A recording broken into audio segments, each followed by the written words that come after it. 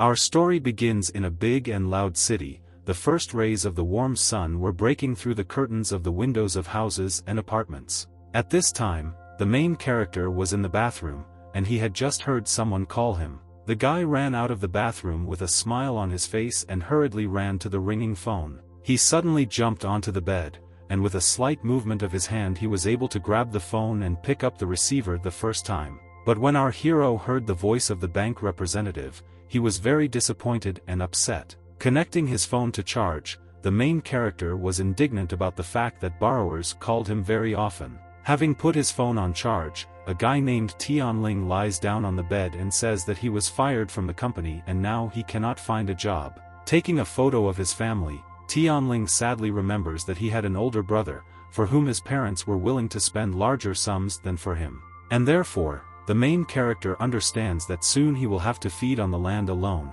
because he did not have enough money for anything.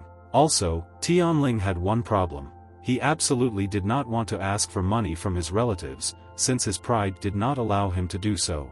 At this time, the weather outside had noticeably changed. The once warm and pleasant sun was replaced by cold rain and thunderstorms. At this moment, in some incredible way, lightning strikes the main character's charger. Tianling didn't expect this at all. He was even scared, because at that moment he wanted to take the phone. After the impact, the guy saw smoke coming out of the phone, and so he waited until most of it disappeared into the air. A few seconds later, the main character grabs the phone and immediately tries to revive it, because, as you know, he did not have money for a new one. Fortunately, after a while his phone turns on and the guy can breathe a sigh of relief. But when our hero unlocked his phone, he saw that there was only one application on the desktop. Because of this, Tianling thought that God himself was going to destroy him, because he did not know what to do when some company called on the phone. Looking at the phone with a sad face, the guy thought that some kind of defect had appeared in the phone due to a lightning strike. And then a terrible thought came to his mind, because he realized that in this state the phone was no different from a piece of iron. After some time, he finally decides to go into the application to see what was there. Looking there, Tianling saw some strange names. After browsing a little more, the guy came across his profile where all the information about him was written. Tianling was horrified, because previously he had a completely different avatar, as well as a completely different profile name. After looking through it a little more, the guy saw that there was a tab called Exchange for Magic Coins. The main character looked at this tab for some time and thought that he should try clicking there. As soon as the guy decided to click on it, he immediately saw how his room was on the screen of his phone, and there were some numbers above his things. Tianlin decided to click on one of the items, and immediately after that a system window appeared in front of him through which he could sell the chair. As soon as the guy confirmed the sale, his chair immediately disappeared from the room. Immediately after this, the main character received a notification that he had successfully exchanged his chair for 0001 coin. Our hero stood for a long time and looked at the empty space. He could not understand at all what had just happened. As soon as the guy came to his senses, he immediately began to shake his head and make sure that all this was real. Tianling even decided to hit himself in order to understand whether he was not sleeping. And as soon as the guy felt a lot of pain, he realized that all this was not a dream, but reality. Scrolling even lower, the main character finds a tab called the Immortal Shopping Center. Going there, Tianling saw a marketplace where there were prices for household goods. They were all too expensive for the guy. Scrolling a little lower, our hero stumbles upon one of the goods that he could afford, because there was a discount on it. But then he remembers that now he had 0001 coins, and therefore he urgently needs to find money. Tianling stood up abruptly, looked around, and then one of the very good ideas came to his mind. The guy suddenly runs up to the nightstand and takes out his wallet. Looking at his 300 yuan, Tianling realizes that he still needs 3,000 yuan to buy one of the items. After some time, the main character goes out into the street and goes thinking about how and where he can find this money. Approaching an internet cafe, the guy realizes that the only way to find money is to borrow money from his friends. After just a few hours, the guy was texting with his friends and asking them to borrow some money. As soon as two of the three guys agreed, our hero was ready to cry with happiness, because they helped him a lot. Once all the money has been received, Tianling returns to that site again and buys one of the items on the marketplace. After the purchase, some kind of dark blue aura appears around the main character, which begins to envelop his entire body. It even affected all the nerves and veins that were connected to the guy's brain and body. Tianling was extremely surprised when he realized that he had just acquired the art of internal alchemy. Without hesitation, the main character decides to try to activate it again to learn more about this ability. But when he folded his legs and took a special pose, he saw a black aura begin to gather around him. This made Tianling a little scared. He immediately broke the ritual and crawled to the wall in complete fear. After some time, the guy realizes that he needed to go to some clean place where there will be no dirty environment. After some 3 hours, our hero reaches the mountains, where the air here was many times cleaner than in the city. After walking several kilometers through the forest, the guy comes across one of the large trees, which in his opinion was suitable for carrying out the ritual. A few minutes later, our hero was already sitting on one of the large branches of this tree, trying to sit on it. More than half a day has already passed since our hero sat on the tree. Tianling unexpectedly heard some strange voices coming from the ground. When the main character unconsciously looked down to see who was there, he saw 2 very beautiful girls. And there was one who greatly surprised Tianling with her unimaginable beauty. Without thinking twice, the girls sat down near the tree and started talking about guys, who they like and who they love. At this time, their comrades were just approaching them. The friend tried to convince Qianqian to fall in love with one of the guys, but she said that she couldn't do it. All this time, the main character listened to the girls' gossip, and he even agreed with some of the arguments. After a few seconds, the guys approached the girls and saw that they were tired, so one of them suggested they go down the mountain. The girl in the cap agreed with her friend and said that she was very tired, and therefore did not mind going with them. At this time, the guys decided to sit down next to the girls and chat with them. One of them sat down next to Qianqian and tried to take her hand. Unfortunately, his plan failed because the guys simultaneously heard some kind of terrible howl. The girls were immediately very frightened and hugged each other, because they did not at all expect that there would be wolves here. The guys were also very scared, because this was their first time in such a situation. Unfortunately, the guys also could not escape because the wolf was already right in front of them. Looking at the very scary face of the wolf, the friends began to be even more afraid, because they had never seen anything more terrible in their lives. The guys looked at each other and agreed to quickly run away from here and leave the girls. As soon as Qianqian saw that the guys began to slowly leave somewhere, she was immediately very surprised and did not understand what they were starting to do.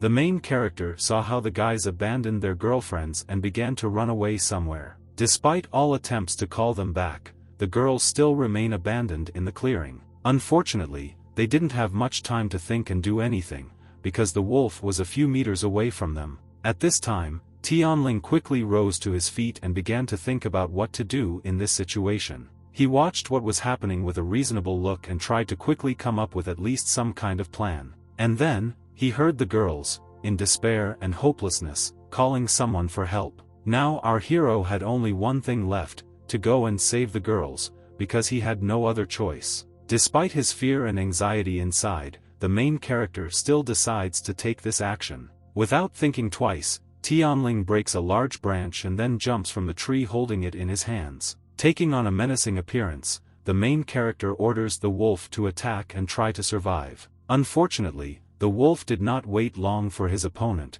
and therefore he immediately rushed at him after the guy's words. The girls watched this in horror. At the same time they thought that Tianling would come to an end. At that moment when the wolf fell on our hero, Tianling at that moment put a branch in front of him to prepare for the blow. Unfortunately, the guy was unable to do more than this, because thanks to his weight, the wolf was able to easily knock the guy to the ground. But fortunately, even in such a situation, Tianling was able to find the right moment and insert this branch directly into the wolf's mouth. At the moment when the stick almost cracks, our hero remembers his training and activates his abilities in his hands. As soon as the ability has been activated, the guy without hesitation tries to hit the wolf in the face. Fortunately, Tianling succeeds and easily delivers a crushing blow to the wolf's jaw. But that's what the guy thought, because unexpectedly for him, the wolf simply ran to the side, trying to come to his senses. Tianling looked at the wolf's face and thought that he had not hit him hard enough.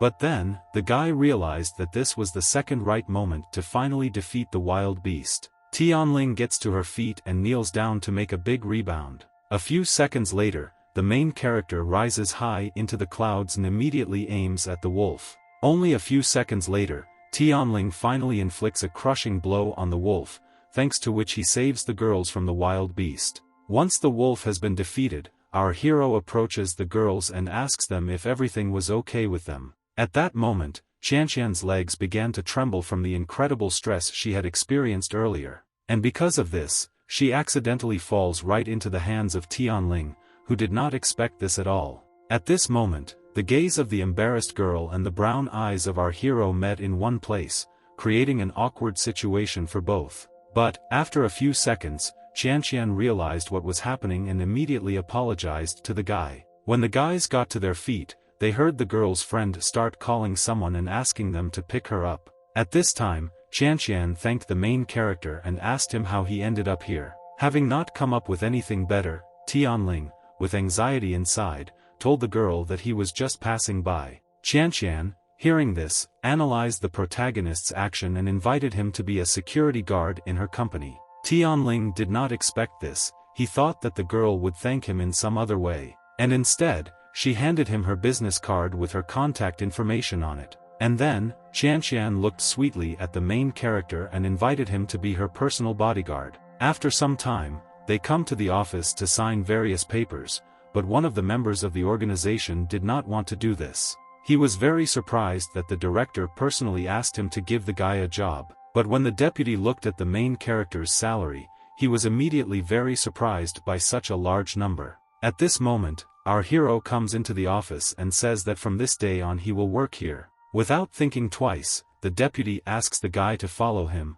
without explaining anything to him. After some time, they approach the office, namely the CEO, to talk to her. But at the entrance there was a tall man named Zhou. He was also the girl's bodyguard. The deputy immediately asked whether Qianqian was inside. Zhou looked at the guys and asked the guys what they needed from the girl. The deputy, taking on a cunning appearance, said that Tianling would be another bodyguard of the girl. He also added that the guy was proficient in kung fu.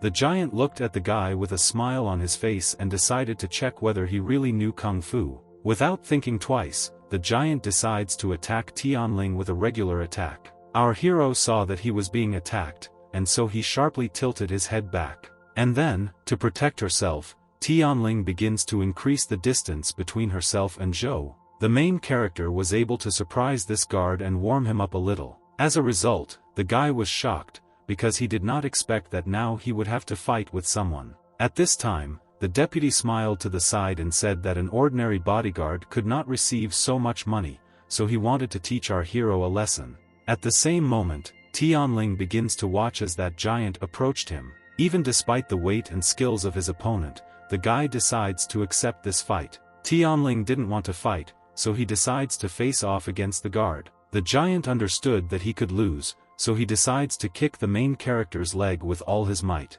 Unfortunately, he doesn't succeed, because instead of being superior to the guys in battle, he receives unbearable pain. As soon as the man comes to his senses, he immediately asks the guy whether there were steel plates at his feet. At this moment the guy rolls up his pants and with a smile on his face says that there was nothing there. The giant begins to be disappointed. He understands that now he will lose to some guard who has come. At this moment, the men could hear the sound of clicking heels that were slowly approaching them. As soon as they turned around, they saw Qianqian approaching them, who immediately asked what was going on here and why she heard the sounds of a fight. The guys looked at the girl strangely and tried to come up with some excuse for her. But the girl was not stupid. She understood that there was a real fight here and that her workers were up to something. Without thinking twice, she approaches the main character and asks him or him if everything was okay. The guy said everything was fine. Immediately after this, the girl began to get very angry. She was outraged that her bodyguard dared to fight in the company. And the girl told her deputy named Tianyu that in this case he should have prevented this fight and avoid such situations. Passing by the guy, the girl added that her company was not involved in keeping idle people. Therefore, she asked him to make a copy of the documents for our hero. Tianyu was very angry and jealous of our hero, so he promised himself that he would do everything to drive Tianlin out of the office. On the same day, the main character went to a telephone booth to inform his friends that he was ready to repay his debts to them. They were all very surprised that the guy was able to return everything on time and also find a job. After conversations, our hero decides to send several thousand more to his home. But when the father heard that the main character was able to find a job, he was also very happy about it. Tianling also told his father about the girl who invited him to be her bodyguard. The father praised his son for the work he had done and wished him luck in his future development. After this conversation, the main character returns home through the dark and slightly gloomy streets of his city. Arriving home, the guy immediately sits down on the bed and begins his cultivation in order to improve his skills. After some time, the guy looks at his balance and decides to buy one of the items to start learning new techniques. As it turns out, our hero buys himself a book, thanks to which he will be able to learn various techniques and how to use them. Looking at his phone, Tianlin realizes that he should be able to try out a few basic techniques from the book. One of the methods was to create pills, which involved using precious medicinal materials filled with aura. Unfortunately, the guy doesn't succeed, because he couldn't exchange any of the materials. The second method was the Fuzhuan method. It used various symbols and colors. Having looked at this method, the main character understands that this was the most suitable option for him, because he could draw and create anything. After some time, the guy was able to create a wind talisman for himself, which he immediately decided to try in his city. As soon as the guy has had enough of it, he immediately stops to try something else. Without thinking twice, the main character creates a lightning talisman, and fortunately he succeeds. Running up to the dense forest, Tianling looked back and realized that no one should be here. Therefore, without thinking twice, he releases a bolt of lightning directly into the mountain that was in front of him. As soon as the attack was successfully completed, the main character began to rejoice that everything worked out for him. But unfortunately, he did not foresee that the forest could catch fire due to lightning, and that is exactly what happened just now. The guy watched in horror what was happening, because he understood that the firefighters would not get here soon and therefore he needed to put out the fire himself. By activating his abilities and using additional skills, our hero was able to put out the fire. As soon as the fire was put out, Tianling suddenly felt some strange dizziness. And after only a few seconds, our hero began to fall down, and all this was due to the fact that he overused all his spiritual strength.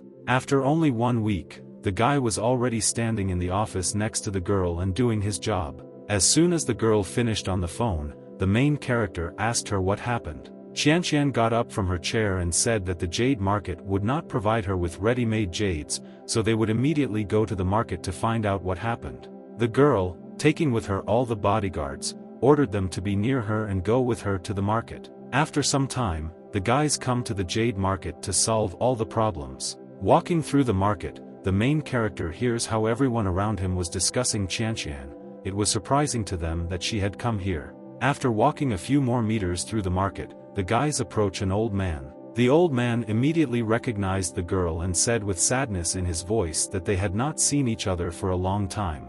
Immediately after this, the girl began to ask the old man what happened and why he stopped supplying jade. Grandfather looked at Qianqian and said that he simply ran out of jade, because the jade reservation sheet was completely filled by other jewelry stores. He also said that according to rumors, the Chen family and the jewelry merchants wanted to start a war against Jiufeng, and therefore the old man had no intention of interfering in their conflicts. Hearing this, the girl was shocked. She immediately began asking the old man whether he had any excess material. While the girl was talking with the old man, the main character accidentally noticed nearby the guys with whom Qianqian had recently walked. At this moment, those guys come up to the guys and they are surprised that the girl was at this market. The blonde immediately looked at Qianqian's bodyguards and said that she didn't understand people. Tianlin was caught by these words. He wanted to teach the impudent guy a lesson, but the girl immediately calmed him down, saying that he just liked to talk. The blonde, hearing this, immediately began to laugh and insult her and the main character. Qianqian did not pay attention to that guy. She turned to her friend and asked why she was with them, because recently she almost died on the mountain. The blonde heard this and asked the girl what she was going to do, because in such a situation she was powerless. At this moment, another guy approaches the girl and, taking her hand, he asks her to marry him so that in the future she will not have any problems with business. Qian, having refused the guy, says that she doesn't care about all this. She also says that he and his friends were just scum. Such words upset the guy very much. He was very upset and also depressed. But then, his sadness immediately turns into hatred. He says that in a couple of days the girl herself will come running to him and beg in tears for the wedding. And the next moment, the guy shouts at the entire market and says that starting tomorrow, the girl's suppliers will run out of all the gold, silver and jade. The guy wanted to make sure that she would not be able to take material and buy jewelry anywhere else. He also said that because of this, within a year, her company will disappear forever from this city. Qian was very surprised when she heard this, but for some reason our hero became very angry. Tianling clutched his belt and did not understand what to do in such a situation. The next moment our hero comes up with some cunning plan. It turns out he wanted to use an app from his phone to scan the jade. Immediately after this, our guy comes up to the guy and asks him if he could buy all the raw material. The guy with a smile on his face told our hero that he didn't understand stones at all, because finding raw material was incredibly difficult. Being 100% confident in his plan, Tianling tells the guy that he, without experience, will be able to find a good stone. Immediately after his words, the main character pushes the guy and heads towards the jade stones. The rest of the guys were shocked by what was happening. They were all waiting for further developments. After some time, our hero approaches the oilcloth with many stones and begins to choose the best one from them. He turned his head for a long time and tried to find at least something suitable, but by eye he could not identify something precious. Without thinking twice, the guy takes out his phone and, using the application, decides to find that very stone. The main character scanned the stones for some time and many of them were just ordinary stones. So Tianling busied himself for several more hours. He checked almost every stone and hoped that he would be lucky. As a result, the guy was able to check more than 30 stones, but unfortunately he didn't come across anything worthwhile. But at one fine moment, he accidentally points the camera at one of the stones and it turns out to be expensive. Having bought this stone, the main character takes it in his hands and understands that with its help he can help his director. At the same time, the guy looks at his watch and realizes that quite a lot of time has already passed. The blonde approached the girl and said that her bodyguard simply ran away, since it was almost impossible to find a gem without experience. At this moment, the guys hear someone shouting to them. Turning around, they saw the main character approaching with a stone in his hands. When the dark-haired guy looked at the stone that Tianling was holding, he couldn't believe that it was that good raw material. The girl also looked at this stone and from the outside realized that this stone could not be very good. But then, when she looked at our hero's face, she realized that the guy was very confident in him, so she decided to let go of the whole situation and trust him. At this moment, the dark-haired guy asks those around him to turn on the camera and film the moment our hero disgraces himself in front of everyone. Once Guiyu said everything he wanted, immediately afterwards he signaled to someone by waving his hand. A few seconds later, a man approaches the guys. It turns out that he was the guy's third uncle, and this man was also a famous master of raw material. As soon as the guy introduced his uncle, he immediately asked him to check the stone that the main character brought. When my uncle agreed, he immediately drew attention to the stone that the guy brought. While the main character was examining his stone, a man from afar began to analyze the stone. Everything went to the conclusion that this jade was one of the terrible ones. Qian, having heard this forecast, began to worry greatly. She also could not believe that this stone could be precious. Tianling was completely confident in his stone, and so he invited Guiyu to make a bet. Without thinking twice, the guy asks our hero what the terms of the deal were. A second later, the main character says that the loser must kneel before the winner and make a slavish bow 3 times. Guiyu agreed to these conditions. He also added that if jadeite from Tianling stone was cheaper than basalt wool, then he would lose. The main character, hearing this, immediately agreed to the conditions. Guiyu was completely confident of his victory, so he ordered the master to immediately process this stone. At the same time, a large crowd gathered around and wanted to find out who would be the loser. The girl was very worried about the main character, and therefore all that could be done was to pray and hope that the stone would be valuable. A few seconds later, our hero gives the stone to the master so that he can check his jewelry. The master, without thinking twice, puts the stone under the saw and begins to sharpen it. After just a few minutes, when the stone was cut into several pieces, everyone was finally able to see its interior. When the experts looked at the stone, they immediately realized that it could be an ice seed or solar jade. Qianqian, also looking at the texture of the stone, was immediately delighted. She thought that our hero was very lucky. At the same time, even more people and experts gathered around. They all said that this stone would cost at least 5 or 6 million. Tianling was very happy about his victory, because if it weren't for this magic application, he would definitely have lost this argument. Guoyu was very scared and confused when he saw that this stone turned out to be precious. Tianlin began to hear from different sides how jewelry stores were offering him cosmic prices for this stone. Qianqian also heard these numbers, but she did not understand what Tianling would do, because he had financial difficulties. After that, the girl looked at the main character with a smile on her face and asked him what he would do with this stone. Many jewelry store owners begged our hero to sell this stone to them. Amid the noise and screams, Tianling still makes his final decision. Without thinking, he looked at the girl. And then, he apologized to everyone and said that this jade belonged to the Qianqian company and therefore he had no right to dispose of it. Immediately after his words, Tianling hands this stone to the girl and asks her if he can receive a small bonus at the end of the month. Qianqian agreed to our hero's conditions, and in her head she realized that she was not mistaken about this man. As soon as the girl received the stone, the main character immediately turns around and sees how Guoyu tried to escape from here. Tianling abruptly grabs the guy by the shoulder and begins to pull him back. But nothing comes of it, because the guy abruptly released his hand. And then, the crowd formed a circle in which the main character asked Guoyu to fulfill the winner's wish. Even the crowd started shouting for the guy to finally start bowing.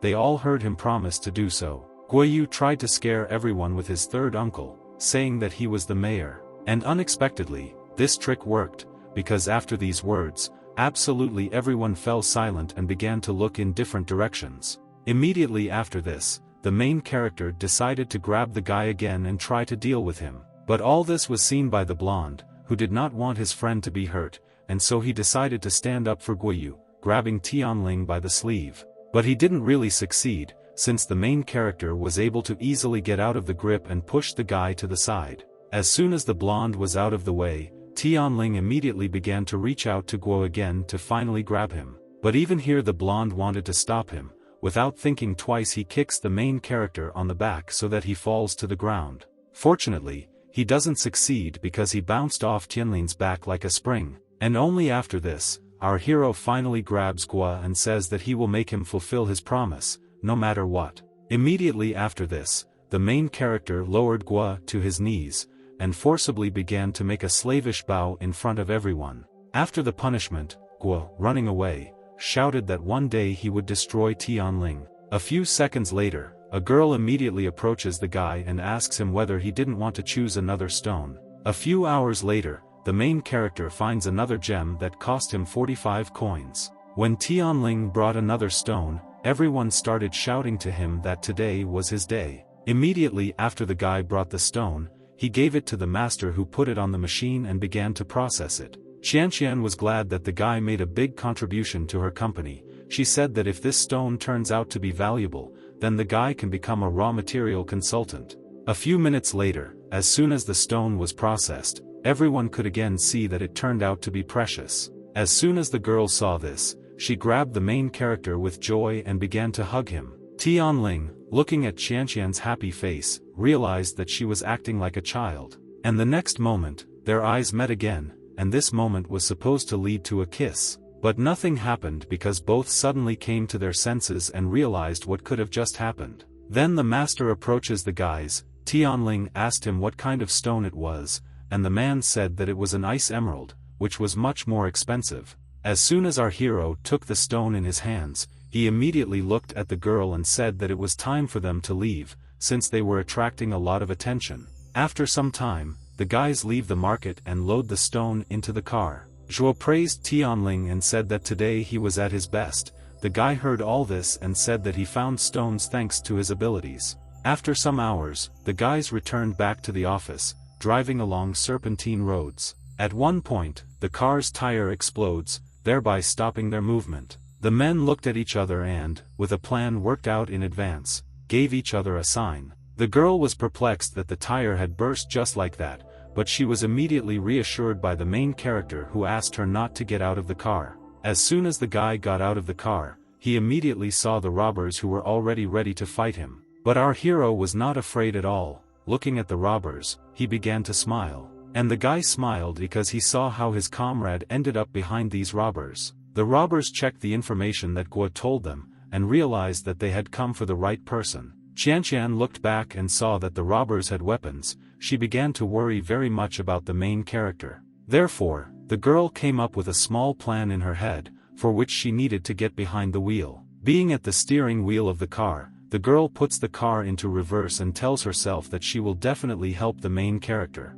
At this moment, Tianling sees how the car began to sharply drive backward. The robbers also saw this. One of them was very scared when he saw that the car was driving straight towards him. Unfortunately, he managed to jump to the side in time, which is why the car simply crashed into the mountain. The robber was very angry with the girl. He said that initially he did not want to touch her, but because of this she would also be destroyed. The main character, seeing this whole situation, immediately calls his partner to also begin to act. Zhou heard our hero's signal and immediately grabbed the robber who wanted to harm the girl. One of the guys saw that his comrade was being held hostage, so without thinking twice he decided to attack the man. Fortunately, Zhou was able to easily dodge this attack, thereby protecting himself. Tianling also did not stand by. He decided to attack the robbers while they were losing their vigilance. He instantly ran up to one of the men and lifted him up with a slight movement of his hand. While the guy was dealing with the robber, one of them decided to attack our hero with a sword. Luckily, he didn't succeed because Tianling's back was stronger than steel. But it was not without consequences, because as a result of this attack, one of the spell sheets of the main character was torn. Tianling felt this, and so he angrily threw his enemy straight at his comrade. At the same moment, another robber appears out of nowhere and caught a good moment to attack. But nothing works out for him because Zhou does not allow him to attack our hero again. As soon as the guys dealt with the robbers, they were convinced that everything was fine with them and the girl. After a few minutes, the guys realized that they need to return, but since they didn't have a car, they decided to walk the whole way. For some time now, the guys had been walking along an empty road. Qianqian noticed that before she always walked alone, and this was the first time someone walked next to her. At the same moment, the guys heard the sound of a car approaching them. When they stopped, they saw a large car also stop next to them. A few seconds later, the father of the girl named Shen got out of the car. Immediately after this, they decided to tell the man about what happened to them and how they ended up in this situation. After the story, Uncle Shen was still silent and thought about everything for a while. But then, with a serious look, he takes out a check for 1 million yuan and asks our hero to take it and never approach his daughter. Tianling looked at this check and said that he did not save the girl for the sake of money. After these words, Zhou and Qianqian ran up to the guy. Zhou praised the main character and said that he was a real talent, and the girl asked her father not to do such actions. Shen, looking at his daughter's wet eyes, allowed her to think about her sentence. In the end, the man decides to leave everything as it was, and then he says that he will go home with his daughter and the guys must get home on their own. That's exactly what happened. Shen left with his daughter, and the boys were left wandering along the empty road. After some time, the main character finally gets to his city and decides to rest a little after the journey. On his day off, he draws even more spells so that in future battles he can maintain the upper hand. He was also very happy that the girl wrote him a bonus of 300,000 yuan. The main character wanted to send part of this amount home, and he decides to spend the rest on antique markets to buy himself some things. As it turned out, the guy came here to buy some old coins and then exchange them for magic coins. As soon as the guy bought everything he needed, he slowly returned to his home. But when Tianling approached his door, he saw how it was open. Immediately after this, our hero bursts into the house in a panic and sees how all his things, all the dishes and also the windows were completely broken and scattered. As the guy looked at all this, bandits suddenly approached him and were ready to fight against him. Thanks to his excellent reaction, our hero can easily return from a surprise attack. And the next second, he takes out one paper with spells, which he throws right at one of the villains. Another bandit takes out his sword and begins to attack the main character,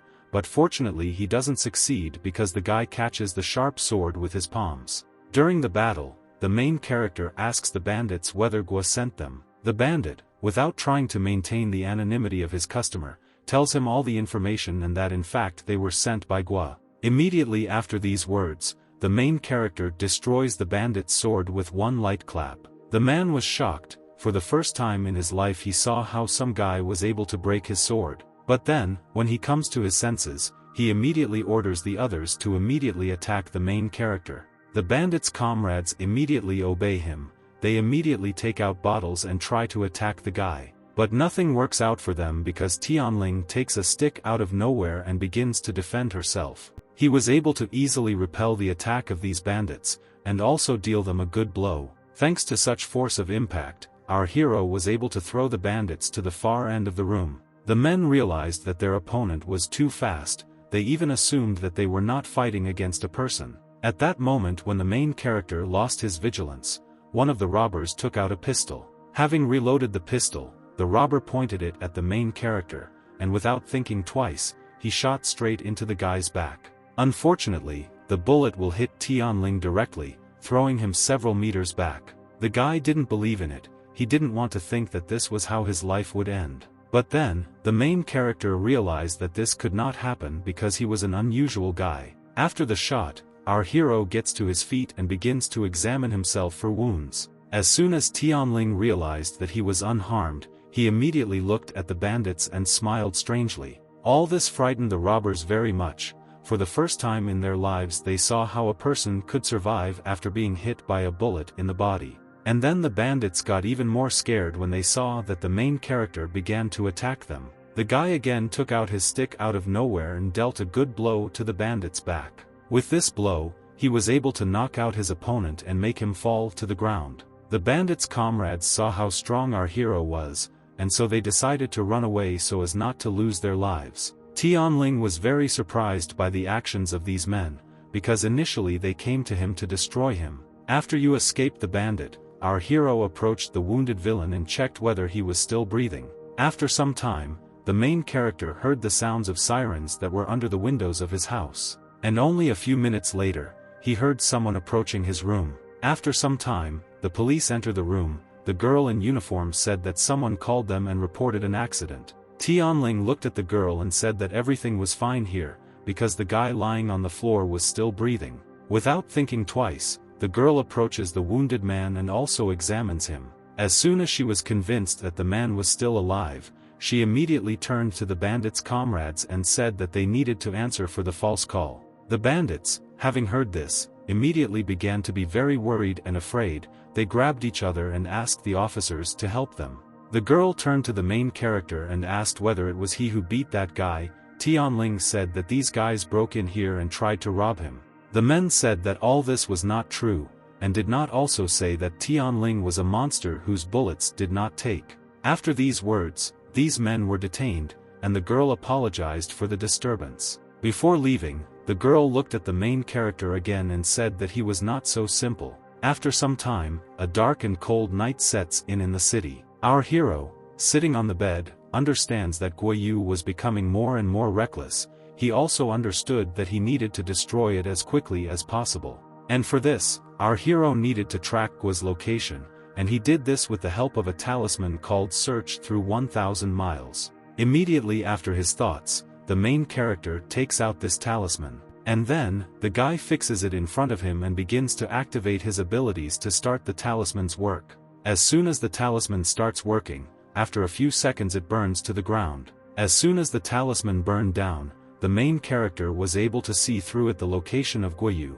who was now having fun with the girls. After a few seconds, some strange iron robot jumped out of our hero's house. This robot had one mission, to destroy Guoyu and do everything possible to achieve this. As it turned out, this robot could be remotely controlled by our hero, who sent him on a mission. After some time, this robot finally reaches the bar where Guoyu was. At this time, the guy was minding his own business while his guards were guarding the room. At one point, the guy heard the front door to his room suddenly fly out of its hinges. Guiyu was very surprised by this, because he did not expect what just happened. And the next moment, he saw how two huge guards broke through the walls near which this door stood. The guy was horrified and also in shock. He did not understand at all what to do and how to act in this situation. And then, he saw the same iron robot that our hero controlled enter this room. Guiyu thought that it was a ghost, but he didn't have time to think like that because at that moment the robot was already swinging its fist. From this, the guy was trembling all over, because he did not at all expect that this would happen to him. And then, he curled up into a ball and began to cry out of fear. At this moment, the robot stopped moving, and after a few seconds, it began to crumble into pieces, and then disappeared completely. After a while, the police were here and the girl who was with Guiyu began to tell everything about this incident. Unfortunately, the police officer did not believe her, so the girl offered to look at the CCTV cameras. The police spent some time looking for a suitable fragment, but then they finally found what they needed to see. Rewinding to the most interesting part, the police saw that there really was some kind of iron robot standing in the room. Seeing this robot again, the policeman realized that the girl was telling the truth, and this is what seemed very strange to her. Immediately after watching the video, the girl asked her partner to copy this recording and send it to the Technological Development Department. The next day, almost everyone knew about what happened yesterday. After all, Tianling was somehow able to make this situation shown on television. While the girl was telling the news about this situation, the main character and Qianqian were watching the broadcast on a laptop. At that moment, the guy heard someone knocking on the door, and then he heard that they were people from the police. A few seconds later, the same woman enters the room and asks our hero to leave the room to go for interrogation. Qianqian looked at the guy and said that she could provide him with a lawyer at any time, but our hero refuses such an offer and says that this was not necessary. After some time, Tianling leaves for interrogation. There the girl tells our hero that this was not their first meeting. After that, the girl took out the papers and said that the man who had recently been in our hero's house had lost his mind, and this morning there was exactly the same incident.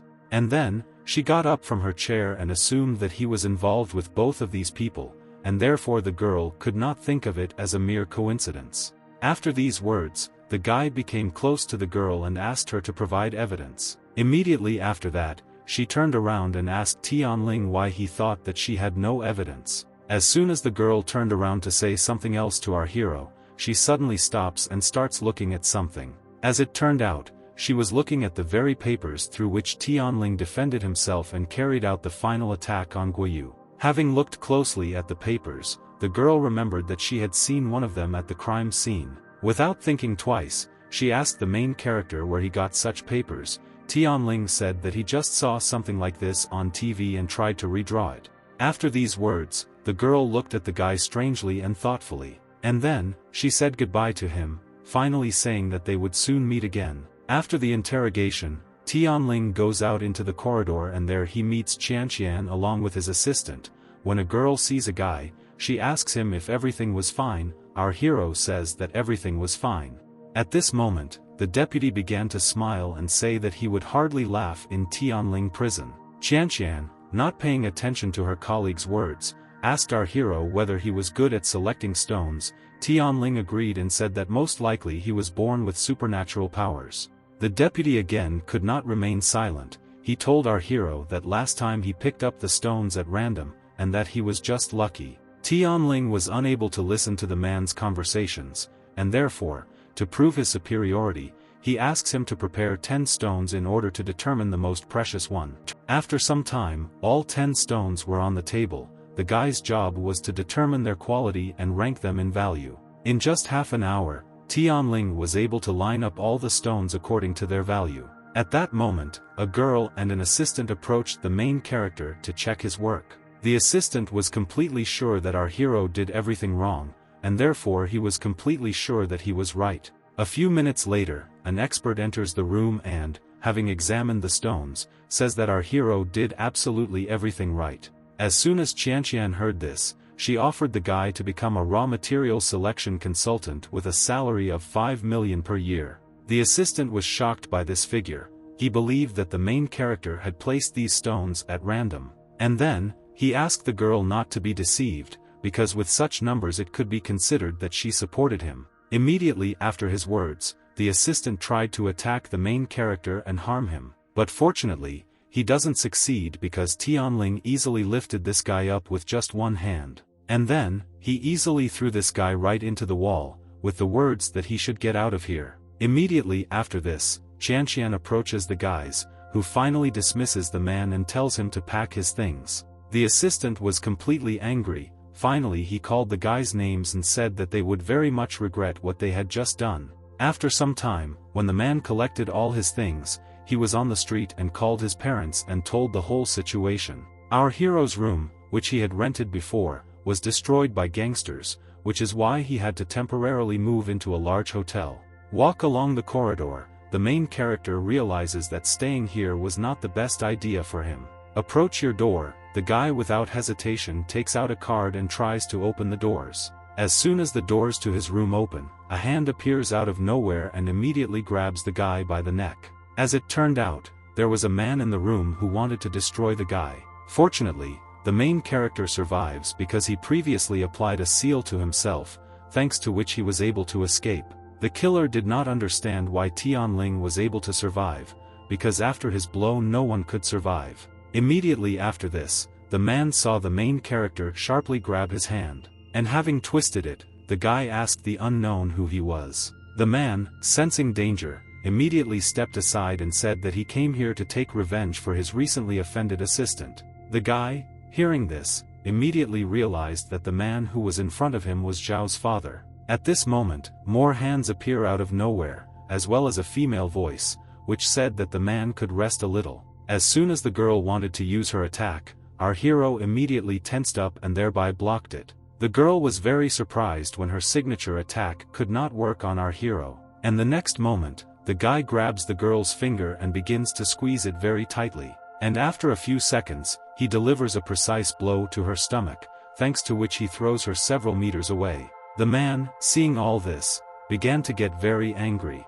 because as it turned out, this couple was husband and wife. Immediately after this, the man takes out his knife and moves to continue his battle with him. Tianlin seeing the knife, he immediately turned all his reflexes to the maximum and decided to try to survive in this battle. The guy easily dodged every attack the man tried to carry out. The man also could not understand who he was fighting against, because the abilities and instincts of the main character were simply incredible. And in the next moments, he saw how the guy was able to easily lift a cabinet that was twice his size. And as soon as Tianling picked up the cabinet, only a second later he threw it straight at the man. As soon as all the enemies were unconscious, the guy realized that real killers had just fought against him. Suddenly, our hero accidentally turns his head to the corner and sees a video camera hanging there. Unfortunately, it didn't work because the manager had previously told the guy that the wiring on the floor had broken down. After some time, the police arrived at the hotel to deal with the recent incident.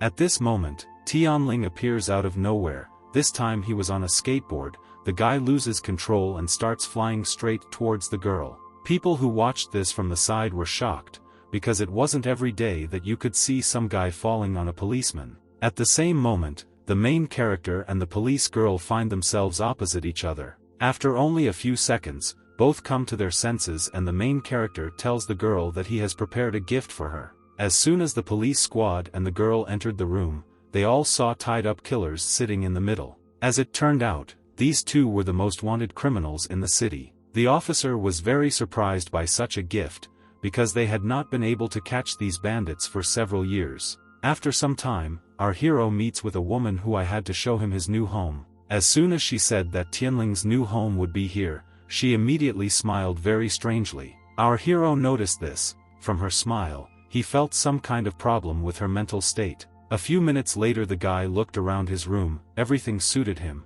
but something really bothered him. Looking into the corner, the main character saw some kind of dark aura, so he asked the girl whether she had not previously felt that someone else was with her. Hearing this, I immediately became nervous. After all, she realized that in front of her stood a guy who had excellent intuition and instincts. But the woman decided not to confess. She said that it could have been due to the poor lighting. Nevertheless, the main character decides to rent this apartment, and after signing all the papers, the guy finally decides to relax. Just as Tianling was about to fall asleep, he suddenly heard some terrible laughter. Immediately after this, the guy opens his eyes and decides to make sure that he actually saw something. And the next second, as soon as the main character opens his eyes, he sees the ghost of some woman flying above him. Immediately after the guy saw the ghost, he immediately sat down on the bed to recover and rub his eyes. The main character looked up again and saw that there was no one else there. Our hero thought it was his imagination,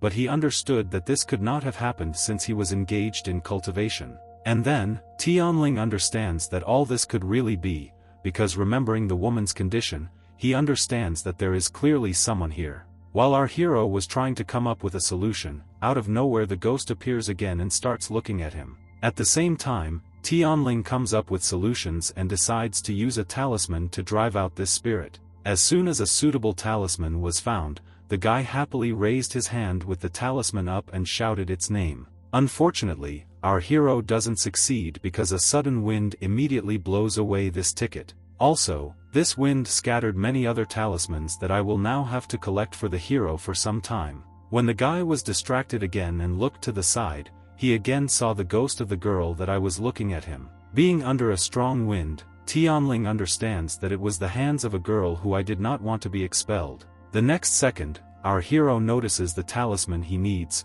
which, by luck, turns out to be right next to his hand. But as soon as the main character wanted to grab the talisman, the ghost immediately decided to act and extended her hand to restore the guy. Unfortunately, she succeeds and, with the help of her creepy girl hand, squeezes the neck of the main character. Even despite this unbearable pain, Tianling was still able to grab the talisman in his hands. But, this was a completely different talisman that allowed our hero to see everything otherworldly around him. As soon as the guy unwrapped the talisman, he immediately saw the girl's face that was right in front of him. Tianling was so scared that he reflexively hit the ghost in the face without even noticing it. From such a blow the ghost girl fainted, and while she was unconscious, the main characters activated another talisman to understand her speech. As soon as everything was completed, the girl immediately came to her senses and then pressed herself into a corner. Our hero saw how the ghost girl was very much afraid of him, and therefore for several minutes he did not know what to do. But then, he asked her not to be afraid and asked if she could talk. The ghost said that most people simply don't hear her. As it turned out, Tianling could calmly talk to the ghost, so he asked her how she became a ghost. The girl said that she became like this because of a strong feeling of resentment. In the next moment, the main character activated his abilities and said that his spiritual powers should be able to influence her resentment. So after a second the guy decides to use Reiki to reduce it. As soon as our hero's ability took effect, some kind of yellow glow began to appear around the girl. And immediately after she felt the warmth, tears appeared on her cheeks and the memories of how she turned into a ghost also returned. As soon as the girl's memory returned, she immediately fell to her knees and asked the guy to help her. She said that she was once destroyed by someone. From the words of the ghost, we learn that her name is Tintin. She was a medical student. At first everything was fine with her, but then she was kidnapped by a teacher and soon destroyed. When our hero heard this story, he immediately began to get very angry and flex his fists to help the girl. After some time, the guy and the ghost come to the hotel where that same teacher was. While the teacher was doing very strange things, our hero, using another talisman, stood behind him and filmed all his actions on camera. As soon as all the video materials were filmed, the guy takes a long time to knock down the front door and breaks into the man's room. The teacher was very frightened by such a sudden appearance of an unexpected person. Tianling looked at the bed and saw another girl there. He immediately asked her or the teacher forced her to do this. The girl, with tears in her eyes, said that the teacher threatened her that he would not let her graduate from the university. As soon as our hero said that he would leave this man to himself, the girl immediately thanked him and quickly ran out of the room. The man was furious. He did not understand how some stranger was interfering with his strange affairs. Tintin watched all this from the side, and the picture she had seen earlier could not stop her tears. As soon as the teacher heard the girl's voice,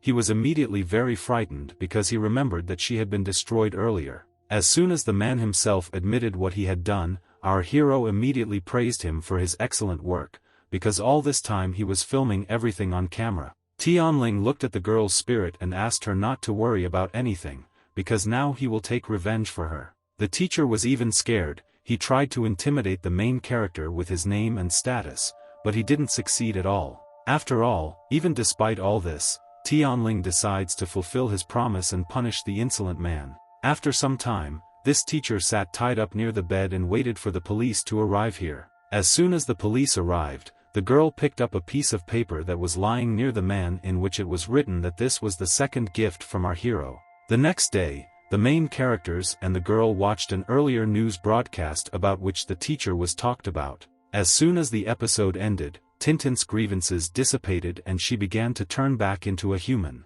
After a few seconds, the scary ghost girl turned into a very sweet and very beautiful girl. Immediately after this, she hugged our hero and said that she would serve him forever. Tianling agreed with this and said that now they will go together to pick up some antiques. A few hours later the guys returned back with a lot of new things that our hero bought at the market. To make it more convenient for the guy, he laid out everything on the table in a special order. Immediately after this, the guy takes out his phone and starts scanning each item to find out its true value. The girl was very surprised when she saw exactly why the guy needed the antiques. Further, having collected more than 5 coins, the guy realizes that now he had a lot of money to buy some things. After some time, Tianling was able, through diligent practice, to reach the 5th level of cultivation. Some time later, our hero, together with Chanan, goes to the city to find Jade to participate in a jewelry exhibition. In the car, the girl thought it was strange that Guiyu had gone crazy,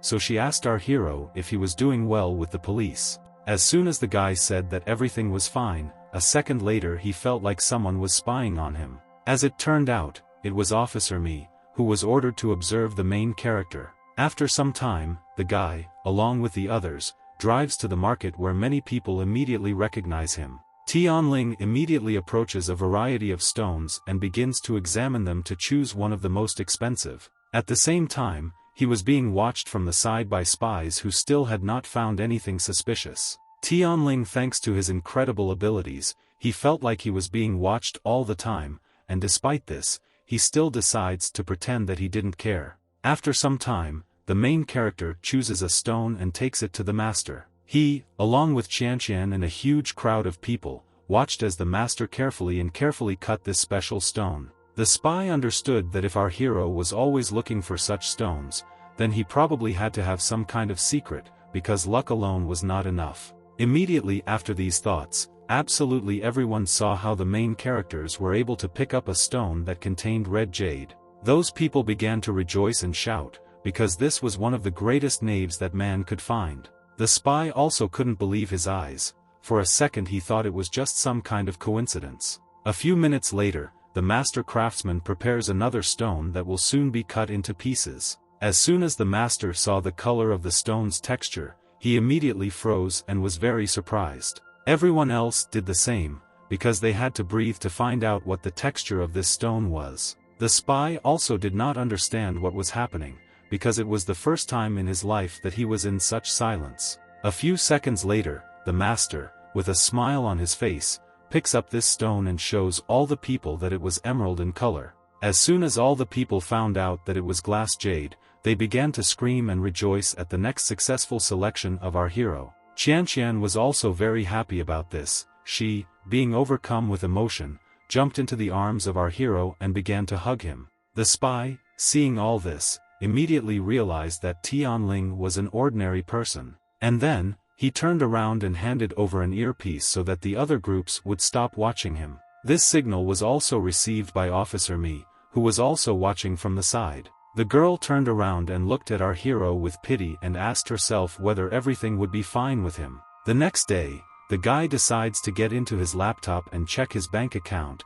It turns out that he had about 8 million in his account. Realizing all this, Tianling decides to go home and prepare gifts for his family. Sometime after purchasing all the gifts, the main character boards the nearest bus and rushes to his home. Driving to his area, the guy was delighted that this day had come so quickly. At the same time, the police station was still investigating Guiyu, who had recently gone crazy. The police were able to see one of the main character's mascots on CCTV cameras, which was accidentally recorded. When the police found this fragment, they immediately asked one of the workers to slow down this video fragment. The police captain asked one of the monks for his opinion on what happened here. Master Taoist Ma theorized that this Iron Man was the result of using an amulet. The captain immediately asked the man whether the Taoists could draw such amulets. The master said that this was impossible for him, since the method of creating them can only be found in ancient books.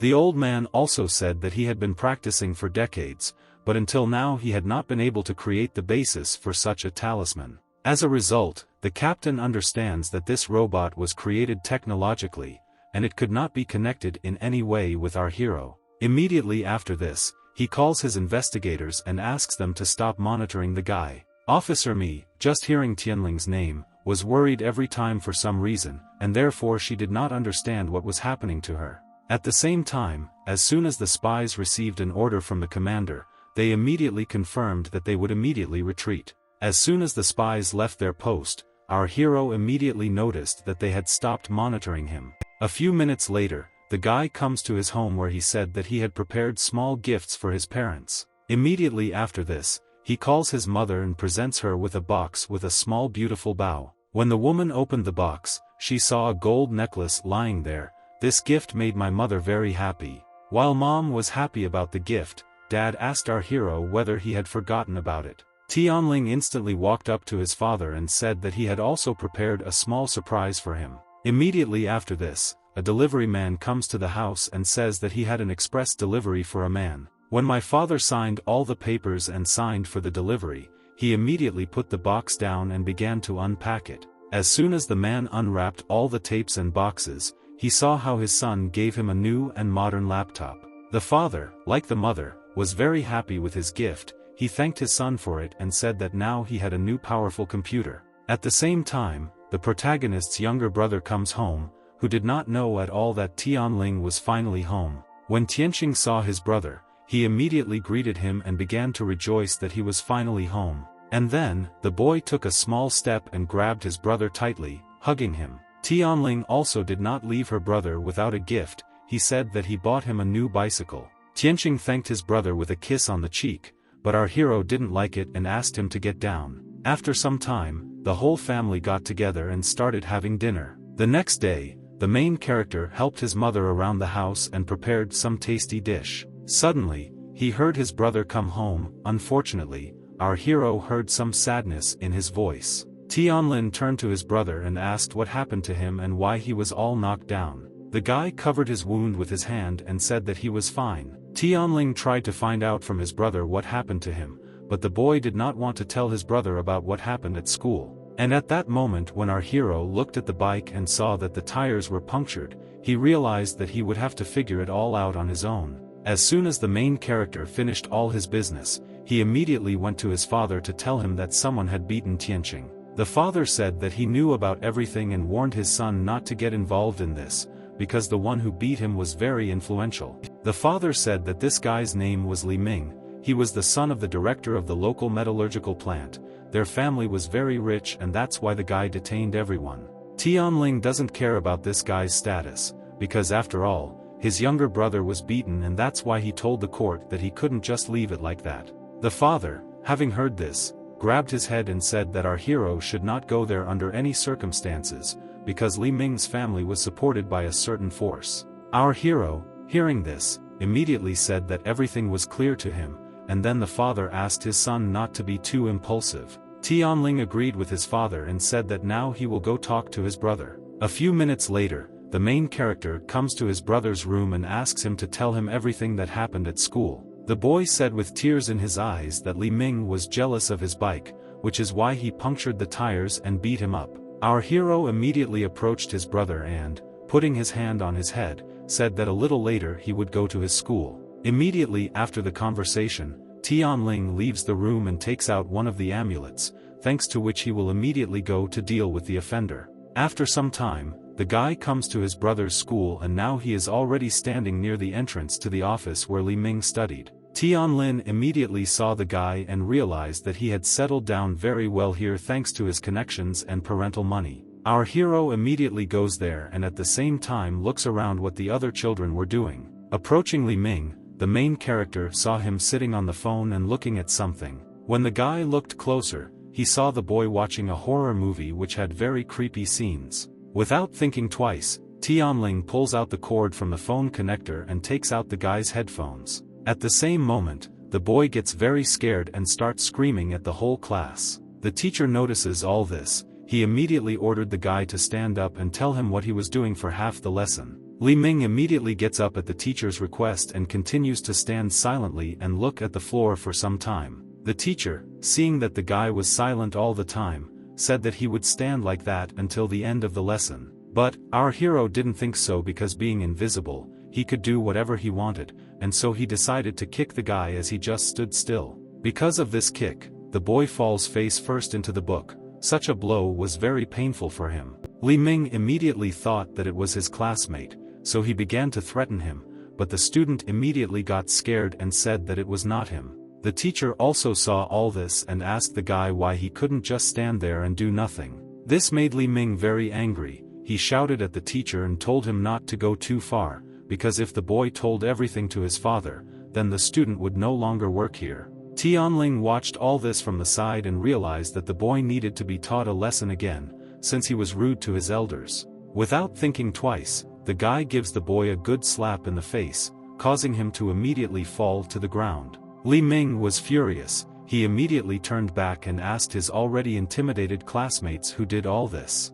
As expected, absolutely no one could stand up and speak, since none of the students did so. At that moment, our hero approached the guy's back and grabbed his hand and wanted to do something with it. Tianling, without thinking twice, squeezes the guy's hand and gives him another good slap in the face. All the children in the class began to laugh very hard and loudly, because it was not every day that you could see a bully hitting himself. The teacher was tired of all this, so he asked the students to sweat the boy because he had some kind of mental disorder. Tianling immediately became happy when he heard this, but he wouldn't stop there because he also wanted to teach the boy's father a lesson. After the teacher's words, all the students immediately stood up and sharply twisted the boy while he asked them to let him go. At the same second, the boy's father bursts into the office and orders the others to move away from his son. As soon as the man's son was released, he immediately asked him if everything was okay with him. But the next moment, the father saw the boy raise his hand and was about to hit him. And just a second later, all this happens. Li Ming's father was incredibly angry after this stunt. He immediately stood up and started yelling at his son, asking him why he hit his father. The boy was very scared, and then with tears in his eyes he said that it happened by itself. At the same time, the main character again approached the man and decided to make another setup for him. As it turned out, while the man was moving back, our hero tripped him, and because of this, the boy's father fell to the ground. The man was even more angry. He screamed very loudly and ordered the one who tripped him to immediately come out to him. And then, the man saw his own son begin to fall very quickly right on top of him. The boy's father immediately realized that I was his son who had fallen and sat on him only to start beating him. Li Ming was scared before you. His hands were raised by the main character who was about to strike the man.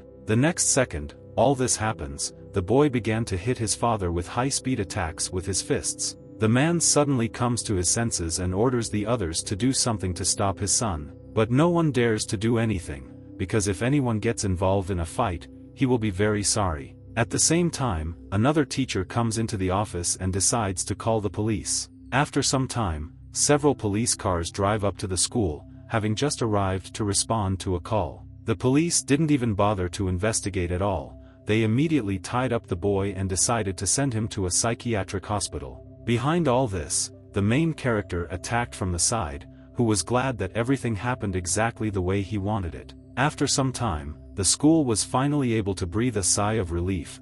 Absolutely every student was glad that Li Ming had finally left somewhere. Several days have passed since that moment. His close friend came to the boy's father's room. The man asked his friend whether his son was causing any problems. The fat man smiled and told him to continue lying down. He would sort out all the matters. Tianling also watched all this from the side, who had already decided what he would do with this man. It turned out that this time the guy decides to take over the business as a man and try to destroy it too. After some time, our hero again uses the invisibility potion and begins observing how Yo-ho worked in the company. All that our hero saw was that the man was playing computer games all the time and did not do any work. After the games, the guy saw how the man began to climb files and go into one of his favorites. There were many photographs of him hugging with some girls. And then the man, in outbursts of love, walked away from the computer and decided to walk around the office. At the same time, this turns out to be a good chance for our hero to put a flash drive into the computer and pull out some data from there. As soon as all the data has been downloaded, the guy immediately decides to upload these files to the internet so that the whole world can see what this man was doing. After some time, in the nightclub, Yo-ho continued to talk with the girls. At that moment, he was being watched from the side by people who had already seen all the videos that our hero had leaked. When Yo-ho tried to go to the room with the girl, he was unexpectedly stopped by police who wanted to arrest him.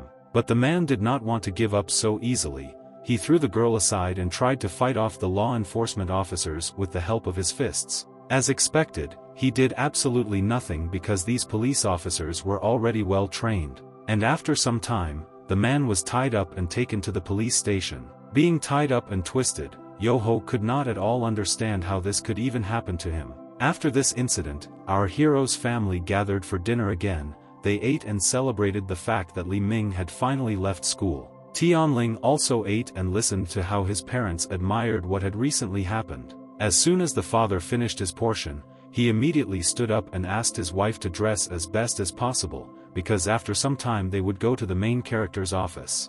After some time, the guy's family boards a bus and on the same flight they rushed to his office. On the way, the main character listened to the conversations of his parents and did not worry about anything at all. But at this moment, the bus stops abruptly due to the fact that some car blocked it. The driver couldn't believe his eyes. He didn't understand why some car was blocking his road. And the next moment, when the man opens the doors of the bus, robbers enter and immediately point a gun at him. Masked men started shouting at the buses and saying that it was a robbery. One of them ordered the passengers not to move and to put their hands behind their heads, because if at least someone did not fulfill this requirement, they would be immediately destroyed. The whole bus was in incredible panic, but despite this they tried to fulfill the bandits' request. Tianling, as expected, he did not lose his activities. He only asked his parents not to worry and to stay close to him. Immediately after these words, one of the bandits makes his ceiling to show that they are not joking. He also said that if anyone makes noise,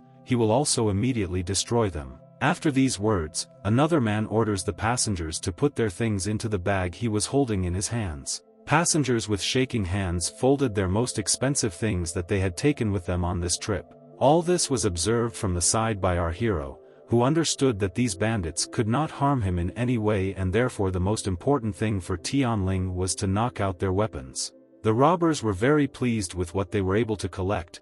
They were glad that they were very lucky with the passenger. They were so happy that none of the passengers dared to speak out against them. This was all heard by our hero, who had just come up with his plan to take his revenge. Immediately after the robbers frequented the entire bus, they immediately asked the passengers to quickly get off the bus. After some time, every single passenger left the bus and began to wait for instructions from the robbers on the street. At this moment, Tianling doesn't finally decide to take action, but before doing so, he asks his parents to stay behind and do nothing. After the guy was convinced that his parents and others were safe, he instantly takes off from the ground and attacks the bandits. The robbers did not expect this at all. They were all shocked and they saw that someone decided to challenge them. They also couldn't believe that some guy from the bus was able to defeat the entire group with just one blow. Some time after this incident, the police arrived here and immediately arrested all the robbers. Passengers shouted the guy's name and blessed him for traveling with them on this bus. The parents also praised the main character and said that he was the best and strongest son. After a few hours of Tianling, his parents finally make it to the office. Absolutely all the workers were very happy to see our hero. This also made his parents very happy. They didn't see what kind of attitude I had towards the staff toward their son, so they were even more proud of him. Having climbed several dozen floors higher, our hero decides to introduce his parents to Qianqian. The girl also introduced herself to the main character's parents, told them a little about herself and also about her position in this company. The parents heard the girl and were also happy that she hired their son. After a short conversation, the guys sat down at the table to relax a bit and drink tea. The parents immediately started pestering our hero and asking him about his relationship with Qianqian. Tianling said that there was nothing between them. But the parents couldn't believe it. The father asked his son or his boss had a boyfriend. He also suggested that she become his daughter-in-law. As soon as the father agreed on his words, a girl immediately came into the room and had just brought freshly prepared tea. Qianqian thought that the guys were tired after the trip, but her parents told her how our hero was able to protect them and deal with the robbers who wanted to rob the bus. The girl, having heard this story, immediately looked at the main character and began to admire him even more. At the same time, the police department continued to investigate the recent cases. Unfortunately, they had absolutely no clues to find the culprit of the recent incidents. While the commander and the others were sorting through papers, 2 officers were walking along the corridor and were just discussing the situation with the bus. The captain, hearing this story, immediately thought about it, because it seemed very interesting to him. As soon as he came to his senses, he immediately ordered those 2 officers to immediately approach him. The guys were a little scared, because they didn't know what exactly the police captain wanted from them. The man looked closely at the guys and asked them what they were just talking about. One of them told the captain that the bus had recently been attacked by armed robbers, but one young guy dealt with them. The captain heard this and immediately asked the officers or that guy's name was Tianling. The officers were surprised that the captain knew the name of the main character. At this time, Officer Mi was very much admired by the main character, because she really liked the feats that he had performed recently. The commander, immediately after processing the information, realized that they did not have evidence about Guiyu's case, and therefore he decided to do it himself. As soon as the girl heard this, she immediately asked the captain what he was talking about. At this moment, another officer appears out of nowhere and tells the captain that he will handle this matter. He also said that if he detains our hero, he will try to force a confession out of him by torture. The commander heard this and immediately smiled and then asked the man not to make any mistakes. Officer Mi was not happy with this plan. She hit the table and asked whether the captain's decision was correct. The captain remained silent, but the guy who was behind said that Tianlin was definitely connected with that ghost in the club. The captain, hearing this, immediately ordered his subordinate to immediately set out on a mission.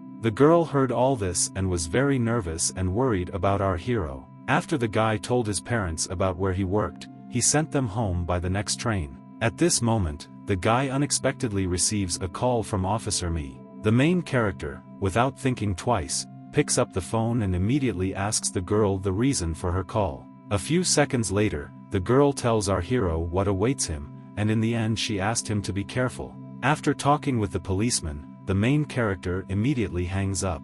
And then, he realized everything that was happening and decided to try to fight with the police to show them his invulnerability. After some time, the guy finally comes home where he is immediately greeted by his faithful assistant. At this moment, the guy hears someone knocking very hard and loudly on his door. Tianling was surprised by the quick work of the police, and Tintin, thanks to her abilities, told the guy that there were 2 men standing behind the doors with bad intentions. Our hero was not at all embarrassed by this. Without thinking twice, he opened the door and asked the police if something had happened. Without even saying hello, one of them asked our hero how he drove Guiyu crazy. In response, Tianling said that the mind was a cool thing, and then he told the police that they didn't have it at all. The policeman was shocked by these words. They instantly angered him. After all, the next thing he did was quickly move his hands and grab the main character by the shoulder. And then, he was very surprised by what happened next. After all, the policeman then saw how our hero was able to easily catch his hand, which could not even touch his shoulder. For the first time in his life, the man saw someone squeeze his hand very tightly. He did not understand where such a guy had such strength. The partner did not want to stand and look at this for a long time, so he tried to hit our hero with a lightning strike of his fist. Fortunately, he also failed because Tianling was protected from head to toe by various talismans. The man immediately realized that this opponent would be incredibly difficult for him, because even despite the championship title in martial arts, he would definitely not be able to cope with him. After a small fight, Tianling immediately turns around and goes back into the room. He closed the doors behind him, the guy suddenly starts looking out the window and realizes that someone has been watching him all this time. As it turned out, the guy's instincts did not let him down, since at that moment the captain was on the roof along with Officer Mi. The girl was also very worried about the main character. She hoped that everything would be fine with him. At this moment, Tianling asks his assistant to deal with the police who continued to stand outside the doors. Immediately after this, the girl flies through the doors and ends up behind the backs of two officers. She begins to activate her abilities and cast spells. As soon as the spell took effect, one of the policemen saw his wife, who was happy that he had finally come home. The man, unable to distinguish between illusion and reality, immediately believed that his wife was standing in front. After a few seconds, the man would like to kiss the girl to show her his great love. But unfortunately, at the same moment Tintin returns the man to reality and his wife disappears again.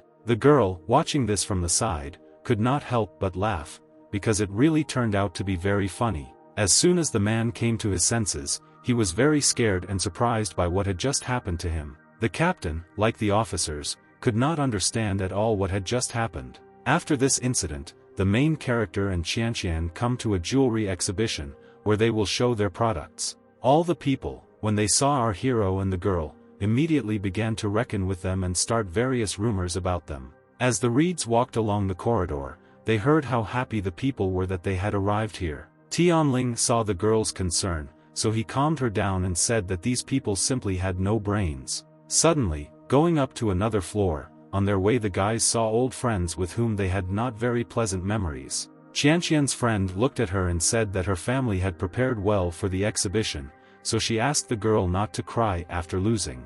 At this moment, our hero approaches them and says that soon they will see who will cry. Suddenly, the guys are approached by the vice squad of the Jewelry Association, who also happened to be there. Friend Qianqian saw this man and immediately pointed her finger at Tianling and said that it was he who forced Guiyu to bow and apologize. The vice chairman approached our hero and then looked at him strangely. After a few seconds, he adjusts his glasses and said that he would forgive the guy if he bowed to Guiyu as many as 100 times. Tianling hearing this, he asked the man a strange question. He asked him or he could cover the sky with one palm. Immediately after this, he told the girl that he would go to the restroom. The man was clearly not happy with what he had just heard, because these words offended him in some way. Also, during the moment and during the argument, the main character was somehow able to get the hair of this man.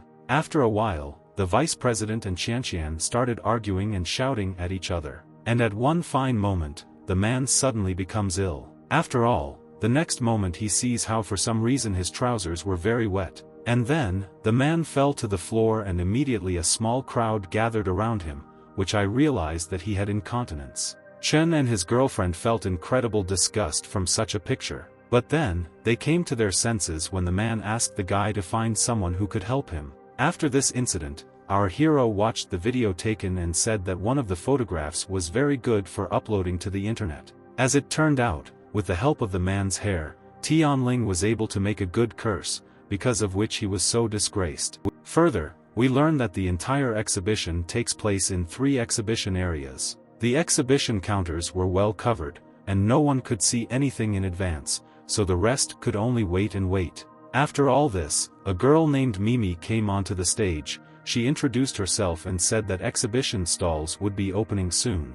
Only a few seconds later, after the girl's words, people opened the exhibition counters, and as soon as the audience saw what was hidden under the red cloth, they were all very surprised. After all, one of the specimens was a very beautiful green necklace. The audience immediately realized that this necklace was made from the best quality emersed glass, and this necklace belonged to the Qianqian company. After viewing several copies, all the people began to praise and exalt the girl for being able to provide them with such beautiful jewelry. Qianqian's friend was very angry with her, because she did not understand how the girl could surprise everyone without suppliers and any income. The girl was also very angry, because she thought that this evening all the glory should belong to her. The next minute, spectators saw and also heard bullets that broke through several windows of this room. After many windows were broken, some men in scary clothes immediately burst inside. Once the entire group was in Denmark, they raised their weapons up and started shooting at the ceiling, scaring all the visitors. After their spectacular appearance, the criminals grouped into a squad and began to hold all visitors at gunpoint. Absolutely everyone was in incredible shock, as well as fear, because no one expected that such an evening could be ended by such an event. Absolutely everyone was afraid except the main character, who at that moment asked Qianqian to stay next to him all the time.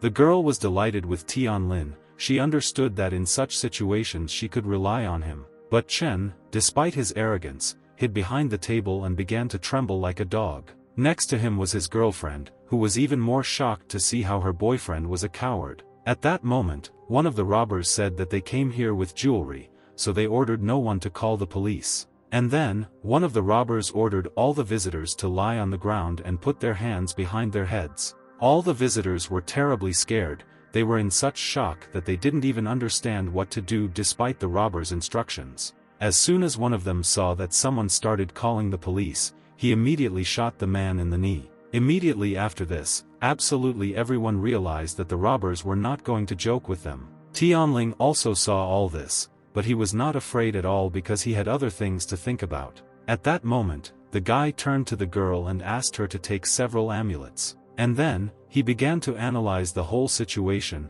Tianling saw that the robbers were divided into 3 groups. One was watching the street. Another group of armed bandits watched the exhibition guests. And the last group tried to get jewelry from the building safe. The guy realized that the robbers acted quite coordinatedly, like professionals, so he needed to be more careful. At this second, one of the attackers comes to the commander and says that the police were heading here. The man was not at all happy that one of the visitors called the police, so he ordered the others to ignore the safety of people. Immediately after this, all the bandits took out their weapons and aimed at the hostages. After what they saw, absolutely all the people began to tremble very much and be afraid. At the same time, the police had already surrounded the jewelry exhibition building. The captain of the squad took a special device and ordered the bandits to surrender, because they were surrounded. After these words, the bandit commander leans out the window and, taking good aim, tells the captain not to make him laugh. And the next second, the bandit's field easily breaks the device through which the man was speaking. Shortly before this, the bandit commander said that as soon as the police arrived here, they still had time for entertainment. After these words, absolutely all the girls began to be very afraid and shake, because they understood what was about to happen. Unfortunately, every single one of them was right, because every bandit immediately began to attack them. Qianqian watched this in horror, because she understood that she could find herself in a similar situation. And then, she quickly calms down as the main character approaches her and says that she was safe with him.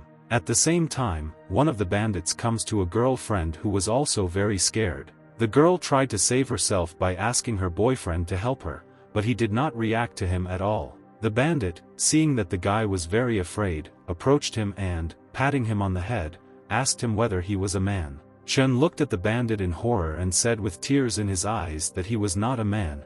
Then he asked not to destroy him. The girl, seeing how timid her boyfriend was, immediately said that he was a nonentity. And the next second, she hit him in the very place I have only been with men. Having dealt with her boyfriend, the girl bravely said that she would go with the robber. And then, pointing her finger at Qianqian, she asks the man to also take her with him. Qianqian was incredibly shocked. She said that friends like Yuan cannot be wished even on an enemy. And then, Yuan looked at the girl defiantly and said that her boyfriend was strong. The girl was wondering whether Tianling would fight for Qianqian to the end.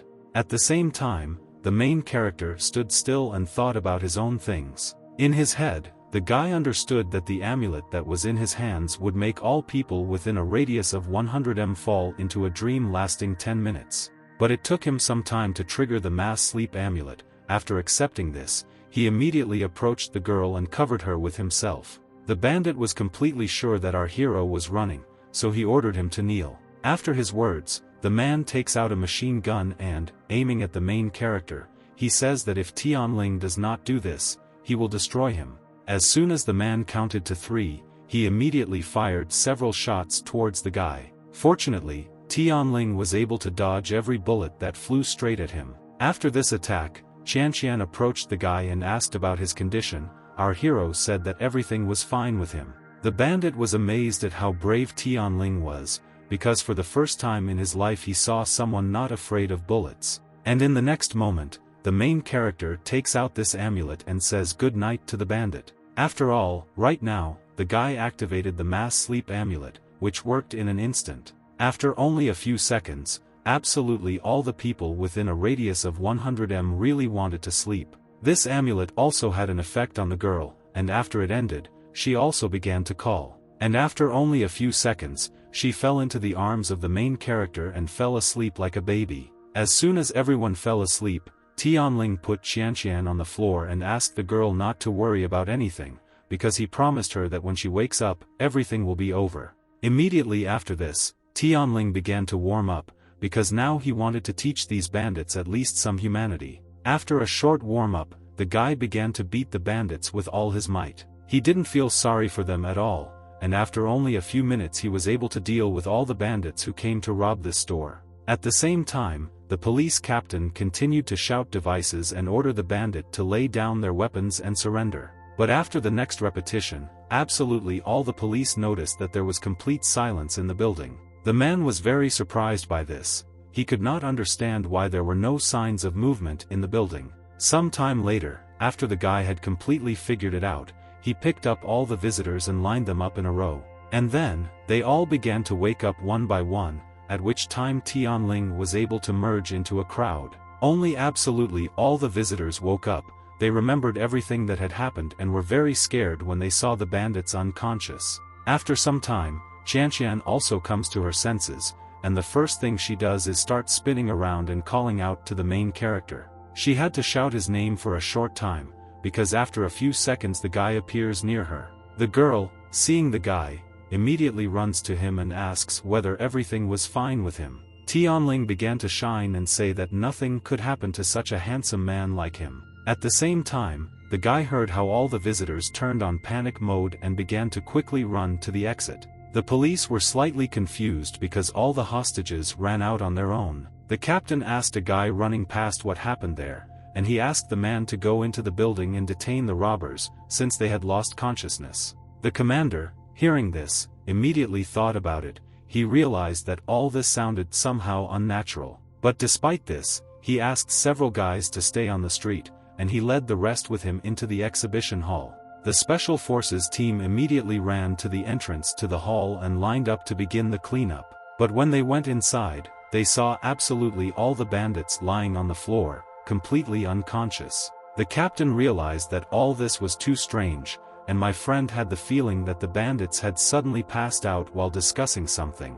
When the man heard that it could be hypnosis, he immediately dismissed it, because hypnosis required close contact and a quiet environment. After that, he would ask someone to bring him the list, and after a few minutes one of the subordinates ran to the captain with the list in his hands. As the commander expected, in the list of visitors he saw the name of the main character, which greatly shocked him. At the same time, our hero and the girl got into the car and drove somewhere. Qianqian was not sure that the guy was safe and sound. After her words, she tried to take off her shirt and see the number of wounds of the main character, because she was not sure that everything was fine with him when he was shot.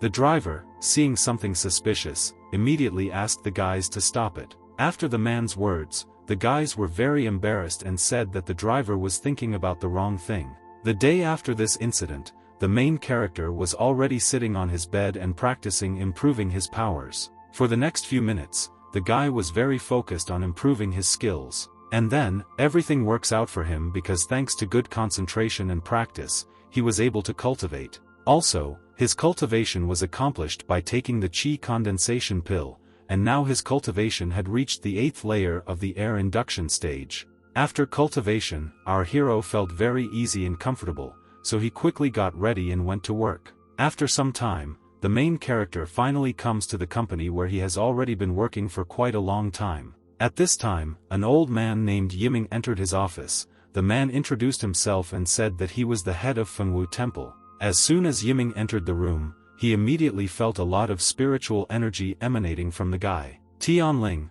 surprised by the fact that a cultivator came to meet him, asked the man to sit down on the sofa. As soon as the old man sat down on the sofa, he immediately felt that the main character had reached the late stage of the air capture stage, so he asked the main character or he could take him on as a student. Tianling thought about it, then said that they do not accept students, but he also said that he might think about it. After that, the old man asked the guy for permission to cultivate next to him, because Yiming felt that there was a lot of spiritual energy around Tianling. Tianling said that it was nothing, so he happily agreed to it. The old man was also pleased with the protagonist's permission, so he bowed to him and said that he would soon come here when he was ready. The next day, the man comes back to this building. Qianqian meets him and asks where he was going. Iman told the girl that he was the main character's secretary, so he asked her to let him through. The girl was very surprised that the guy had a secretary.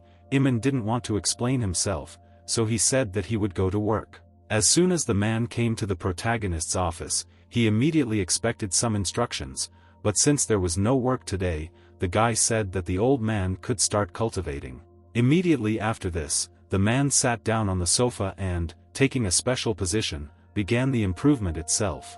At the end of the working day, the man gave a business card to our hero and said that he could contact him at absolutely any time. Tianling did not waste time, he immediately asked the man to find him some antiques. After some time, the old man fulfills his promise and sends the main character a lot of different yuan vessels. Tianling, while looking at WeChat, he noticed that you can also add friends here, so he decided to try this function. Without thinking twice, the guy decides to try to add several dozen people as his friends and wait until at least someone accepts the request. Tintin asked our hero his opinion about who would add him as a friend. The guys assumed that the immortal man would be the first to add him. He also thought that the fairy Chani would most likely immediately reject the request. After only a minute, something happens that the guy could not expect at all. What happens is that the fairy added him as a friend.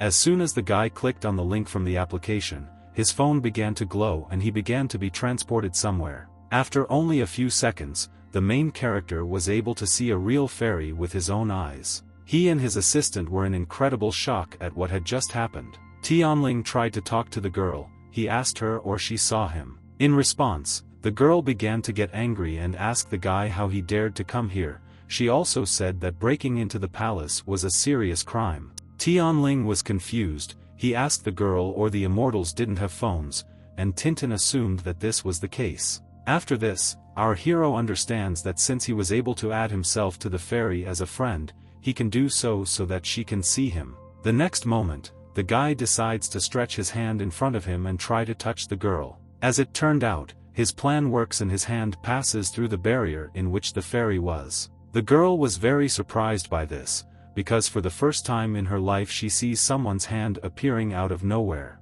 After this, the main character decides to take a risk and try to pass his whole body into the portal between him. Fortunately, his plan works and after only a second he finds himself right next to the girl. The fairy was confused. She asked the guy where he came from. Tianling said that he could not reveal his origin to the fairy. The only thing he said was that he could enter and leave this palace whenever he wanted. While the main character was talking to the girl, and out of nowhere an old man with an axe appears and aimed at the guy. Without thinking twice, this old man packs the guy, and fortunately his axe goes through him. When the surviving guy looked at the old man without a single scratch, he saw his very surprised face. The old man ordered Tianlin not to look at him, and then he swung the axe again and tried to hit the protagonist. During his attempt to inflict any damage on the guy, the old man calls his name and says that he can use his axe by dividing it into two parts. When the main character said that the old man was too weak for WeChat,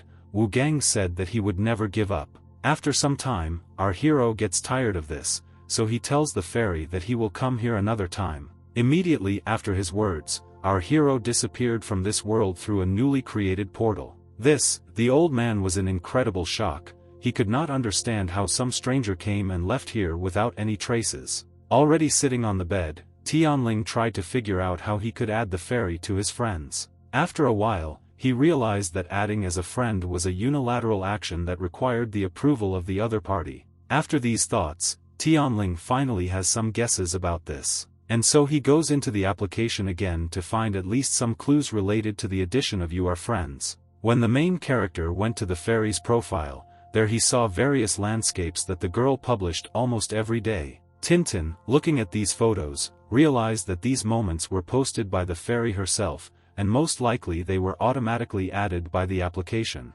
After these words, the guy realized that if the immortal didn't want to make friends, he wouldn't be able to be added, and Chang'e was very sad and bored every day. And it was for this reason that the guy was able to add her as a friend, because the fairy herself wanted it. After revealing the secret, our hero tells the girl that he is very tired, so he goes to bed. During a dark and cold night, Tianling suddenly wakes up from the fact that the police were standing in his yard and shouting to him that he was surrounded. Hearing this, the main character wakes up in a cold sweat, and then he hears the officer tell him to go outside with his hands up. The policeman repeated to the guy several times that he was surrounded. The commander also asked Tianling to give him the mutated phone. Immediately after this, the main character abruptly gets out of bed and presses himself against the wall.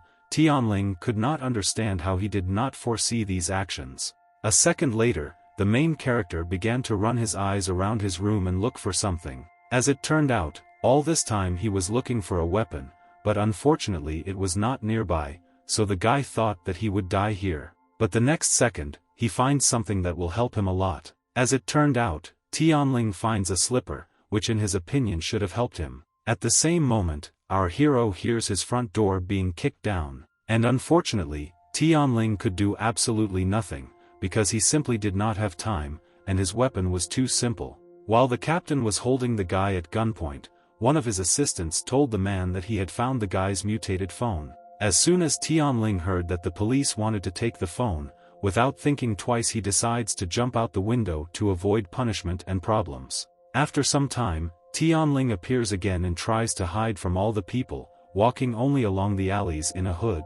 Our hero heard that he was being hunted, and also that the police had his phone, and so, Tianling decides to return her phone no matter what. After some time, the main character will get into a shootout, where the police were already chasing him and trying to catch him. At this time, our hero was hiding around the corner of the house and trying not to get hit by bullets. As soon as Tianling caught the right moment, he immediately attacked the police so that they would finally stop firing. He easily dealt with many men, but all this was only up to one moment. After all, at one fine moment, an officer gets behind the guy and delivers a good kick to him, thereby knocking him off balance. The main character turns around instantly and, thanks to his stamina and training, reacts to blows in time. And then, he counterattacks the policeman, delivering a good kick right to his back. But, unfortunately, the next moment was the last for the guy, as the police were able to surround him. The captain looked at Tianling with a smile and said that the guy could not escape the sentence.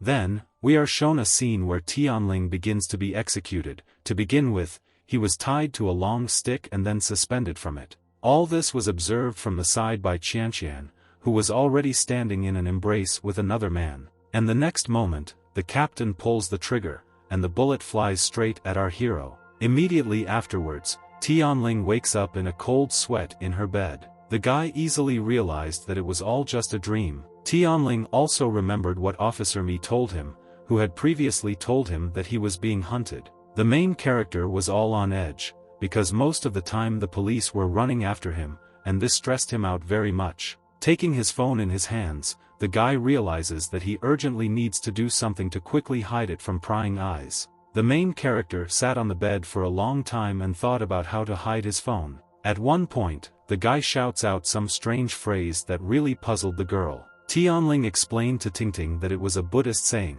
which meant that the huge Shumi mountain was enclosed in a mustard seed. After his explanation, the main character turned on his smartphone and began looking for something in the application. After some time, the guy finds the thing he needs, namely the ring of heaven and earth, which had a space of 10 feet in length, width and height. Without thinking twice, the main character acquires this ring so that she can soon hide her smartphone in it. Immediately after the guy pressed the button, this ring began to appear and create out of nowhere. As soon as the process has been completed, our hero, without thinking twice, puts this ring on his finger in order to quickly use it. After that, Tianling pats the girl on the head and says that he will now go to work. After some time, the main character finally comes to his favorite office. At this time, Qianqian was standing near the guy's office, who was very surprised that the secretary of the main character was the head of the Taoist Association.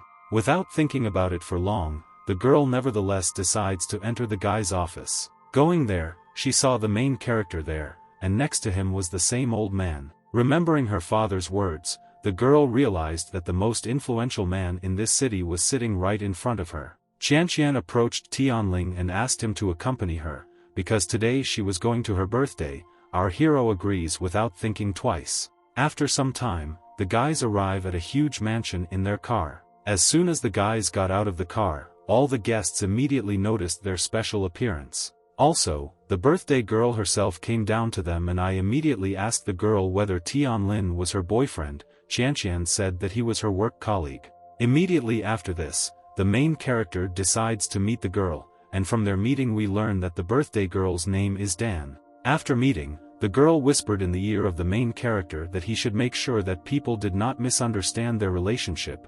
There was a certain man named Feng Hu. Dan said that this man was once in love with Qianqian. He constantly ran after her, but nothing worked out for him. And immediately after the girl told all this, the same man named Feng Hu approached the guys. Qianqian greeted the man and asked him about his success in becoming a police officer. Feng Hu said that he decided to follow in his father's footsteps, and now he has finally succeeded. Dan, hearing this, said that everything worked out for him only thanks to his father.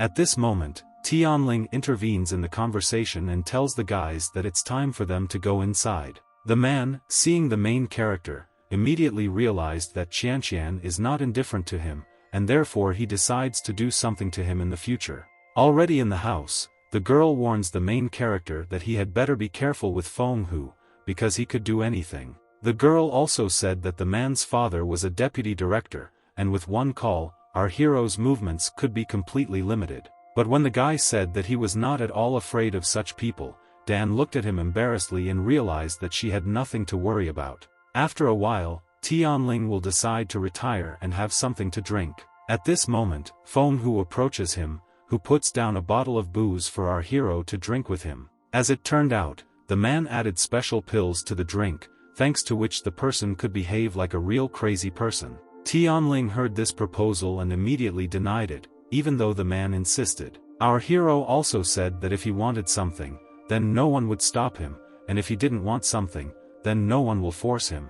The man, upon hearing this, immediately said that thanks to his father's connection, he could destroy him without any effort. Immediately after this, the man decides to call someone. He asked for reinforcements over the phone and said that he had identified a suspect in a stolen car. Then, the man took the glass that had been standing on the table all this time. And then he handed this glass to our hero, asking him to drink before it was too late. Tianling hearing this, he first laughed and then abruptly stood up. Immediately after this, the main character suddenly grabs the glass and takes it in his hands. The man saw this and immediately thought that the guy wanted to drink it. But he was very, very wrong, because at that moment our hero pours the contents of this glass directly onto the man's face. Feng Hu was furious. At this moment he wanted to destroy our hero no matter what. And Tianling only at that moment stood, smiled and looked at how the man was cursing. The next moment, Feng Hu grabs a glass bottle of that same drink and rushes at the main character.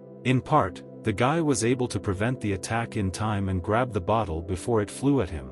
Then, Tianling twists the man's hand to do something to him later. You turned out that the next moment our hero takes this bottle and inserts it into Feng Hu's mouth so that he drinks the contents himself. After the man drank almost the entire bottle, the main character stopped and told him that he had no right to contact him. At this moment, a crowd gathered around the guys. Tianling, seeing this, asked the others not to worry. He also said that he was now serving the man as he deserved it. Immediately after these words, Feng Hu gets to his feet and begins to talk some nonsense, because the pills he took have begun to take effect. The man said that he was the most magnificent. He also looked at each of the visitors and said that they were all trash. He also mentioned Qianqian, saying that she was an incredible beauty with excellent reforms. The girl, as well as the others, immediately realized that in front of them was a very terrible person who did not deserve any trust. At this moment, the police burst into the house and came here to catch a thief stealing a car. But they won't succeed because our hero threw the man into their hands. And then he said that there were no racers here. He said that there was a guy who got very drunk and was talking some nonsense. The policemen, hearing this, immediately looked at each other. And when they realized that they were holding Feng Hu in their hands, they immediately ran away from this house in a hurry, taking the man with them. At the same time, the master was sitting nearby and preparing for a breakthrough. After just a few seconds, the old man makes a successful breakthrough to the third layer of the air capture stage. Immediately after his cultivation, the master hears someone call his phone. Looking at this phone number, he realizes that the call could only come from one person. As it turned out, old man Ma was dialed by his close friend named Bai Jun, who congratulated him on his cultivation over the phone. As it turned out, this man was one of the top 10 richest people in Dawan province, and with his own efforts he won the position of leader of the underground forces. On the phone, the man asked his comrade how he was able to break through, because at that time the spiritual power of heaven and earth was polluted. The old man said that all this was thanks to a very strong man. The man, hearing this, said to his comrade that he was very lucky. Bai Jun said that when he wanted to achieve a breakthrough, he only had to cultivate near him for 3 days. Then the men talked for a short time about cultivation and the skills they used in its course. In the end, the man asked his friend to introduce him to that same master named Tianling. Old man Ma thought for a moment, and then said that he would ask our hero about this proposal. At the same time, Qian finally returns to his home after that banquet. At this time, the girl went to her parents' bedroom to wish them good night. As soon as she reached for the doorknob, she heard her mother asking her father to take some pills. Qian immediately guessed that her parents were hiding something from her because she had never heard of her father taking any pills before. Next, the girl began to listen to her parents' conversation. Because of this she learned that her father had an incurable disease due to which he could leave this world at any moment. When the girl found out this, she immediately became very frightened and began to worry incredibly much. She was most offended by the fact that her parents hid for a very long time that her father was terminally ill. And when the topic of the brain tumor came up, Qian could no longer hold back her tears. The next day, the girls come to the main character who asks her to make him a day off. But when the guy took a closer look at the girl, he saw that something had happened to her, because she had been kind of lethargic all morning. Tianling tried to find out from her what happened, but the girl said that everything was fine with her. They say that she just didn't get enough sleep. After some time, she finally decided to tell the guy what was wrong. The girl said that she accidentally found out that her father was sick, and also that her parents hid it. Tianling hearing this story, he immediately hugged the girl and asked her not to worry. He also promised that he would come up with something soon. Immediately after these words, the guy remembers the existence of an amulet for dispelling diseases. But then, the main character realizes that it was very difficult to draw him, because it could take several weeks. But even despite this, he still decides to try to make it. But finally, the guy asks the girl to tell her everything, because at any moment he can support her.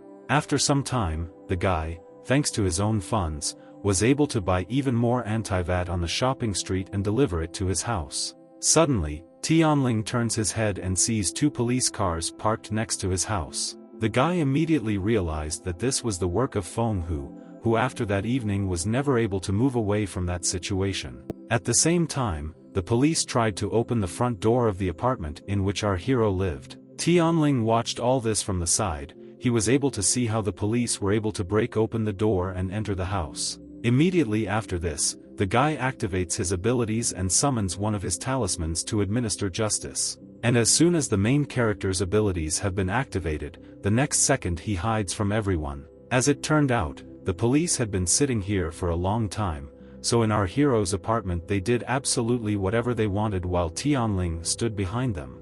After standing like this for a few more minutes, the guy gives a sign to his assistant and tells them to proceed with their plan. Immediately after this, Tintin began activating her powers, flying up to the men from the front. Then, with the help of her magic, she was able to impose some kind of curse on the guys. At this time, they were transported to a huge and shining golden palace. In that palace there was a throne on which the main character sat. The guy looked at the police and gave them a very cruel sentence. As soon as the men heard their punishment, they called the main character the emperor and asked him for mercy. But they were refused, and then they were immediately taken away by the guards to carry out the punishment. In reality, Tianling stood in front of the police who were crying and screaming. As soon as the guy punished the men, they began to run and leave the house in fear. After a job well done, our hero and girl high-fived each other. Leaving the house, the police thought that they had just been to hell. because they had never seen anything like this in their lives.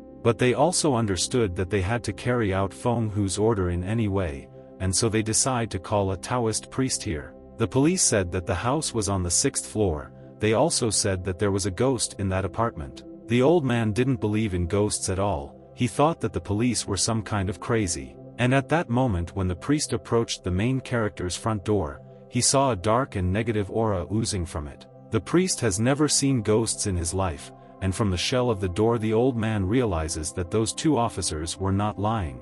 Immediately after this, the priest begins to perform his ritual and activate his abilities. As soon as the old man had the ability called Sitting Eyes, in front of him he saw Tintin, who at that moment was trying to scare him. Fortunately for the girl, everything worked out, and she was able to easily scare the old man, who did not expect to see anyone here at all. As soon as the old man saw the ghost, he, like the police, began to run away from here as fast as he could. When the priest ran away, the girl flew up to the main character and told him the whole situation that had just happened. The police were also incredibly shocked and they saw the priest whom they called to get rid of the ghosts running past. While the men were discussing this, a girl flew up to them and was going to scare them again. One of the policemen, call him, asked the men how everything was going. He also asked the officers if they were able to deal with the main character. But then, the man saw his comrades, who, like some men, went crazy, because they talked about ghosts every second.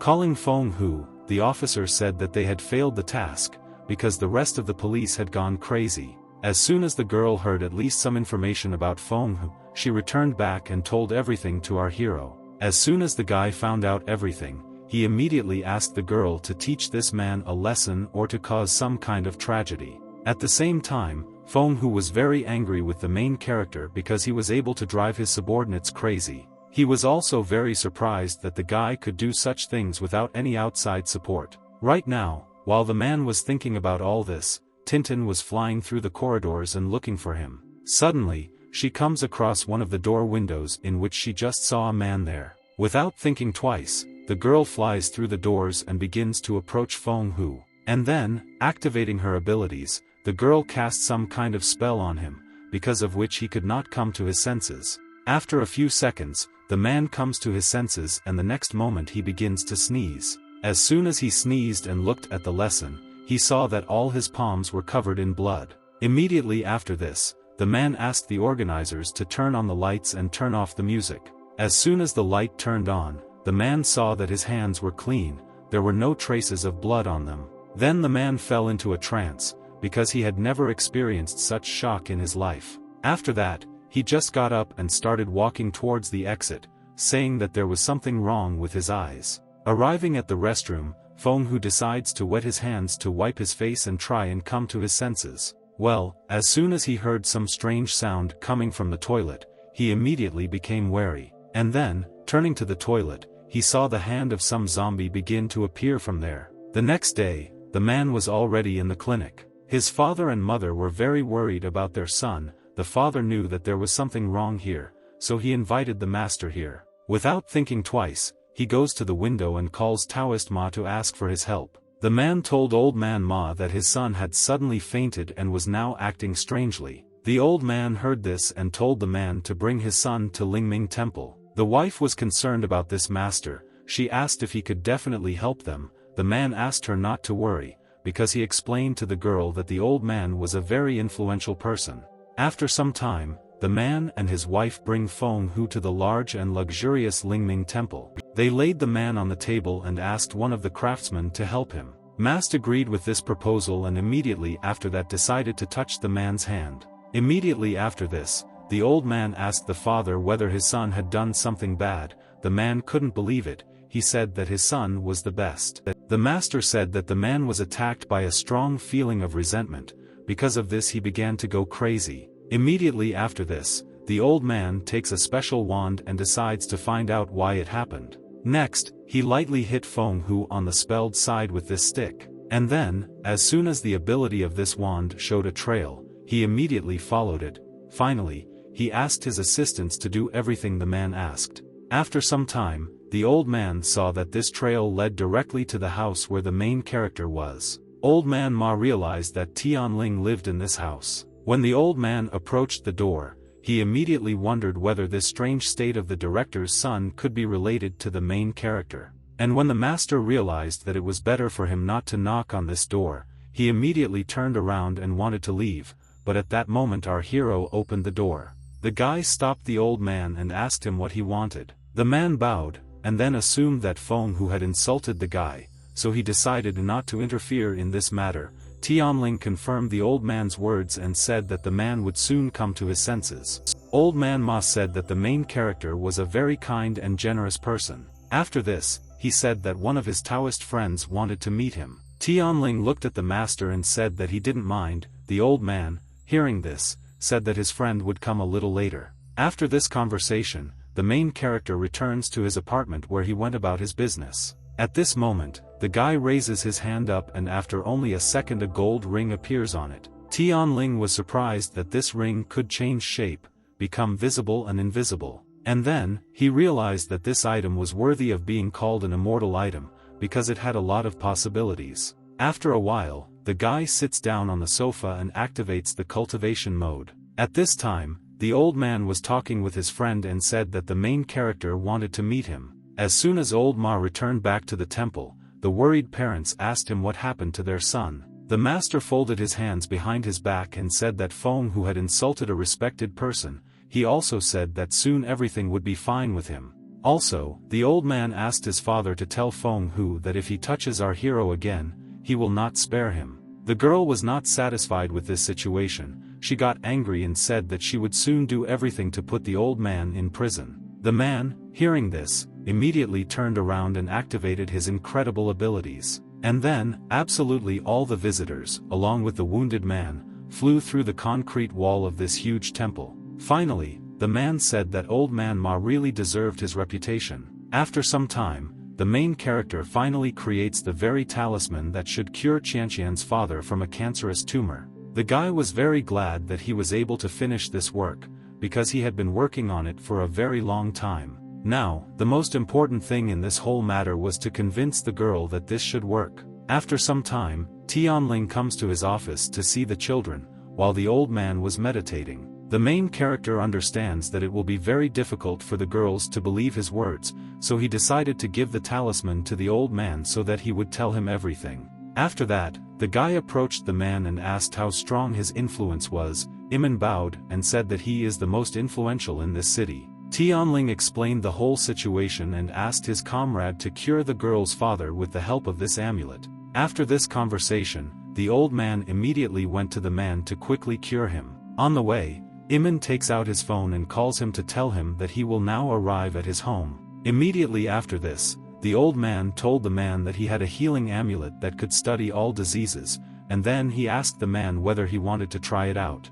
The man said that if he had heard this from someone else, he would not have believed it, and since Ma himself told it, he immediately agreed. After some time, the old man and the man meet in his office company. The man's wife asked the old man whether the amulet would really help. The master responded positively and asked Shen to sit down in the chair. After the man sits down, the master thinks for a moment, takes out the amulet and begins to activate his abilities. Immediately after this, he applies the amulet to the man's flask while casting a spell. The girl was very surprised by what she saw, because such magic seemed like a dream to her. After all, at that moment, she saw all the meridians of her husband, who was very seriously ill. And as soon as the effect of the amulet ended, Mr. Shen immediately came to his senses and gained strength. After successful treatment, the master asked the man to go to the hospital for additional examination. Finally, the men and woman thanked the master. After some time, they arrive at the best city hospital where the man was previously diagnosed. Shen's personal physician was incredibly shocked when he learned that his disease had been eradicated. After the examination confirmed this, Shen again had the desire to live and continue this wonderful life. Arriving at the company, the parents immediately decided to tell Qianqian everything in order to please her with good news. After some time, a girl comes into the room and is puzzled by the fact that her parents have called her to their place. Immediately after this, her father picked up the paper from the table and handed it to the girl. Qianqian carefully read that her father's diagnosis turned out to be wrong. After that, the girl's mother came up to her and said that that day her father was diagnosed with cancer, but today they found out that the diagnosis turned out to be incorrect. Qianqian's problem is that the doctors were somehow able to misdiagnose such a terrible disease. Shen assumed that at that moment something simply went wrong during the examination, and as soon as Qianqian was convinced that all this was true, she could not hold back her tears of joy.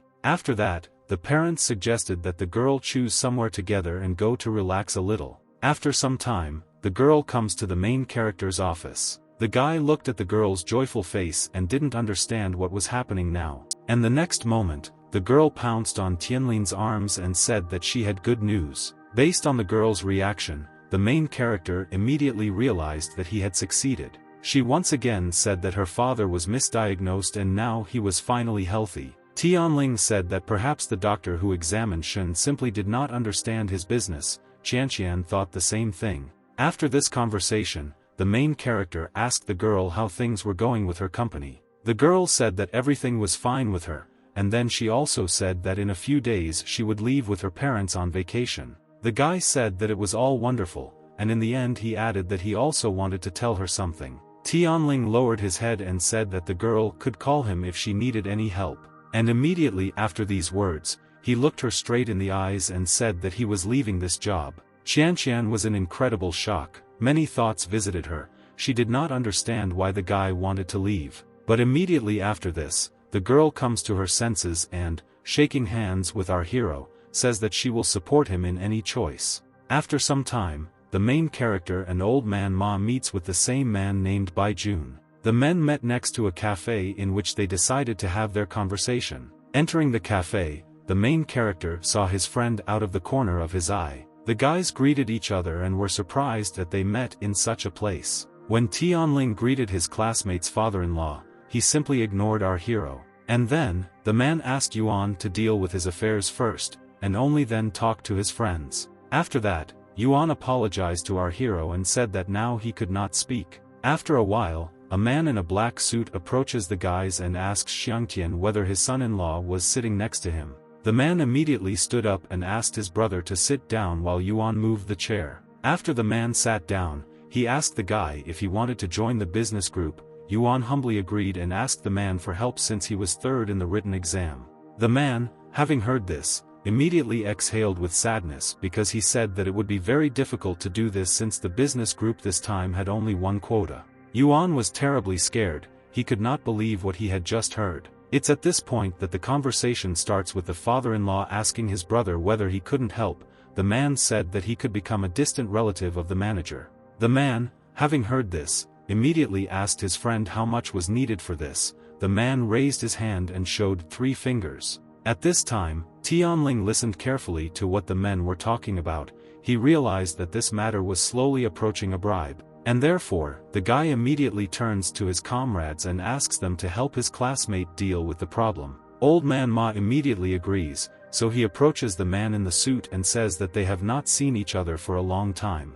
The man was surprised that Taoist Ma somehow ended up here. The old man did not waste time. He said that if the protagonist's classmate did not join the group, then he would directly contact the chairman. The man did not argue with the old man and immediately left in agreement. The protagonist's former classmate looked in surprise as after this conversation the man approached Tianlin and said that he had done everything. Yuan immediately thanked our hero for his help and once again apologized for his father-in-law. This time, when the guys were talking to each other, the man watched with incredible surprise. He was shocked that Yuan's classmate turned out to be such an important person. And realizing all this, the man immediately approaches Tianling and decides to drink tea for his health as an apology. Immediately after this, the man mentally drinks hot tea in just a few sips. The guy realized that this was his advantage of influence. He realized that with such power he was capable of much. After this short speech, the main character asks the others to leave the room so that he can continue the conversation with his friends.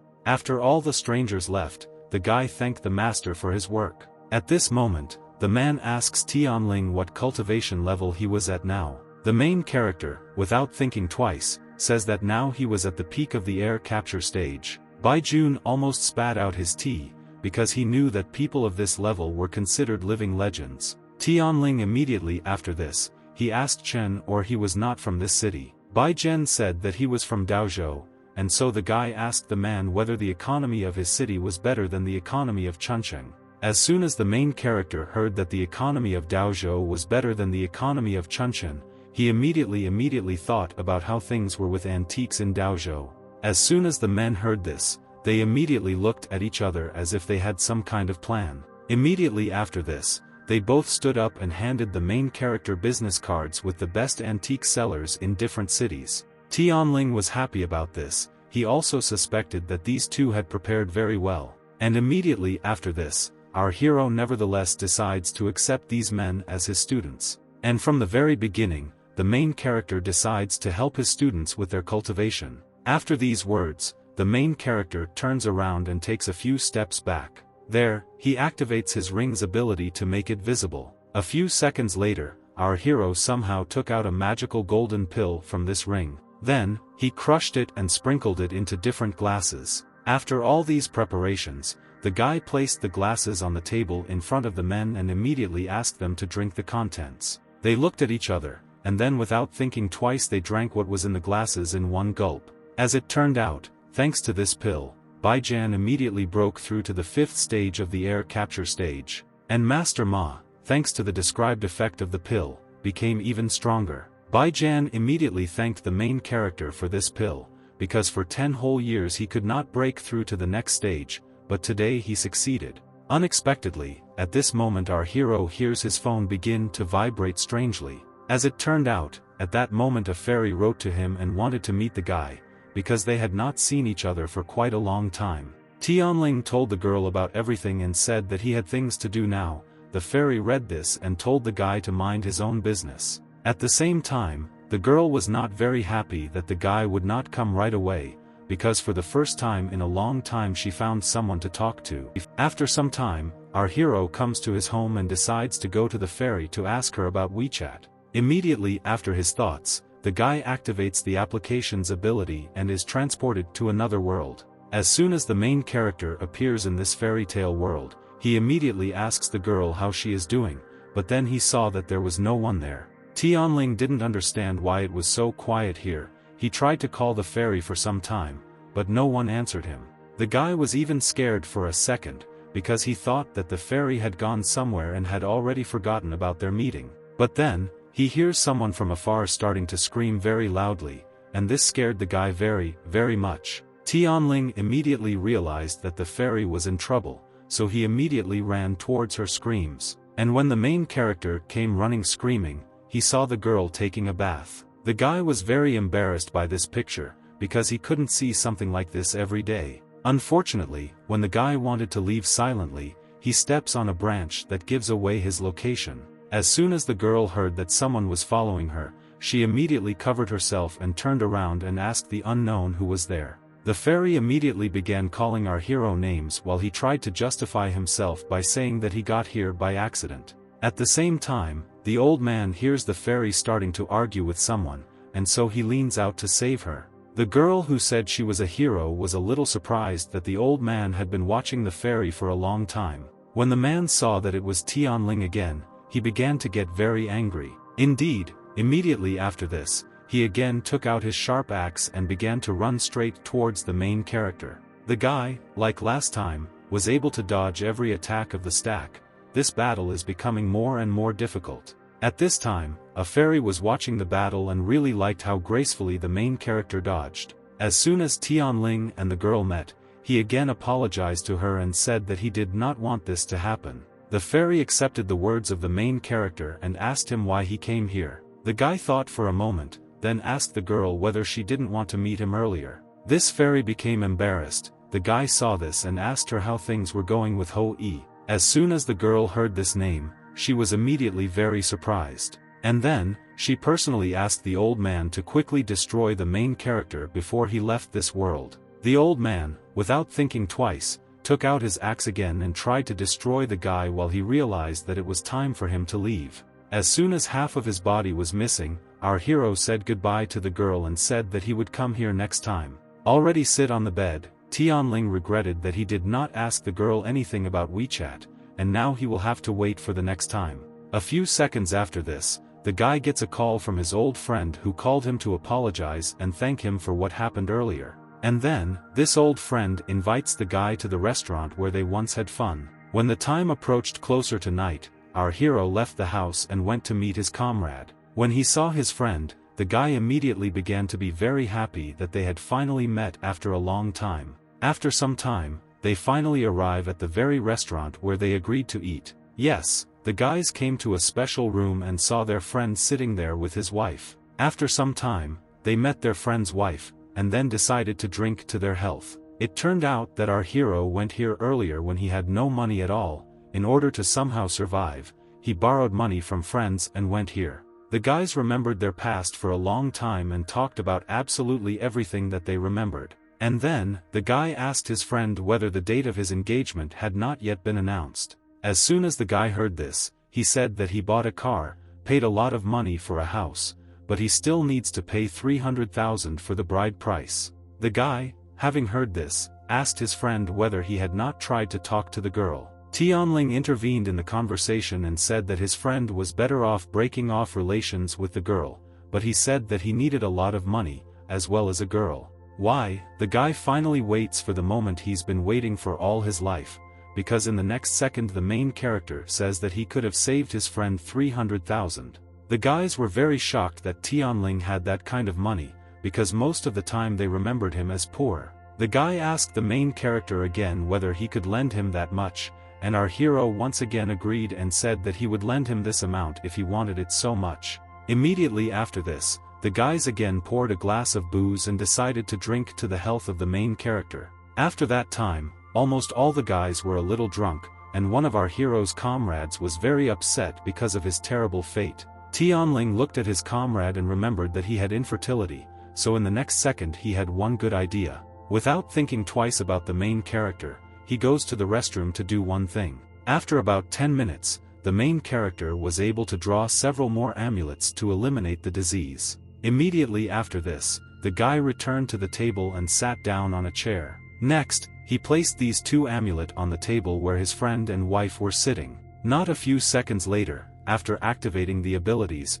the amulets immediately worked. I couldn't understand what happened to them, because they had a feeling that their mind and body had been completely cleansed. Immediately after successful treatment, the girl remained seated and said that she urgently needed to go to the toilet. As it turned out, there was only a public toilet, which unfortunately was on the street. And while the girl was walking to this toilet, she passed by guys who looked at her strangely. And as soon as the girl came even closer to one of these guys, he opened his hands and touched her. Immediately after this, they began to laugh and have fun because they thought that such behavior with women was acceptable. And then, one of these guys stood up and decided to approach this girl. As soon as he approached the wife of one of the protagonist's comrades, he asked her if she wanted to go with them. The girl, looking at the slightly scary and terrible face of this guy, became very embarrassed and scared. And then, despite her fear and worries, she decided to run back to the room. As soon as the guys saw the crying girl,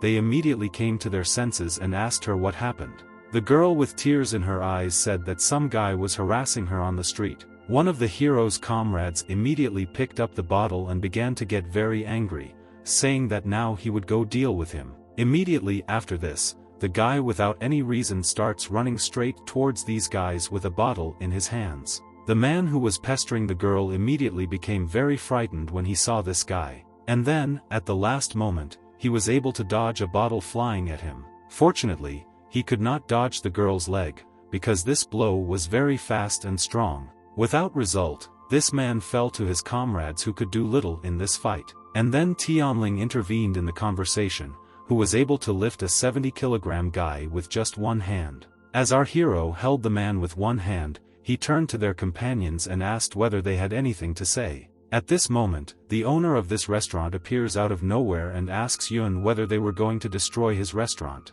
The guy apologizes to the owner and says that these guys were harassing his brother's wife, and now they decided to teach him a lesson. The comrades of that same guy were very scared when they realized that all this happened just because of a spanking. And then, one of them decides to apologize and say that they went a little too far. Finally, the blonde calls the guys names and says that soon they will all be destroyed. Tianling they decide not to let the guy go for his words. He took on a terrifying appearance and said that now he will help the guy leave this world quickly. When the comrades saw that their friend would now be in great pain, they tried to get out and apologize for their comrade. Even the owner himself asked our hero to stop and let go of those guys who had already done a lot of stupid things. As a result, the main character pushes the guys and decides to let them go. Finally, he takes a bottle of alcohol and, having destroyed it in his hands, he said that the same thing will happen to the guys if they approach them again. When the guys saw this, they were all very scared and realized that it was very bad to joke with the main character. But unfortunately, this lesson taught them nothing at all, since the same guy decides to take revenge on the guys for all this. When the guys returned back to the room, someone called our hero again, so he said that he would leave the room for a while. At the same time, the same three guys returned to this restaurant again. The restaurant invited several more friends with them. Having waited for the right moment, the blonde kicks the door down and begins to observe the situation. The guys were in incredible shock when they saw that a whole pair of robbers came to their room. The guy immediately began to get very angry and asked the robbers whether they still didn't have enough. Then, the leader immediately ordered his comrades to immediately beat up those guys who caused him great harm. While the guy's comrades were busy with the boys, he called his cousin to come here as soon as possible. After some time, the robbers beat the guys and put Yun right in front of one of them. After a while, the cousin the guy just dialed enters the room. The blonde said that it was his cousin, who had plenty of elm and money. The guys were incredibly shocked and also frightened, because in such a situation they didn't know what to do. Immediately after this, the blonde approached one of the guys who was being forcibly held by his guys. Then he probably hit the guy in the face with force. The blonde killed the guy in the face every time, asking him where the main character went to teach him a lesson as well. The blonde also threatened to put the guys in jail. Yun, having heard something about prison, immediately said that he could not go there, since he still had not married and had no money at all. At this moment, one of the comrades of the yellow Vlasov guy began to imitate some kind of serious wound. The guy saw this and told him to call the main character.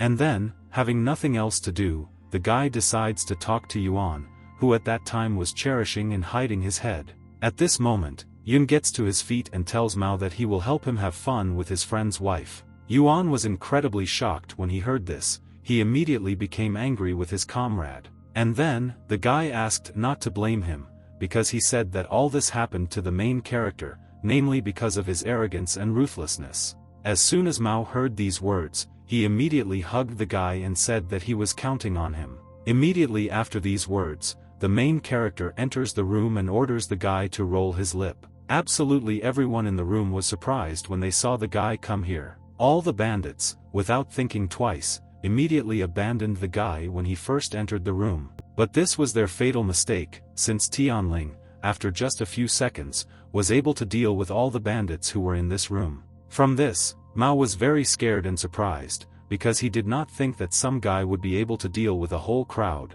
And the next moment, our hero decides to once again teach a lesson to the guy who couldn't learn it the very first time. As it turned out, due to his powerful blow, the main character sent the guy straight into the wall, which someone could easily break through.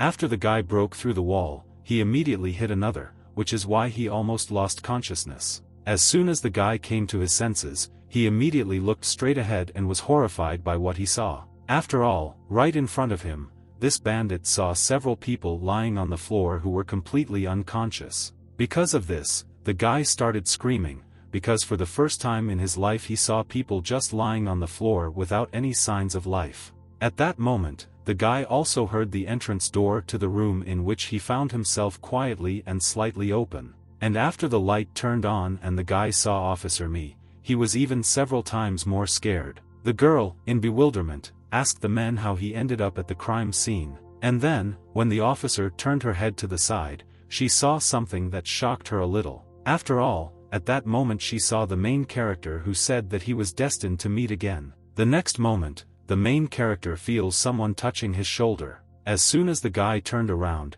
he immediately saw the cousin of the same man who asked our hero or forgot about him. When the main character saw this man again, he asked him whether he also wanted to command him. And the next moment, the man takes out a pistol and presents his flask to our hero. After this, the bandit says that our hero will not leave this room alive. The girl, seeing this, immediately began to worry and be very afraid. She begged the bandit to lower the gun or throw it to the side. It is clear that the bandit did not want to do anything, since the instructions of some girl were absolutely nothing for him. The next moment, the man felt how some daredevil was able to knock the gun out of his hands. The cousin immediately turned around and with anger on his face asked someone who did it. As soon as the man saw the one who knocked the gun out of his hands, he immediately fell silent and began to be afraid. After all, in front of him, the guy saw the head of the police department, and behind him stood 2 officers. The next second, the head of the police department throws the man on his back and asks why he allowed himself to bully others.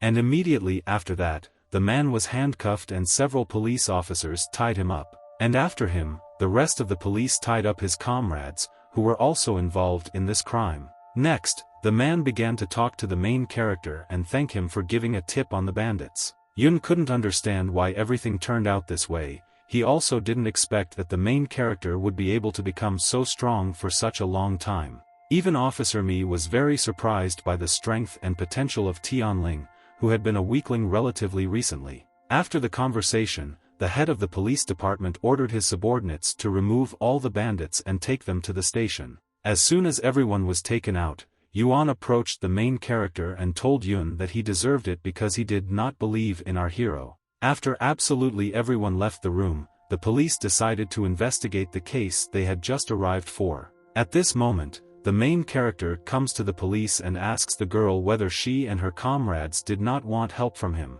As soon as the officer heard this, she told the main character that he was too incompetent. After the girl's words, the guy comes up to her and says that men cannot answer no. At this time, a policeman enters the room and notifies the girl that Taoist Ma has arrived here. When the old man saw the main character, he was immediately surprised that he was here. The girl was also surprised that Tianling and Taoist Ma were good friends. At this moment, the old man told the police that the main character would be very useful in their investigation. And when the guy heard that the case would be connected with zombies, he was surprised that something so strange was happening behind his back. Officer Mi looked at the main character in surprise and did not understand how he could be involved in this matter. After some time, the guys go to a scary and gloomy forest, where there was a large and thick fog within a radius of several kilometers. After some time, the guys arrive at this terrible place in a civilian car. As soon as they arrived, they immediately got out of the car. The girl looked around the area and immediately realized that it was from here that the zombies who had committed past destruction had come. Immediately after the girl's words, a very eerie and quiet wind sounded around, which reminded the sounds of screaming people. The police were immediately very scared, and one of them began to create an imaginary barrier around himself. At a time when the girl wanted to go first in search of zombies, she was abruptly stopped by the main character, who stands right in front of her and says that men must go ahead. As soon as the girl agreed, she immediately gave our hero a rope so that he could go down into the well, but Tianlin said that he did not need it. When the officer heard this, these words puzzled me very much because she could not understand why our hero did not need a rope. And the next moment, the girl saw this reason with her own eyes, because the next moment the guy simply pressed himself to the ground and then jumped into the well with all his strength. As soon as the main character was already in the well, the rest of the officers approached him and were very surprised by the guy's action. At that moment, an old man approached the police and asked them not to worry, and given the ability of the main character, such a height was nothing for him. The next moment, the police were convinced of this, because they simultaneously heard our hero ask them to come down. The officers were again surprised that Tianling was fine from such a jump, and the officer was simply horrified, because she understood that the main character was capable of too much. A few hours later, everyone climbed down the rope into the well and began to rest, since the descent was very difficult for people. A few seconds later, the guys saw the main character who asked them to follow him. Looking at the puddles underfoot, the main character assumed that it was a stream of needed water, so he told the guys that they should walk along it. After some time, when the guys had walked a long way, one of the ROV officers saw the light at the end of the tunnel. Indeed, when the guys finally left the small cave, they came out to the very center of this dungeon, in which several boxes lay in the middle. As soon as the girl looked at them, she immediately guessed that there could be zombies in these boxes. At this moment, the police clenches his fist and begins to motivate himself to get rid of the feeling of fear. Indeed, the next moment, as soon as he began to be less afraid, he went up to these boxes and began to paint them with his feet. And at that moment, when one of the boxes opened completely, absolutely everyone began to stand and expect something. The guys looked at this box for some time and guessed what would happen next. And then, the girl decided to gather all her strength into a fist and see what was in that box. When she approached and shined a flashlight, she saw that there was absolutely nothing there except ordinary rags. As soon as everyone saw this, the master ordered the others to open all the other boxes to make sure that no one was there. After some time, as soon as all the boxes except the largest one were open, the main character decided to open it. As soon as the guy put his sword in there, he said that there was definitely something in this box. The master immediately took out one of the amulets and being ready, he asked the others to be careful. After these words, the police immediately took out their weapons and aimed at the box, expecting the worst. Immediately after this, the main character opens this box and a dark and ominous aura appears around. Even Tianling was a little shocked by what happened next. Indeed, the next moment, everyone simultaneously saw the boss of these zombies emerge from this large box. After this zombie appeared, he immediately looked with a very scary look at the guys who didn't know what to do. Of course, the police were immediately very scared, because for the first time in their lives they saw real zombies. The main character and the master didn't even raise an eyebrow, because at that moment the guy was only interested in how this monster turned out to be so scary. At this moment, the girl takes all her strength into her fist and orders the guys to prepare for the upcoming battle. The main character, looking at all this, understood that a man could not allow a woman to command, so he decides to correct this situation. After just a few seconds, the girl reloads her weapon and begins to fire several shots in a row directly at this monster. Fortunately, the zombie was able to absorb all these bullets, but no one knew whether they caused him any damage. And only a few seconds later, after the girl shot him several times, the monster fell to the floor without any signs of life. The officers were in shock when they saw that this monster had fallen, and the girl realized that the bullets still had an effect on him. While the guy was meditating, he watched all this and at the end praised the girl for her work. But unfortunately, this situation did not end with just a simple shootout, because after this monster fell on its back, even more black aura appeared around. The girl and the others could not understand what was happening at all, because they all thought that this battle had come to an end. At this moment, the master saw something very terrible and immediately ordered the others to be careful. Indeed, the next moment, the master saw even more zombies begin to appear from the remaining boxes. The police were incredibly shocked and they found out that there were several such past zombies. At the time when the main character activated his abilities, he began to analyze his opponents and realized that two more had joined their battle. At the same time, the very first monster that the guys managed to knock to the ground opened its eyes and began to show some signs of life. And the next moment, these monsters began to attack the guys on the map. They didn't know what to do. The officer, seeing that the monsters had begun their movement, immediately ordered the men to quickly get rid of these zombies at any cost. And therefore, they dispersed in different directions to distract these monsters and deal with them one by one. Tianling continued to create amulets and did not understand at all who gave this woman the right to make such difficult decisions on her own. Immediately after this, the main character takes off and starts running right after the girl. When the guy chases the professor, he said that the girl was in trouble. And then, the main characters give the girl a talisman so that she can use it for protection. As soon as the girl received the talisman, the guy turns sharply and begins to attack the zombie that has been chasing them all this time. Suddenly, our hero hears someone screams, and he understands that the situation has become more complicated. The next moment our hero remembers that besides this girl there were two more officers who could not help themselves. At this moment, the master runs up to our hero and says that he himself will protect the girl.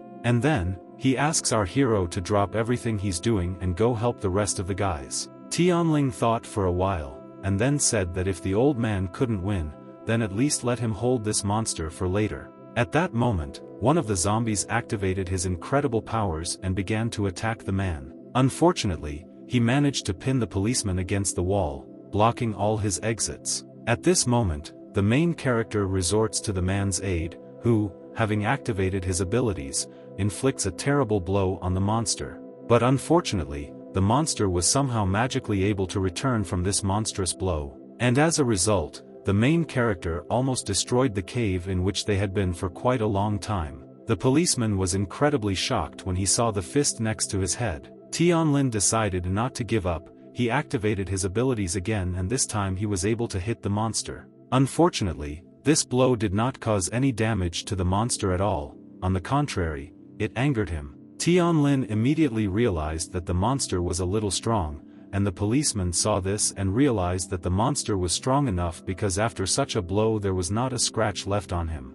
Immediately after this blow, the future zombie, under incredible anger, activated its abilities and began to attack the main character. The police were terribly scared. He begged the guy to be careful not to get hit by the monster. The next moment, the monster somehow magically managed to bring the main character to the ground and pin him. Tianling tried to somehow get out, but nothing worked for him, because he was strong enough. At that moment, another policeman ran towards the guys, who all this time was trying to distract the monster towards himself. The main character, the future captured by this monster, understood that he had incredible problems. And the moment Tianling even tried to do something, the monster immediately grabbed him tightly. And then, he threw it somewhere to the side with all his strength. At that moment when our hero was thrown somewhere to the side, he activated his abilities and was able to immediately stop in the air. After the guy was able to stop, he looked menacingly at that monster and said that he would now play with him.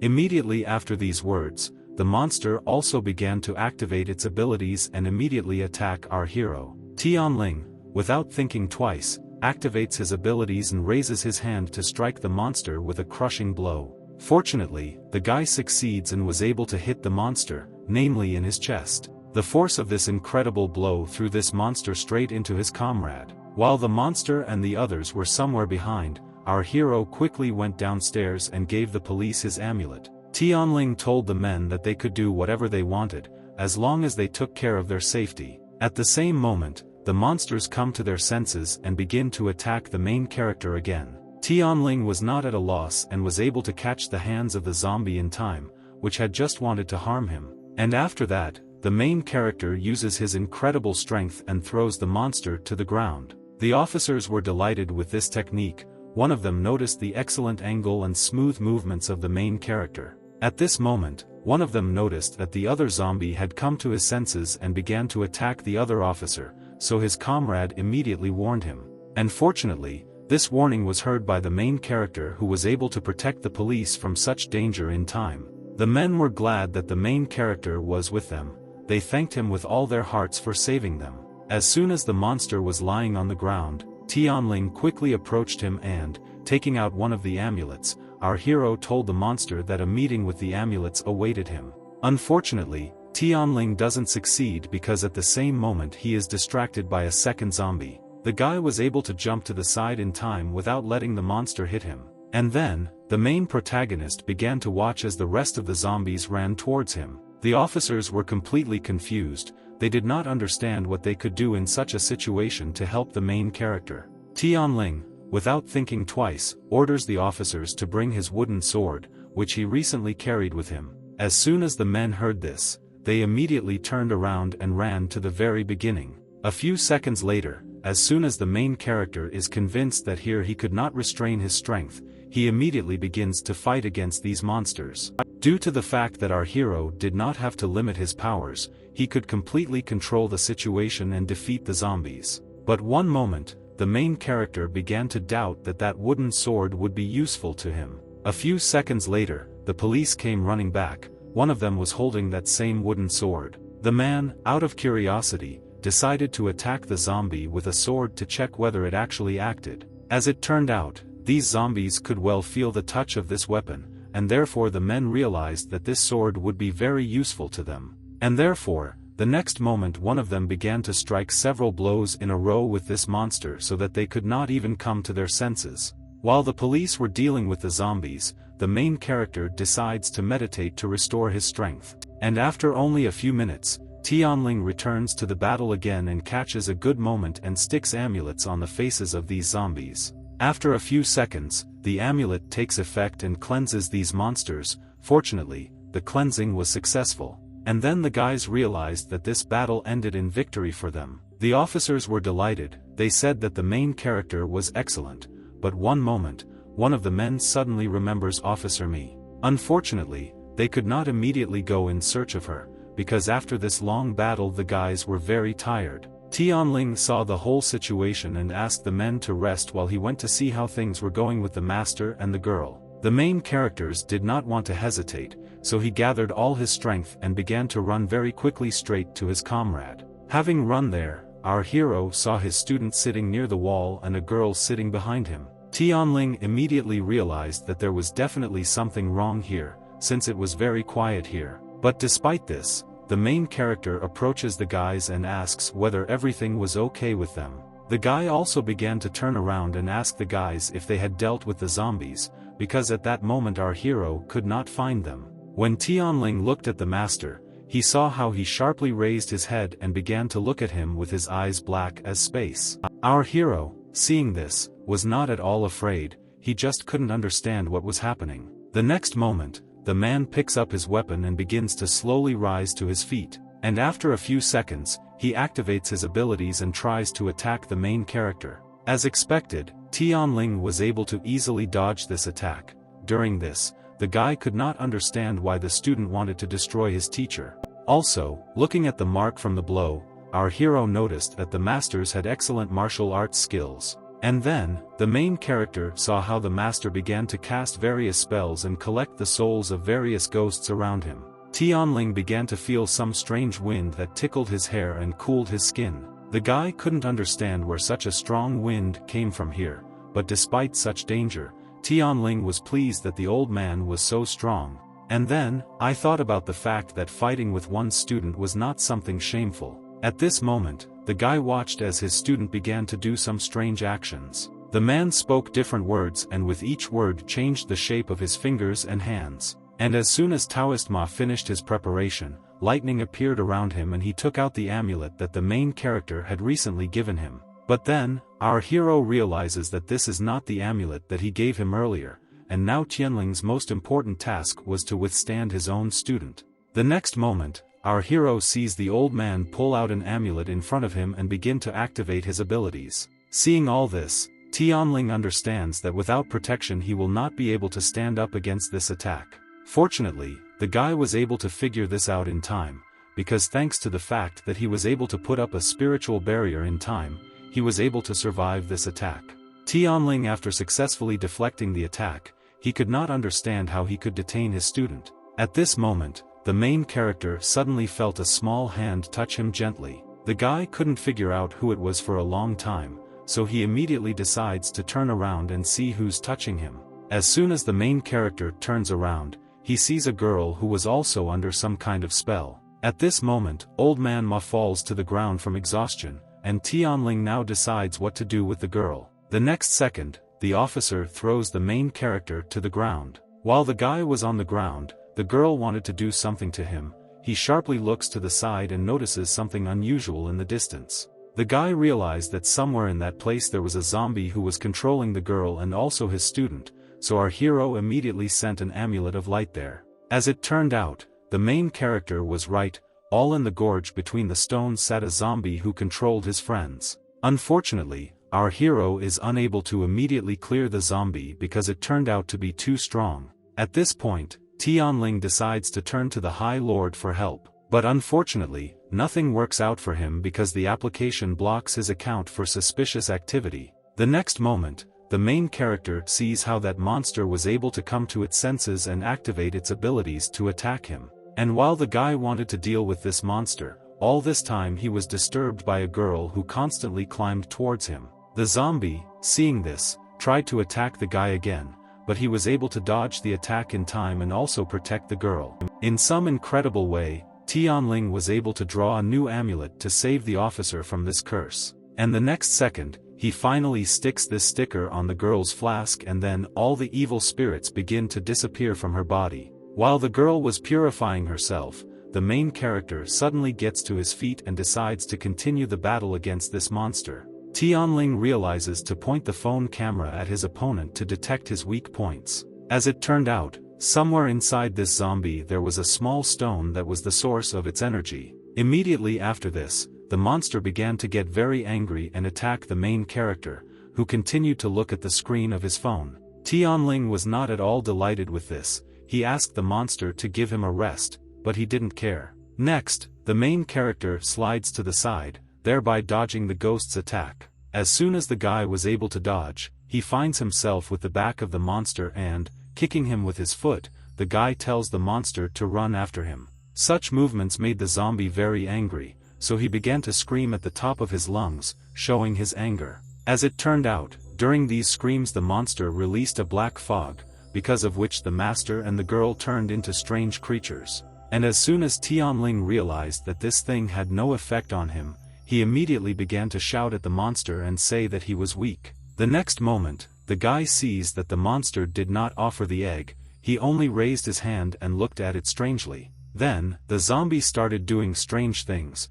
because out of nowhere he stuck his hand right into the stone. And then, having dissolved most of the stone, the zombie pulls out something very strong and large. Tianling was incredibly shocked. He realized that the fog of this zombie was not just some kind of smoke. And therefore, the first thing the guy decides to do is quickly get rid of this black fog that stood throughout the cave. Using the imperial water flow technique, Tianling summons a huge wave that he sends towards this monster. The monster didn't understand at all what I should do, because a huge wave was moving straight towards him. The zombie tried to hit this wave with a stone, and fortunately it did not work because the water was able to easily cut this hard material. But even despite this, zombies take advantage of the situation and try to attack the main character while he was distracted by splashes of water. Unfortunately, he succeeds and the monster was able to grab the guy by the shoulders. They stood like that for some time, squeezing each other's shoulders.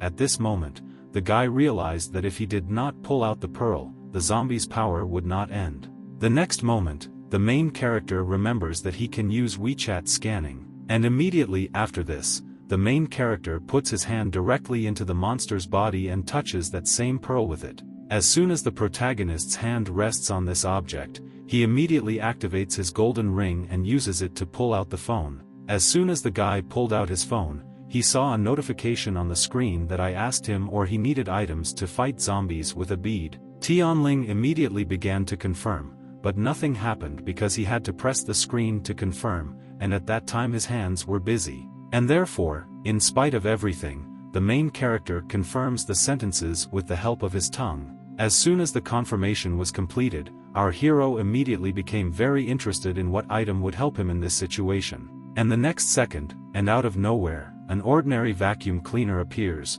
which the guy did not expect at all. Tianlin looked at this vacuum cleaner and did not understand how it would help him deal with this monster. But then, when he heard that the vacuum cleaner turned on and began to suck in this zombie, he realized that because of this situation there was still some way out.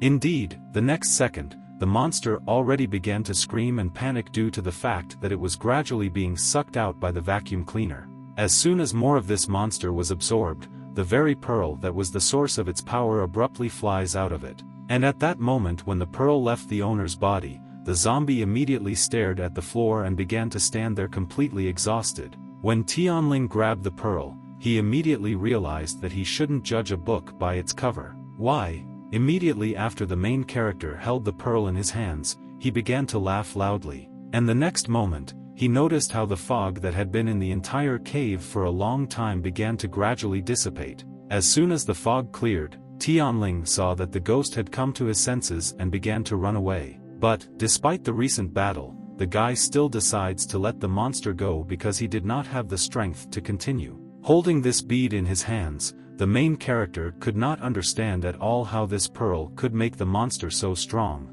And when the main character pointed the phone camera at this bead, he found out that it could help ghosts and creatures with energy in cultivation. As soon as the main characters read this, he immediately realized that this bead would be perfect for Tintin. And then, Tianling began to review a new feature in WeChat, thanks to which he could always find out the weakness of his enemies and get items suitable for the fight. And once again realizing this thought, our hero understands that thanks to this function he can become invincible. And then, our hero receives a check for the very item that helped him in this battle. Tianlin was incredibly angry because the application charged him as much as 80 magic coins for some vacuum cleaner. As soon as the guy paid for the vacuum cleaner, he saw that there were very few magic coins in his account. At the same time, the girl began to gradually come to her senses, because the amulet had finally finished its effect. As soon as the officer came to her senses, she asked the main character when he managed to come here.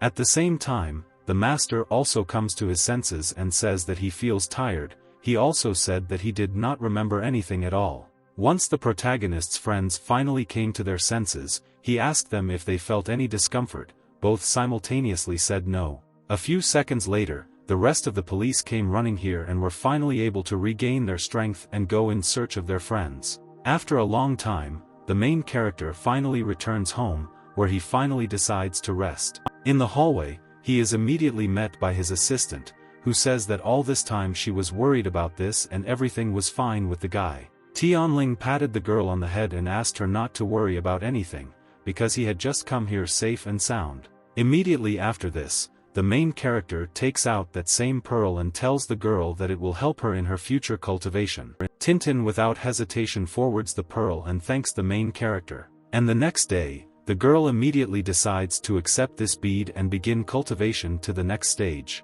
The girl found that with this pearl she could break through the greatest barriers. After the improvement, the girl said that her skills had strengthened, now she could touch many objects, and her form had also changed. The girl also said that she could change her size, although she had time limits. And at the moment when Tintin heard that the main character offered to go with him and Qianqian to the market, she was immediately happy and agreed. Before leaving, the girl remembered that there was no more raw material left in the city, so she asked the guy if they would go to another place. Tianling said that they would go to Donghui.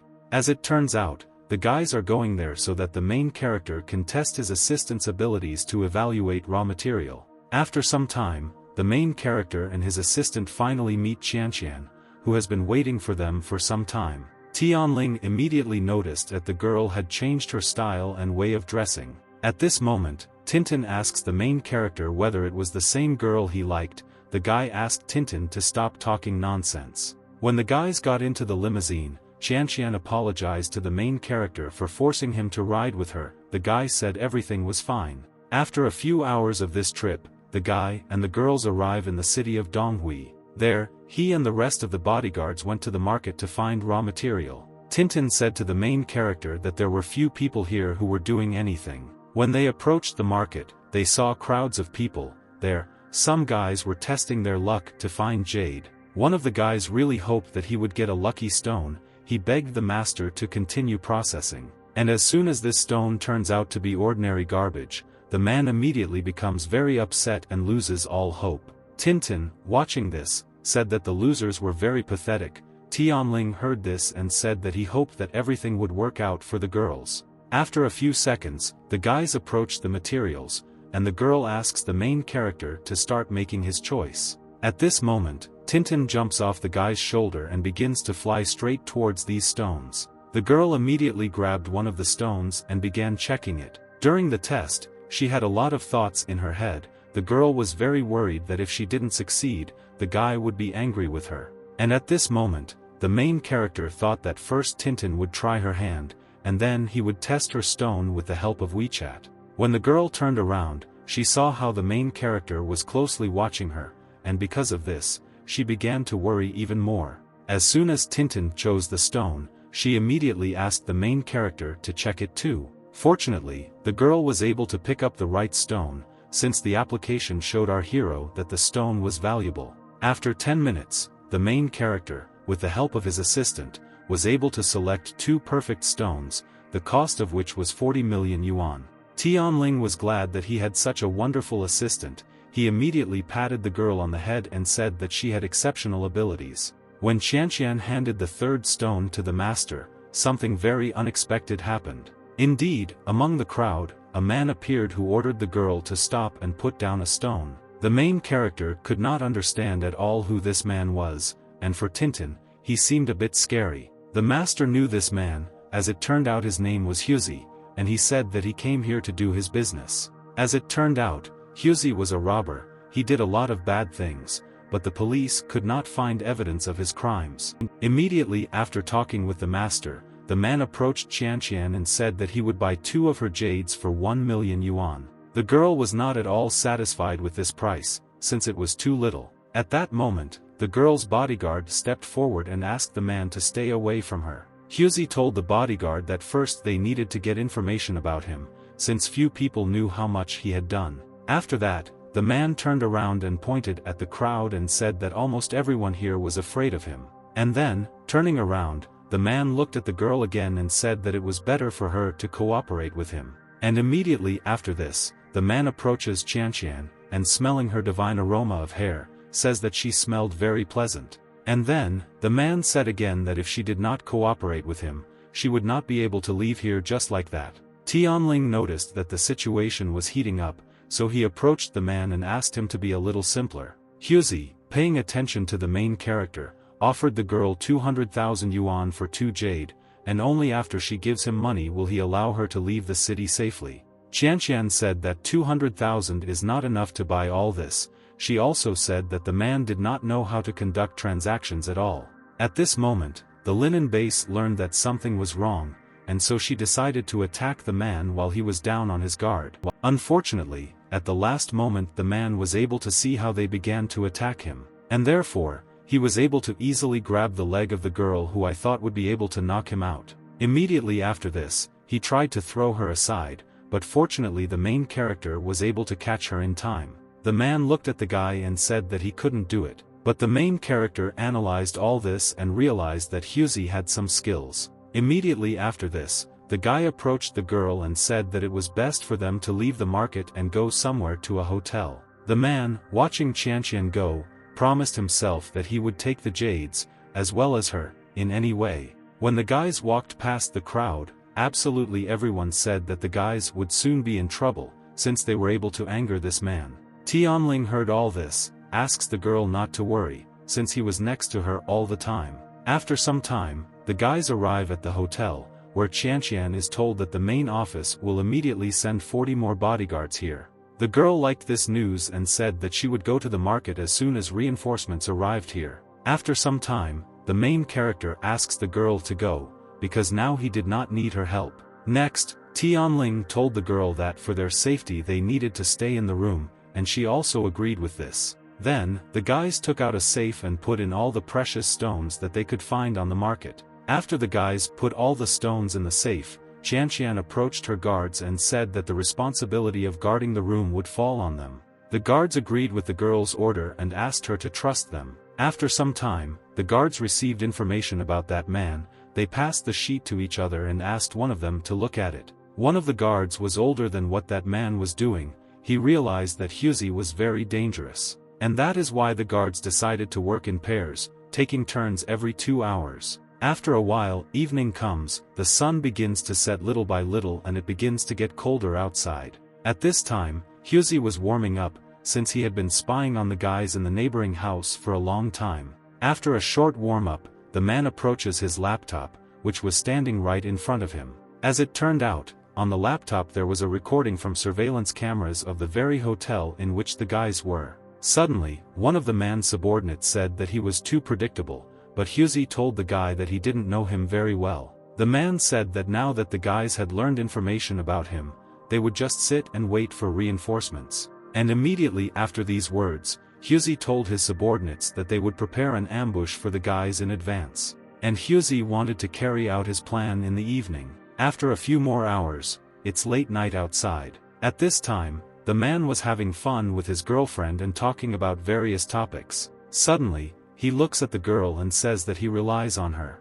The girl was not very happy that she had to go into battle, but the man said that the danger cannot be overcome without taking risks. Immediately after these words, the girl slowly went to the hotel where the guys were. The girl stood in front of the guards in all her beauty and decided to gain his trust with the help of her incredible beauty.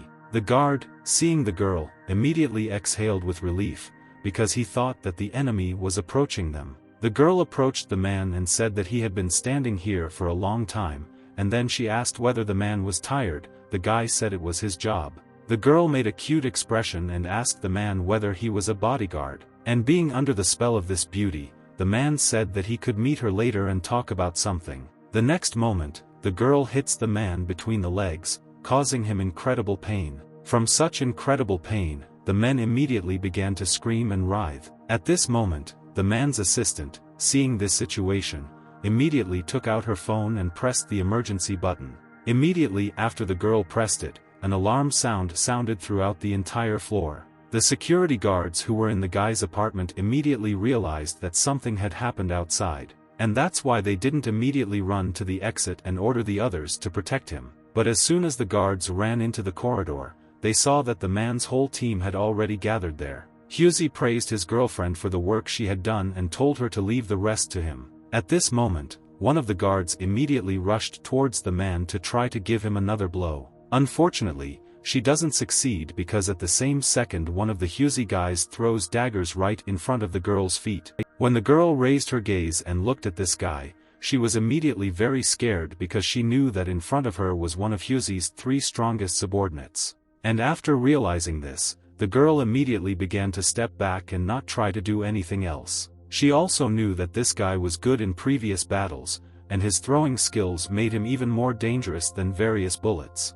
Immediately after this, the girl raised her hands up and said that she was not going to fight, and then she told the bandit that everyone else was hiding behind this door. The robbers gave the girl a gift for information, and immediately went to the door she pointed to earlier. One of the biggest guys immediately kicks the door down so the rest of the guys can follow him. The security guard, when he saw that the front door was flying towards him, was immediately very surprised and scared. And then, he takes out his baton and immediately decides to attack the guy to teach him a lesson. Unfortunately, he doesn't succeed because this guy intimidated the guard with just one look. This man also knew who was standing in front of him, and Lao who was standing in front of him, but he was also one of the 3 strongest people of that man.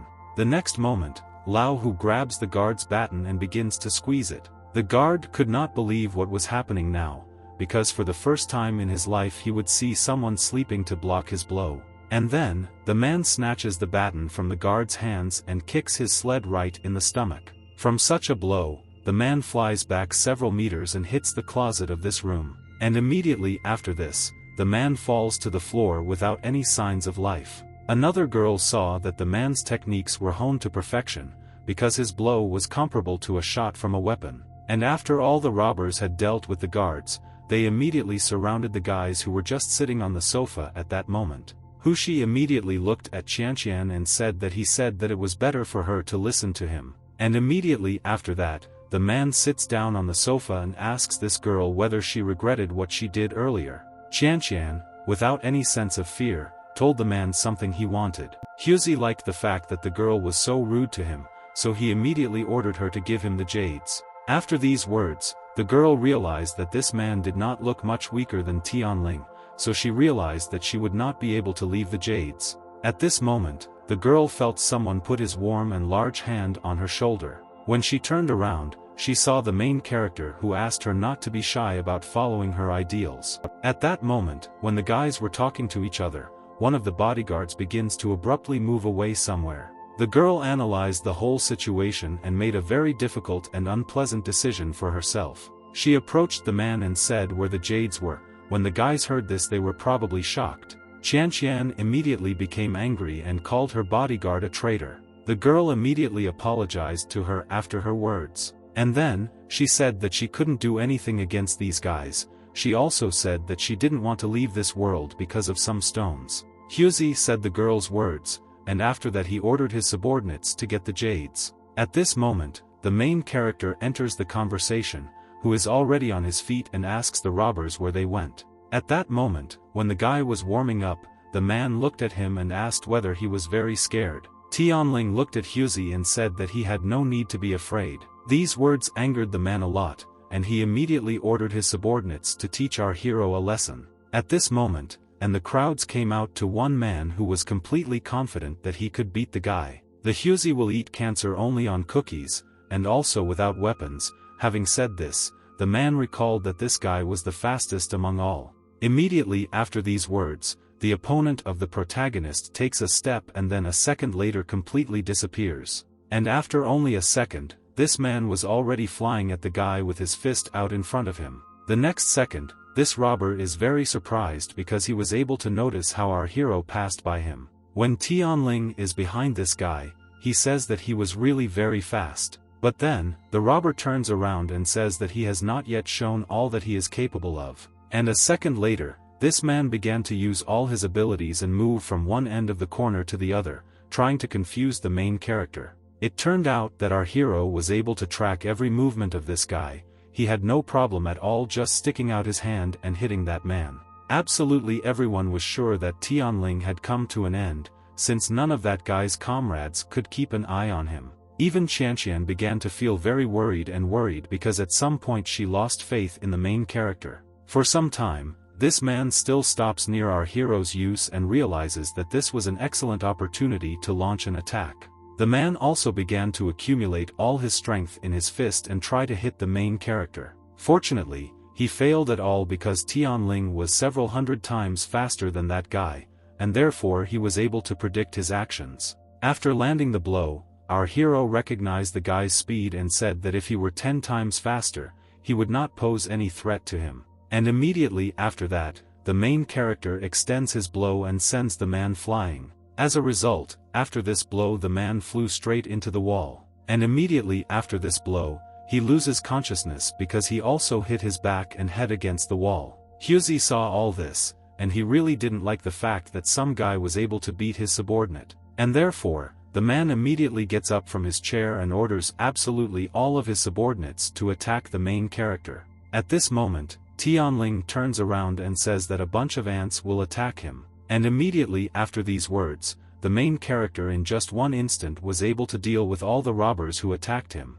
As it turned out, the guy was attacked only by those who were not of particular value, and the two most powerful fighters remained standing aside.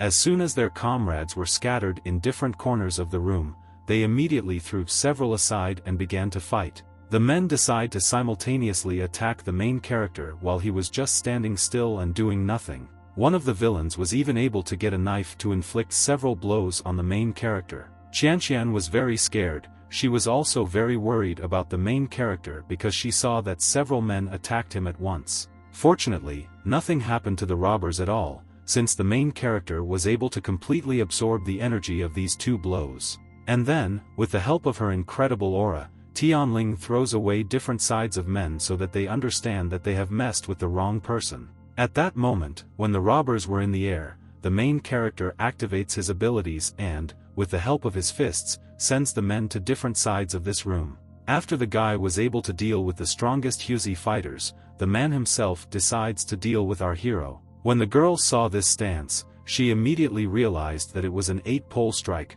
which was based on Taiji, a particularly strong martial art. The man, hearing this, looked at the girl and said that she knew a lot of things. And immediately after this, Yussi activates his abilities and orders the main character to go to the next world. At that moment when the man approached the guy, he simply stood still and looked at the floor. At the very last moment, Tianling raises her head and looks sharply at this man. And then, he was able to easily deflect this attack with just 2 fingers of his hand. The girls were in incredible shock when they saw this. They could not believe that such a strong attack could be prevented with 2 fingers. Also, from such a blow, the man's shirt was torn, namely the sleeve on the arm where he tried to attack the main character. The security guard was incredibly shocked and she realized that the main character was able to deal with dozens of people in less than a minute. And Chanan was delighted with the main character, as she saw that his skills had become even better. At this moment, Tianling hears Yussi acknowledge his strength,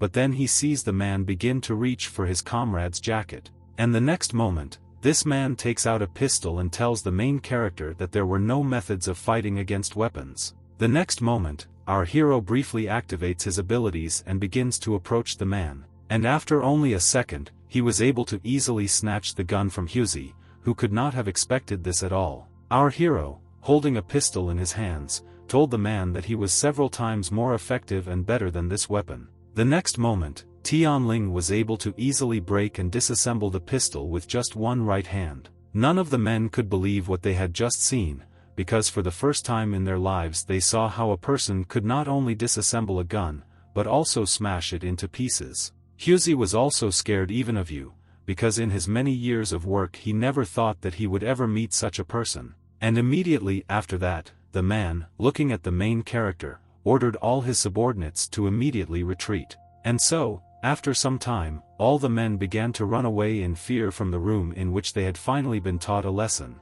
At the same time, Tianling asks Tinting to go and get him a stripe from each of these people. At the same time, the guards were discussing the main character.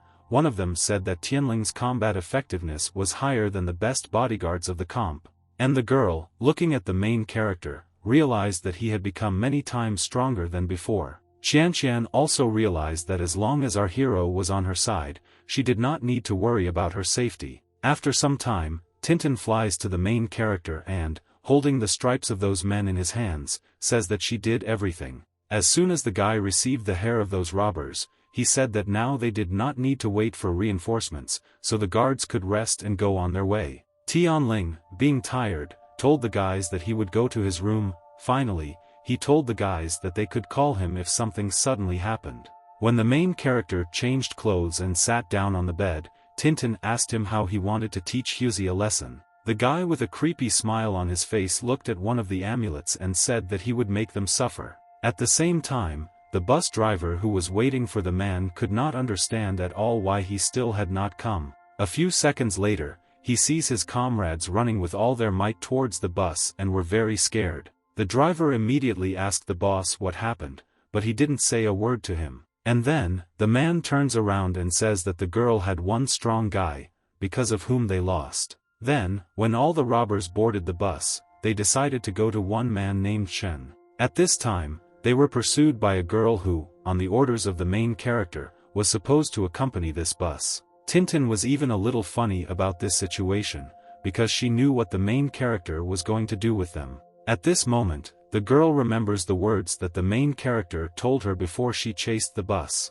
The girl remembered how the guy told her that when the curse was used, it would work even if the target ran 1,000 miles away. She also remembered that the guy said that this amulet belonged to this type of curse. At this moment, the girl catches up with the bus and looks out the windows to find out if the curse has worked. When the girl looked out the bus window, she saw how the outline of these men began to glow yellow. At the same time, absolutely everyone on the bus became very hot and unbearably warm. Tintin realized that this was the beginning of the protagonist's curse. Even Yussi himself was very angry because he was hot. He hit the driver's seat and asked the driver when they would arrive. The man was concerned about what was happening on board. He said that very soon they would arrive at their destination. A few hours later, they finally arrive in the city, and then go to the hospital to see their doctor friend. As soon as the robbers arrived at the underground clinic, they crowded into the doctor's office. Yussi, being wet, looked at the doctor and told him to quickly come here. The doctor looked at the man and asked him what happened. Yussi told his friend that they were beaten by one strong guy. He also said that they were not particularly injured, but they were all very hot. The doctor, hearing this, immediately took the man's hand and put it to his pulse. The old man looked at the guys strangely and said that they all had a very high fever, and then he offered to give them antipyretic pills. The robbers looked at the doctor and said that they were all very hot and too warm, and one of them asked the doctor what happened to them.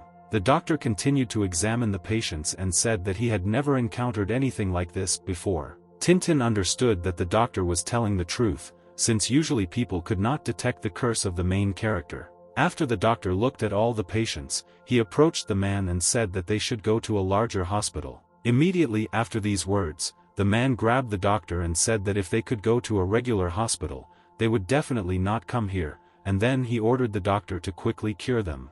After these words, the doctor stepped aside to find drugs, but he did not know at all how he needed to treat a disease that he had not yet encountered. And then, the man accidentally looked at Yussi and saw how he, in the incredible heat, began to get very angry and tear his clothes. But when the doctor looked at the men again more closely, he saw an inscription appear on their bodies, namely regret. Immediately after this, the man falls to his feet and begins to scream. And after him, absolutely all his subordinates, together with the man, begin to say that he was mistaken and that they made very big mistakes. The girl, watching this from the side, immediately realized that the protagonist's curse was very strong. And in the next moment, the girl takes out a special bead that the main character gave her. And then, with the help of this bead, the girl binds all the men who were under the spell of the main character. And after some time, with the help of this bead, she takes all the men out of the hospital and begins to lead them somewhere. After some time, the girl leads all the bandits to the nearest police station. The police were incredibly shocked and they saw that Yussi himself and his people came to them. And then, they were even more shocked and they saw that the man himself began to rush into their arms and confess to all his vile deeds. Also, all the other bandits began to admit what they did and where they were very wrong. The next day, after our hero and the others spent the night in this city, they went back home. The guards discussed yesterday's incident and said that the man, together with his subordinates, surrendered to the police. None of them could believe what happened yesterday, and Tintin knew that all this was thanks to the incredible abilities of the protagonist. At this moment, Qianqian looked at the main character and thanked him for his help. She also said that she would pay him his share a little later. And then, the girl asked the guy what he was going to do after he left work. Tianling laughed and said that he had not thought about it yet. After these words, the girl asks the main character to tell her about his future plans, so that she can support and help him at any time. The guy agreed with the girl's words and said that after this she would no longer be his boss. And then, extending his hand to the girl, the main character asks her to start all over again. And immediately after this, our hero again says his name. Qianqian realized that after this moment she could be both his friend and his girlfriend. And therefore, the girl decides to meet the main character again. After the guys met for the second time, Tianling said that he needed to buy a car, so he asked the girl to accompany him. The next day, the guy was already standing at the car dealership, but he never saw the girl's girlfriend. The secretary saw that the main character had been standing here for half a day. They did not understand whether he was going to enter this room or not. One of them said that the guy could have dreamed of buying a car, because from his appearance they did not understand that he was no more than 30, which meant that he had recently graduated from university. That is why one of the girls approached our hero, and after greeting him, she asked whether he was going to enter the car dealership. Suddenly, a voice is heard from the side saying that the main character will now enter the room. When the guy raised his head, in front of him he saw Qianqian, who asked the guy who said that they would not enter. When the guys entered the car dealership, the girl immediately asked the main character or whether he had been waiting for her for a long time. The guy asked that he had just arrived.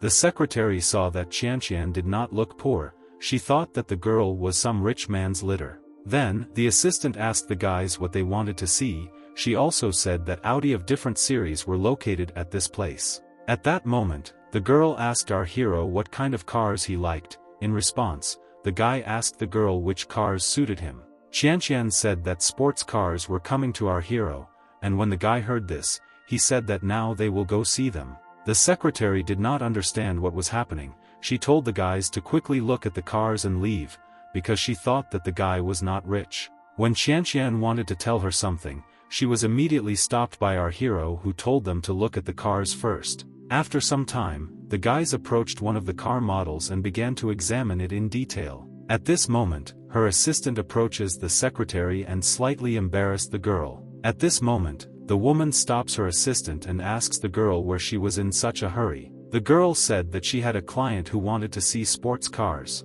When the woman heard this, her eyes immediately shone with money, because she liked clients who only looked at expensive cars. Taking the folder from her colleague, the girl said that she was still young and inexperienced, because it would be bad if the client could not purchase a car. Despite this, the girl approaches the guys and asks them their opinion about this car. When the guys looked at this girl, they saw that kindness emanated from her, so they decided to trust her. Qianqian politely answered the girl, saying that they wanted to see sports cars. As soon as the girl heard this, she asked the guys to follow her with a bold smile on her face. After some time, the guys go up to another floor where there were more serious car models. Also, at that moment they looked to the side and saw how the secretary was sucking up to the rich guy so that he would buy a car. Don't pay much attention to the secretary and the man. The guys go to look at the car parked nearby. The girl looked at the main character with disgust and did not understand what he had forgotten here. At that moment, she approached her friend and asked the girl why she brought the guys here. She openly began to say that the guy and the girl could not afford anything here. She also asked her to take the guys to another place. At this moment, that rich uncle tells the girl not to be so rude to the guys. This man also said that young people should be given a chance so that their father can see the world. As soon as the girl heard this, she immediately ran up to the man and said that he was very kind. She also apologized to him for her actions. At the same moment, a voice was heard from the red car in which the man was sitting, and then, a very beautiful woman comes out of her and tells the man to be a little more restrained. After all, as soon as she looked at the main character, she said that Tianling was her former classmate from university. Tianling immediately recognized the girl and said that it was an incredible coincidence that they met right here. At this moment, the girl asked the main character whether he was dating Qianqian. The girl looked at her and said that they were just best friends. Immediately after this, the girl hugged her husband and said that he was the owner of 2 cosmetic companies. The man said that it was too early for the main character to buy transport, because he thought that the guy had just graduated from the university. Tianling, hearing the man's words, he frowned and simply started looking at him. At this moment, the girl hugged the man and said that our hero was not the last person in one jewelry company. She also said that in 10 years Tianling will be able to reach his level. Immediately after this, the man looked at the main character and asked what jewelry store he worked in, and the guy said that he worked in Jiufeng for a while. When the man heard what company the main character worked for, he was very surprised because this company has been quite famous lately. And after he heard that the guy had recently quit there, he asked the main character whether he was not good enough. Tianling simply ignored the man's words, because he was already very tired of him. And immediately after this, the main character turns around and decides to leave and continue to look at the cars. The man was very angry with the guy when he dared to ignore him. At this moment, a secretary approaches him and invites him to return to choosing his future car. The man, remembering this, immediately wanted to show the main character the difference between them. And therefore, he believed in himself and asked the girl to show him the most expensive car in this car dealership. Immediately after this, the girl turned around and showed the man a new car model that cost about 3 million yuan. When the man heard this figure, the cigarette fell out of his hands, because he did not expect that this car would be so expensive. So that others don't think he's poor, the man decides to say that he didn't like the color of the car, so he asked the girl to show him something else. Immediately after this, the girl's happy smile disappears and she says that she will show the man a car worth more than 1 million. Suddenly, the main character approaches that expensive car and shouts to the entire salon that he wants this car. The guy also told the girl to help him with the registration of this car. The man, seeing this, was immediately very surprised, because he did not expect that some student would have more money than him. After her loud words, the secretary approached the guy and asked him whether he was confident in his purchase. Tianling said yes. Immediately after this, the guy takes out his wallet and, taking out his card, says that he wanted to pay the entire amount right here. The girl was stunned by this, because in her entire career it was the first time she had met such a rich man. But despite this, the girl agrees and asks the main character to follow her to complete all the paperwork. At this moment, the man was ready to fall through the ground, since he did not at all expect that he could lose this financial war. Another secretary realizes that her assistant's bonus will be the same as her annual base salary. At this moment, the man's wife turns around with anger on her face and begins to look at him. And then, she says that even Tianling was able to pay the entire cost at once, and then she asked the man if he definitely had enough money. Immediately after the girl finished her words, the man suddenly turns around and hits her in the face. At this moment, a showdown began in the car dealership, in which even the assistant was caught. After a couple of days, the main character goes out into the courtyard of his house and, taking the keys, he looks at his car. Standing in front of her, the main character opens the car and says that he needs to get used to it. After some time, Tianling, already on the highway, hides the roof of his car and begins to pick up speed. The main character's trip was very quiet and calm. He was driving along the highway and enjoying the light breeze. But at one point, the guy looked in the rearview mirror and saw a blue car approaching at high speed. At this time, in a blue car, a guy with glasses was driving at high speed and listening to his favorite music. And then, he boldly overtakes the main character who was calmly moving in his lane. Tianling realized that this guy loved, and also loved to exceed very much. At this moment, this guy drives up to the other drivers and, lowering the window, he calls them snails and asks them not to block the road. And immediately after these words, the guy presses the gas and begins to overtake everyone. The drivers were not happy with the guy's driving, they all started swearing and telling him not to drive too fast. Tianling heard this, so he decides to teach this guy a little lesson so that he will forever remember that he needs to drive normally. After a few seconds, our hero decides to catch up with this guy in his very fast car. As soon as the guy closed the distance, he took a coin out of his pocket and put it in his hand. And then, using their abilities, the main character gave this coin impulse and strength. And as soon as everything was ready, the guy, without thinking twice, launches this coin directly into the blue car. This coin could easily break through the rear window of a car. She was also able to punch through the seat and hit this guy right in the back. Because of this, the driver of the fishing line began to lose control because at that moment he was distracted by severe back pain. And when the man touched his back, he raised his hand and saw that there was blood on it. Immediately after this, the guy slows down and presses against the far right lane so that it doesn't hurt him so much. And then, the main character sees how this guy turns the other way and begins to gradually leave.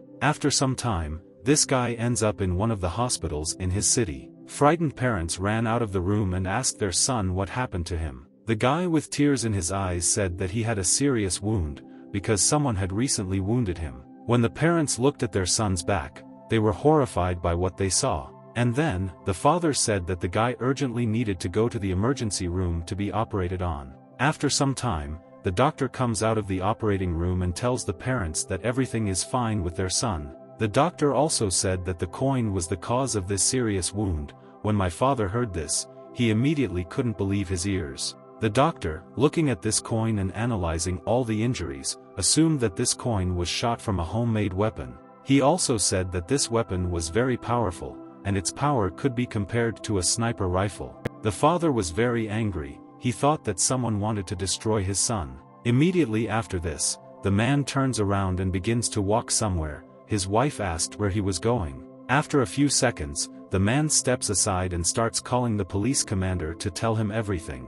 After some time, the police arrive at the crime scene and begin to inspect the car, and the commander at this moment listens to the man's story. Finally, the women ask the commander to thoroughly investigate this crime, because if they don't do this, they will regret it very much. At this moment, one of the officers calls the captain and asks him to come to the car because they found something very interesting there. When the captain approached the driver's seat, he saw a huge hole there. The man could not believe that this could be done with an ordinary coin. And when he looked at the broken rear window, he realized that the shooter was also in the car. And that is why the man asked the officer to prepare CCTV footage. After some time, they arrive at the police station where investigators have already dug up video camera recordings and now the police are starting to watch it. The police saw a blue car driving at very high speed. Officer Mi said that the man's son could be cited for speeding, so she asked him to visit the police station after the hospital. At this moment, the captain asks the girl to stop recording,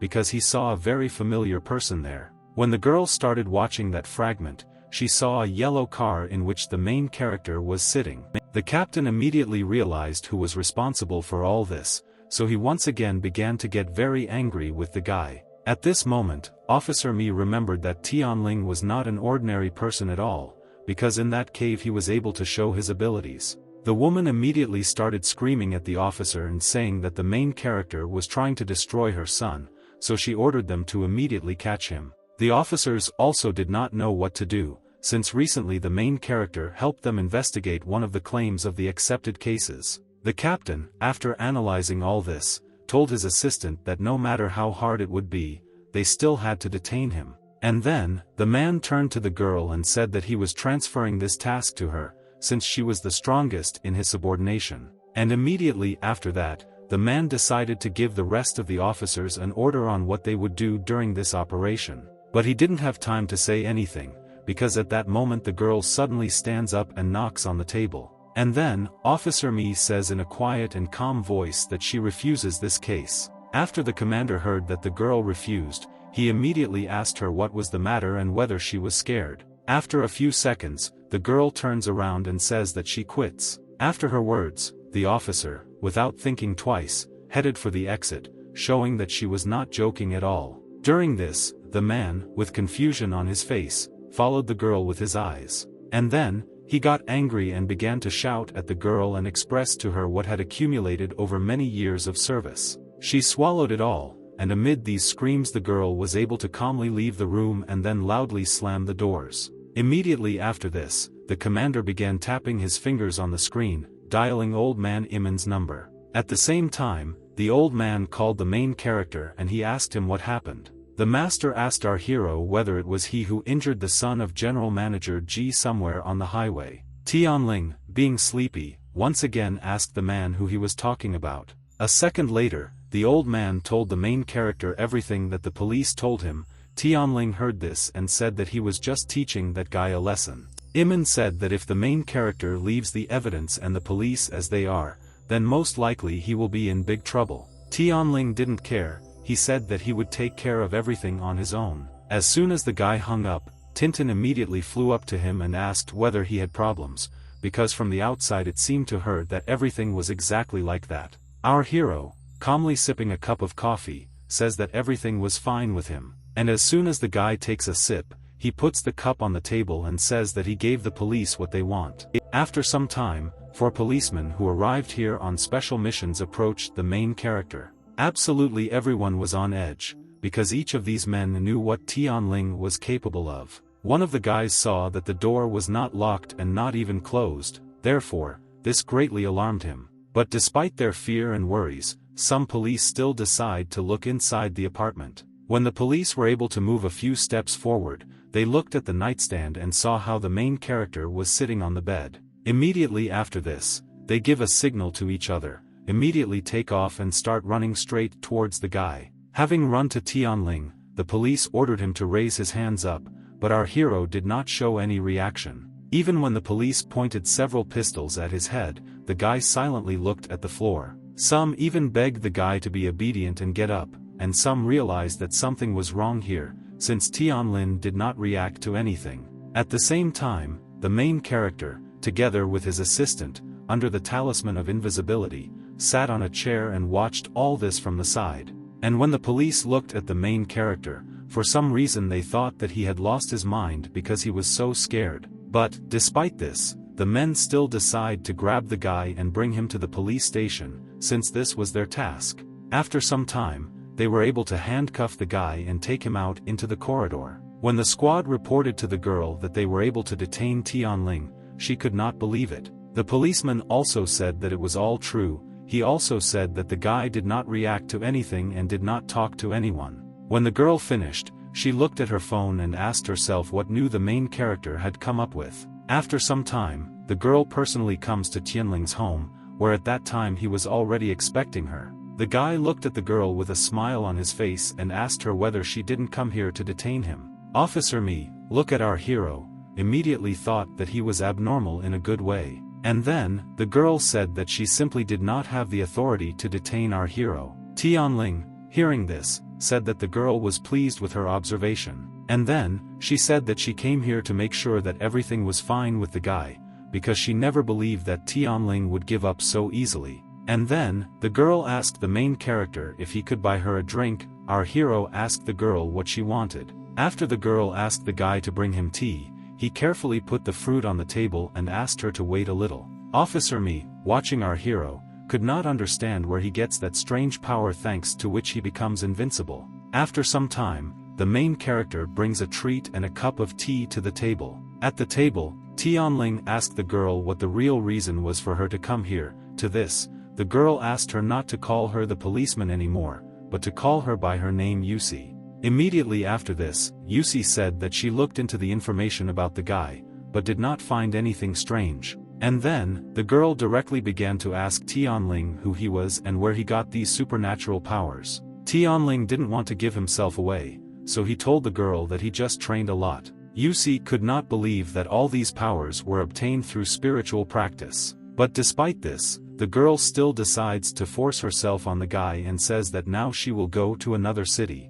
But before that, she said that in the evening we would say goodbye to our colleagues, and later she would leave the city. At that moment when the main character looked at the girl, he saw something that scared him very much. Taking a closer look at her forehead, Tianling saw a yellow mark that meant a bloody disaster. After some time, the girl still leaves, and all that remains for our hero is to follow her with his eyes. The guy understood that she was really very unlucky, because a bloody disaster cannot simply be ignored. After some time, Yussi finds himself in one of the restaurants in his hometown. There, the main character, under the effect of invisibility, watched as she celebrated her departure from the police. A few hours later, Yussi was very drunk, as she had not been able to drink that much before. At this moment, when the girl was joking with her friend, an unknown man comes into their room. At the entrance, he hides his face with his hand and begins to pretend to be drunk so that others will think that he is one of their own. An unknown man hesitantly approaches one of the empty chairs and begins to sit in it.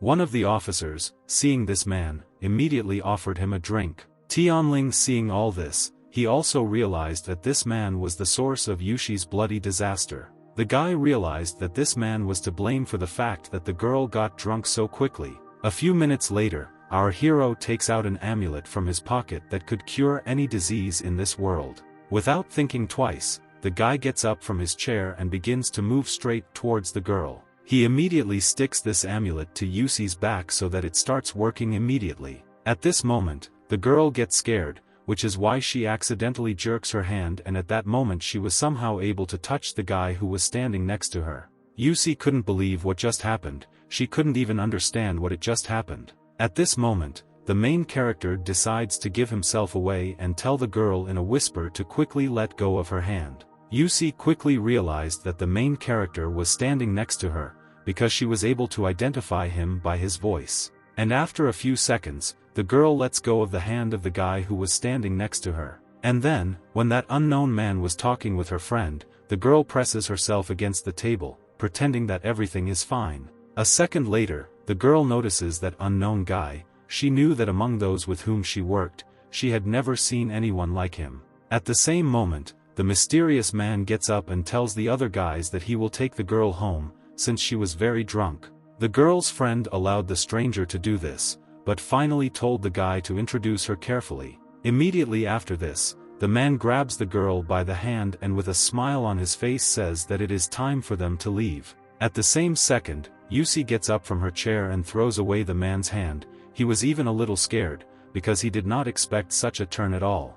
And then, the girl started screaming at her comrades and said that because of them she almost got into big trouble. After these words, Yussi looked into the man's eyes and ordered him to confess who he was. The drunken guys stood up at the table and looked at the man and immediately realized that it was a stranger, therefore, they began to apologize and say that they had not noticed this earlier. The man, gradually taking the gun out of his pocket, says that the girl was very attentive, and then, he asked the others whether they did not take weapons with them. After these words, the unknown takes out a pistol behind a silencer in order to quietly and silently destroy his target. Absolutely everyone was incredibly shocked, and the girl understood that if the man had been further away, she could have tried to dodge, but now this is impossible. Also, it was at this second that the girl wanted more than anything in her life for Tianlin to appear again out of nowhere and save her life. At the same time, the man took aim and told the girl that it was her own fault for targeting the wrong people.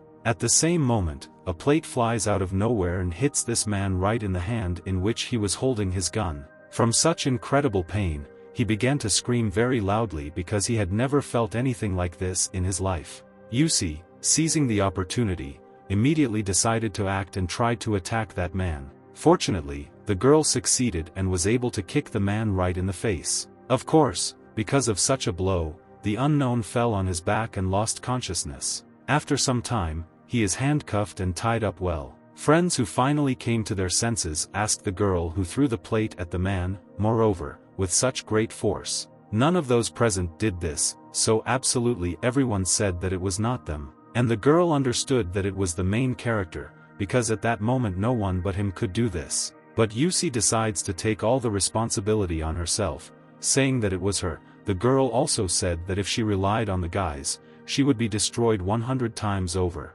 Immediately after this, the girl told the other guys that she would go to the restroom, and she also asked the guys to take the guy to the department. As soon as the men agreed, the girl in a whisper asked the main character to go with her. A few minutes later, Yussi comes to the door to the restroom. And then, she turns around and asks the main character to show himself. Immediately after her words, the guy appears out of nowhere. Yussi was at a loss. She asked Tianling why he was here. The main character said that earlier he noticed that she was in danger, and that's why he came to save her. Immediately after this, the girl thanked the guy for saving her again. Tianling asked her to be more careful next time. And then, the guy starts to leave saying that he has everything figured out here. Yussi finally thanked the main character. Also, the girl, seeing the guy off, wondered who he really was. After some time, a dark and deep night sets in. Already at home, the main character drew new amulets for his further plan. At this time, Tintin flew up to him and asked the guy what he was doing and what these amulets were for. Tianling said that in his current state, he could not maintain his copy for a long time, so he created an amulet so that his copy could live longer.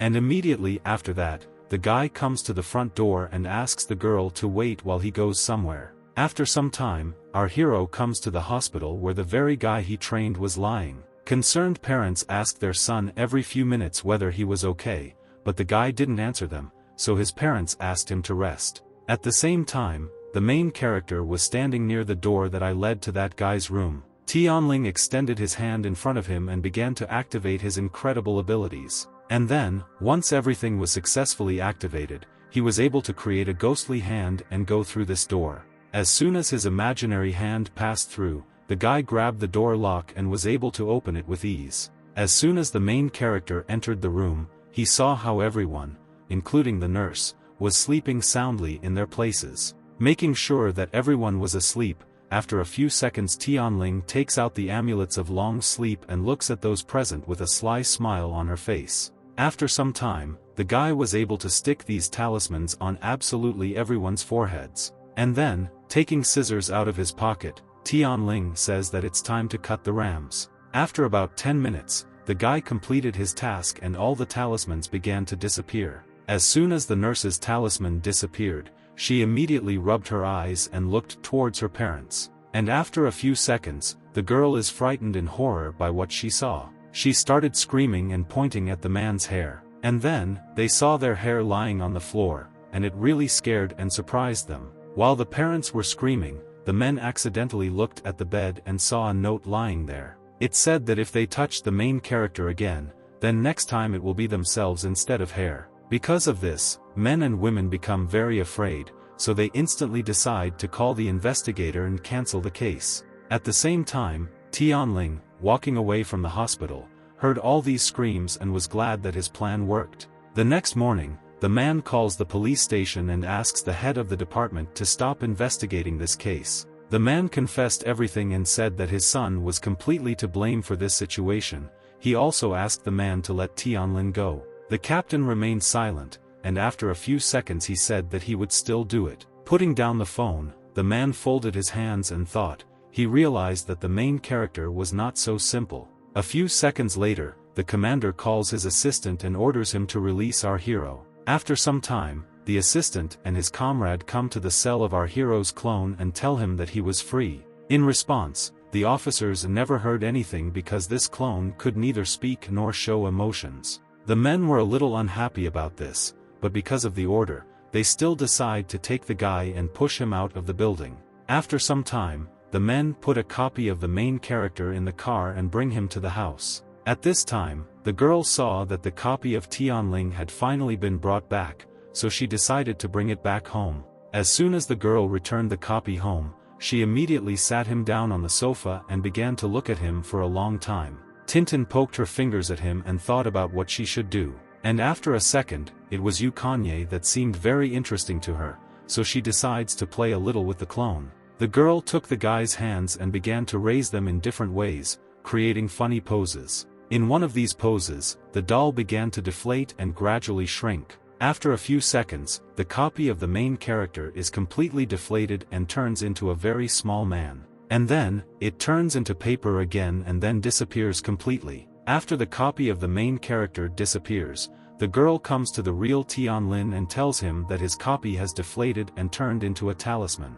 Tianlin didn't care much about this. He said that he was a little busy, so he asked the girl to go somewhere to play. At the same time, the main character began cultivation and breakthrough to a new level. The guy activated all his abilities and after a few seconds he began the cultivation stage. But unfortunately, nothing works out for him because he has not been able to break through for a long time. Immediately after this, the guy remembers one thing and so he takes out his phone and picks it up. As it turned out, our hero decides to write to the fairy so that she can help him in some way. After some time, the main character unexpectedly appears again in the world where the fairy lived. The man, who has been very bored all this time, finally notices the main character, whom he can again try to destroy. And that's why, without missing out on this opportunity, he happily takes his axe and begins to attack Tianling again. Enough is enough. This time the guy didn't want to fight, so he tried his best to ask the man to calm down.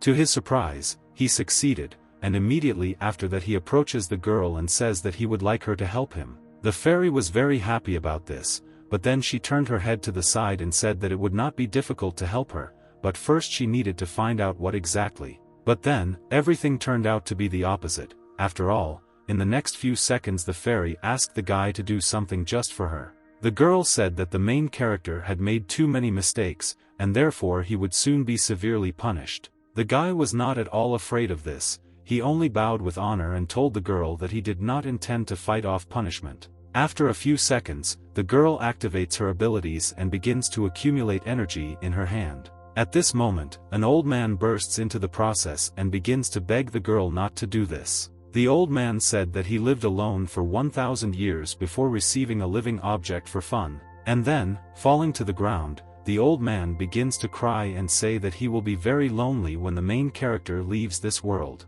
Immediately after these words, the girl removed her magic and said that she would spare the guy, Tianling, in response to such kindness, bowed and thanked the girl. And then, the fairy asked to remember her teaching. The girl said that you can avoid execution, but you cannot escape from a life of sin. Immediately after these strange words, the girl again asked the main character to tell her about his problem. The guy said that he practices one style, but all this time he could not interrupt the stage of introducing chi, so he asked the girl for advice. The fairy looked at the guy and smiled, saying that he did the right thing when he turned to her. Immediately after this, the girl explained that the main character's style is the main technique for cultivating the world of immortals. Immediately after this story, Tianling asked the fairy how exactly he could break through and move on to a new stage of foundation. The girl looked deep into space and said that the main character had nothing to worry about. Further, she said that the guy at this moment only needs to accumulate experience in ordinary life. To be more precise, the main character will have to understand his path to the Tao. The fairy also said that cultivation is a practice of the mind, and that is why the main character needs to improve his mental abilities. Therefore, the girl told a story about a man named Dongbin who came to the entrance exam more than 20 times, but could not pass it. The girl said that he never gave up, and a little later he became a student of Han Zhongli, who forced him to go through many tests. As a result, the girl said that the key to our hero's breakthrough was training and sharpening his mind. While the guy was trying to think it over, someone suddenly called him on the phone. The fairy looked at this strange device and asked our hero what it was. The guy told the girl that it was a mobile phone. The fairy looked at it and said that it was the first time in her life that she had seen something like that. According to her story, the main character realized that WeChat was displayed on the fairy's account as her thoughts. Immediately after this, the guy looks at the girl and says that he suddenly had some things to do, so he promised that he would return here a little later. Immediately after this conversation, the main character went to the park to think about the girl's words. The main character did not understand at all how he could understand his own path of Tao, and at this moment, several guys run past the main character, who at that moment were very late for class. Running past our hero, the guys said that they could not be late, since their teacher was the strictest in their school. Tianling heard what those guys said, and after analyzing all this, our hero immediately comes up with an idea. After some time, the guy comes to the Talent Development Institute. There, the main character carefully stood near the entrance and thought whether he should go further. Being all nervous, the guy goes to the reception desk and there the girl asks him to fill out a form. At the same time, our hero notices another guy approaching him, a guy who, like him, takes a form to fill it out. Without thinking twice, Tianling and the unknown guy stand and fill out the paper that the girl just gave them. After some more time, the man simultaneously finishes signing and filling out all the papers and notifies the girl. Without hesitation, the girl took the guy's profiles and began to look at them in turns. Unfortunately, she didn't really like the main character's profile, because as soon as the girl read that guy's profile, she began to praise him and say that he was capable. The girl also said that since the man graduated from one of the best universities in the city, he would be a very desirable employee here. Immediately after this, the girl says that soon she will give the man another test to check his real abilities. Tianling tried to talk to the woman, and she turned to the guy and asked him if he still wanted to continue. After some time, the main character and that unknown guy were sitting in the office at their desks, on which each of them had their own paper with the task. Tianlin was a little surprised that there were a lot of tasks on his sheet, and when the guy looked at his neighbor, he saw how he was writing very quickly, so our hero realized that he was dealing with a very smart guy. And that's why the main character decides to take this seriously, because he had to pass this test. Tianling also knew that cultivation helped not only physically. After all, his mental abilities and memory are also much better than those of ordinary people. Also, before coming here, our hero was able to reread many books that would help him in his education. After some time, Tianling approaches the same woman and putting his piece of paper on her table, he said that he had finished his work. The girl with a sly smile on her face asked our hero whether it was not too difficult for him, because all the questions were on higher mathematics. After completing the test, a man with glasses approaches Tianling and says that if they hire only one person, then that person will be him. And then, looking at the main character with a sly grin, the man tells him to work harder and try harder next time. Immediately after this, the guy, leaning his elbows on the table, asked the girl where he should go to sign documents about applying for a job. The next moment the guy sees how the girl begins to look at the sheets of paper strangely, and this is what begins to scare him. A few minutes later, the man, with a trembling voice, asks the girl if something was wrong. Immediately after this, he grabs the sheets of paper and looks at the huge difference in scores between him and the main character. While the guy was in despair, our hero says that he will borrow the man's words. The next second, Tianling tells the man to work harder and try harder next time. After some time, all the teachers knew that the school had hired a very good mathematics teacher. The guys thought that our hero would be 100% given the Olympiad class, since he was one of the few who could pass the test with the highest score. And then, they started arguing about who the main character would work instead of. While the teacher was arguing, another colleague approached them and managed to stop their communication with his cough.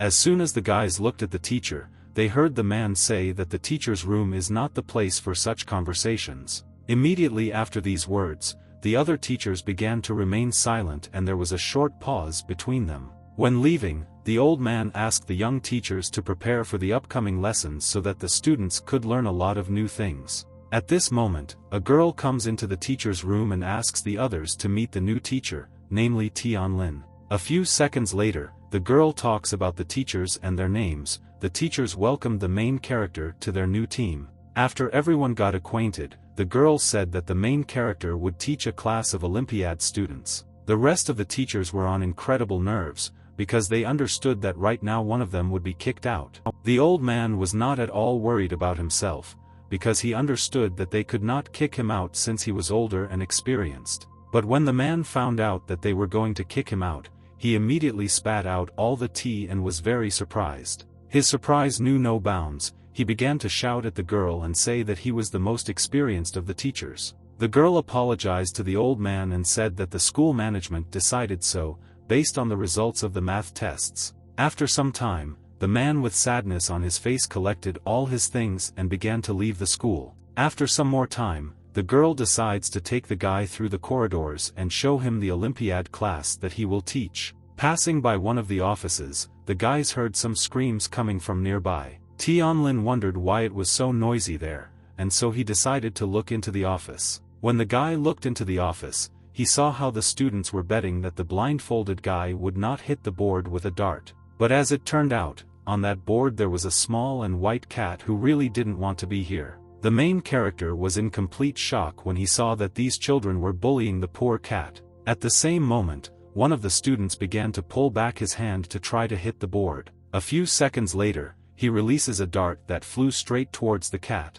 At this moment, our hero could not tolerate it, so he used his aura to order the others to stop it. And immediately after that, the dart began to spin at incredible speed. And after a few seconds, this dart flies right between the legs of one of the students who initiated this idea. The guy who threw the dart immediately took off his blindfold and asked the guys who was screaming there, because he was very scared. At this moment, the main character approaches the schoolchildren and says with an intimidating look that they lacked education. One of the guys approached our hero and asked him who he was and what he wanted. At the same time, the girl, removing the cat from the board, asked the students not to play such games, because they shocked the guy. At this moment, Tianling remembers that he is a teacher, and even if these students were some kind of gangsters, he had to patiently guide them on the right path. Immediately after this, the girl approaches the main character and says that they need to hurry to another class. As soon as our hero leaves, the guy asks his comrade how Tianling was able to place them. The boy also could not understand this, since even the director himself did not touch them.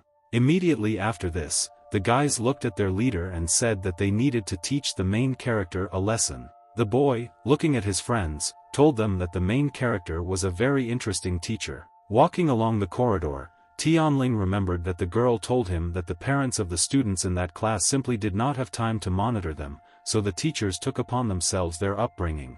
After remembering these words, the guy sighs heavily and says that it was disappointing. Immediately after this, he enters an organized class that was sitting quietly and waiting for the teacher. Tianling was glad that these students were normal, because they were worthy of his efforts. A few seconds later, the guy greets the students and says that he was their new teacher. Tianling, writing his name on the board, said that from today he will try to make sure that all the guys get the best places at the Olympiads. As soon as the students heard this, they all began to rejoice very much and greet the main character, saying that he was the best. But at the same time, all the guys heard how someone was able to knock down the door with their feet. The students were very frightened and they heard such a sharp and loud sound. And the main character just looked at the door to see who could disturb him. As soon as the guy looked at the door, he saw there the very students who had previously made him very angry. Tianling not long at home, I asked the guys what they forgot here and why they came here. Their head said that the new teacher of the Mathematics Olympiad preparation class was very good at his subject, so they all came together to listen to him. At this moment, Tianling remembers the girl's words about raising these children, so he decides to turn a blind eye to their antics. As a result, our hero allows the guys to stay here, provided that they do not interfere with the lesson.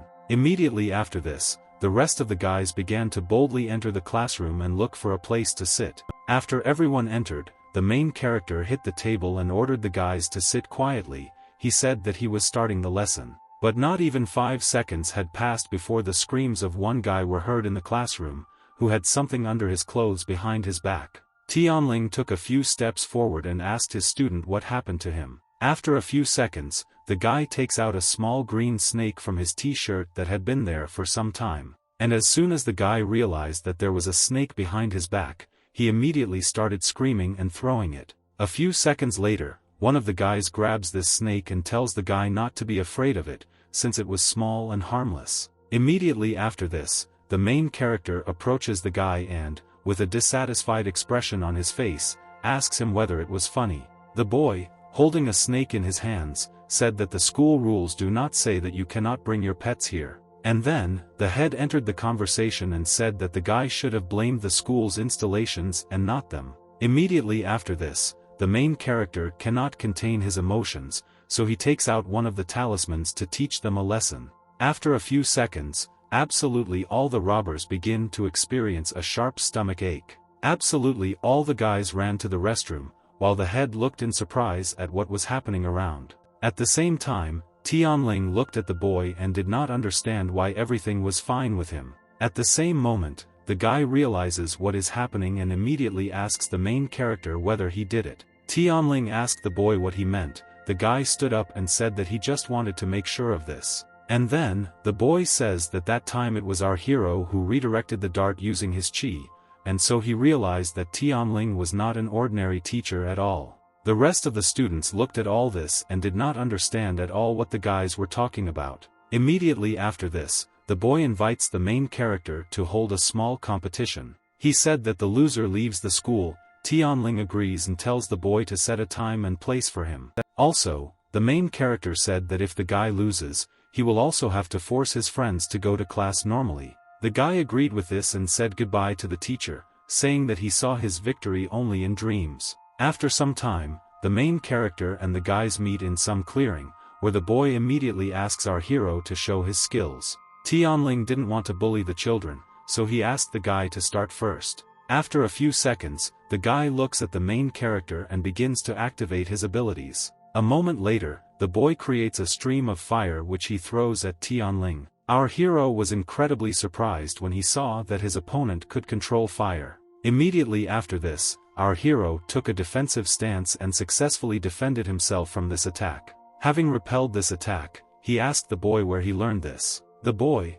without answering the guy's question, immediately realized that he was fighting against the one who used the wind. And that is why he thought that he could easily defeat Tianling, and therefore immediately attacked him. After a few seconds, the guy surrounds the main character, trapping him in a ring of fire. Immediately after this, the boy finds himself in the back of a guy who at that moment could not do anything. But, so the guy thought, because at the very last moment Tianling was able to turn around and give a small slap to his opponent.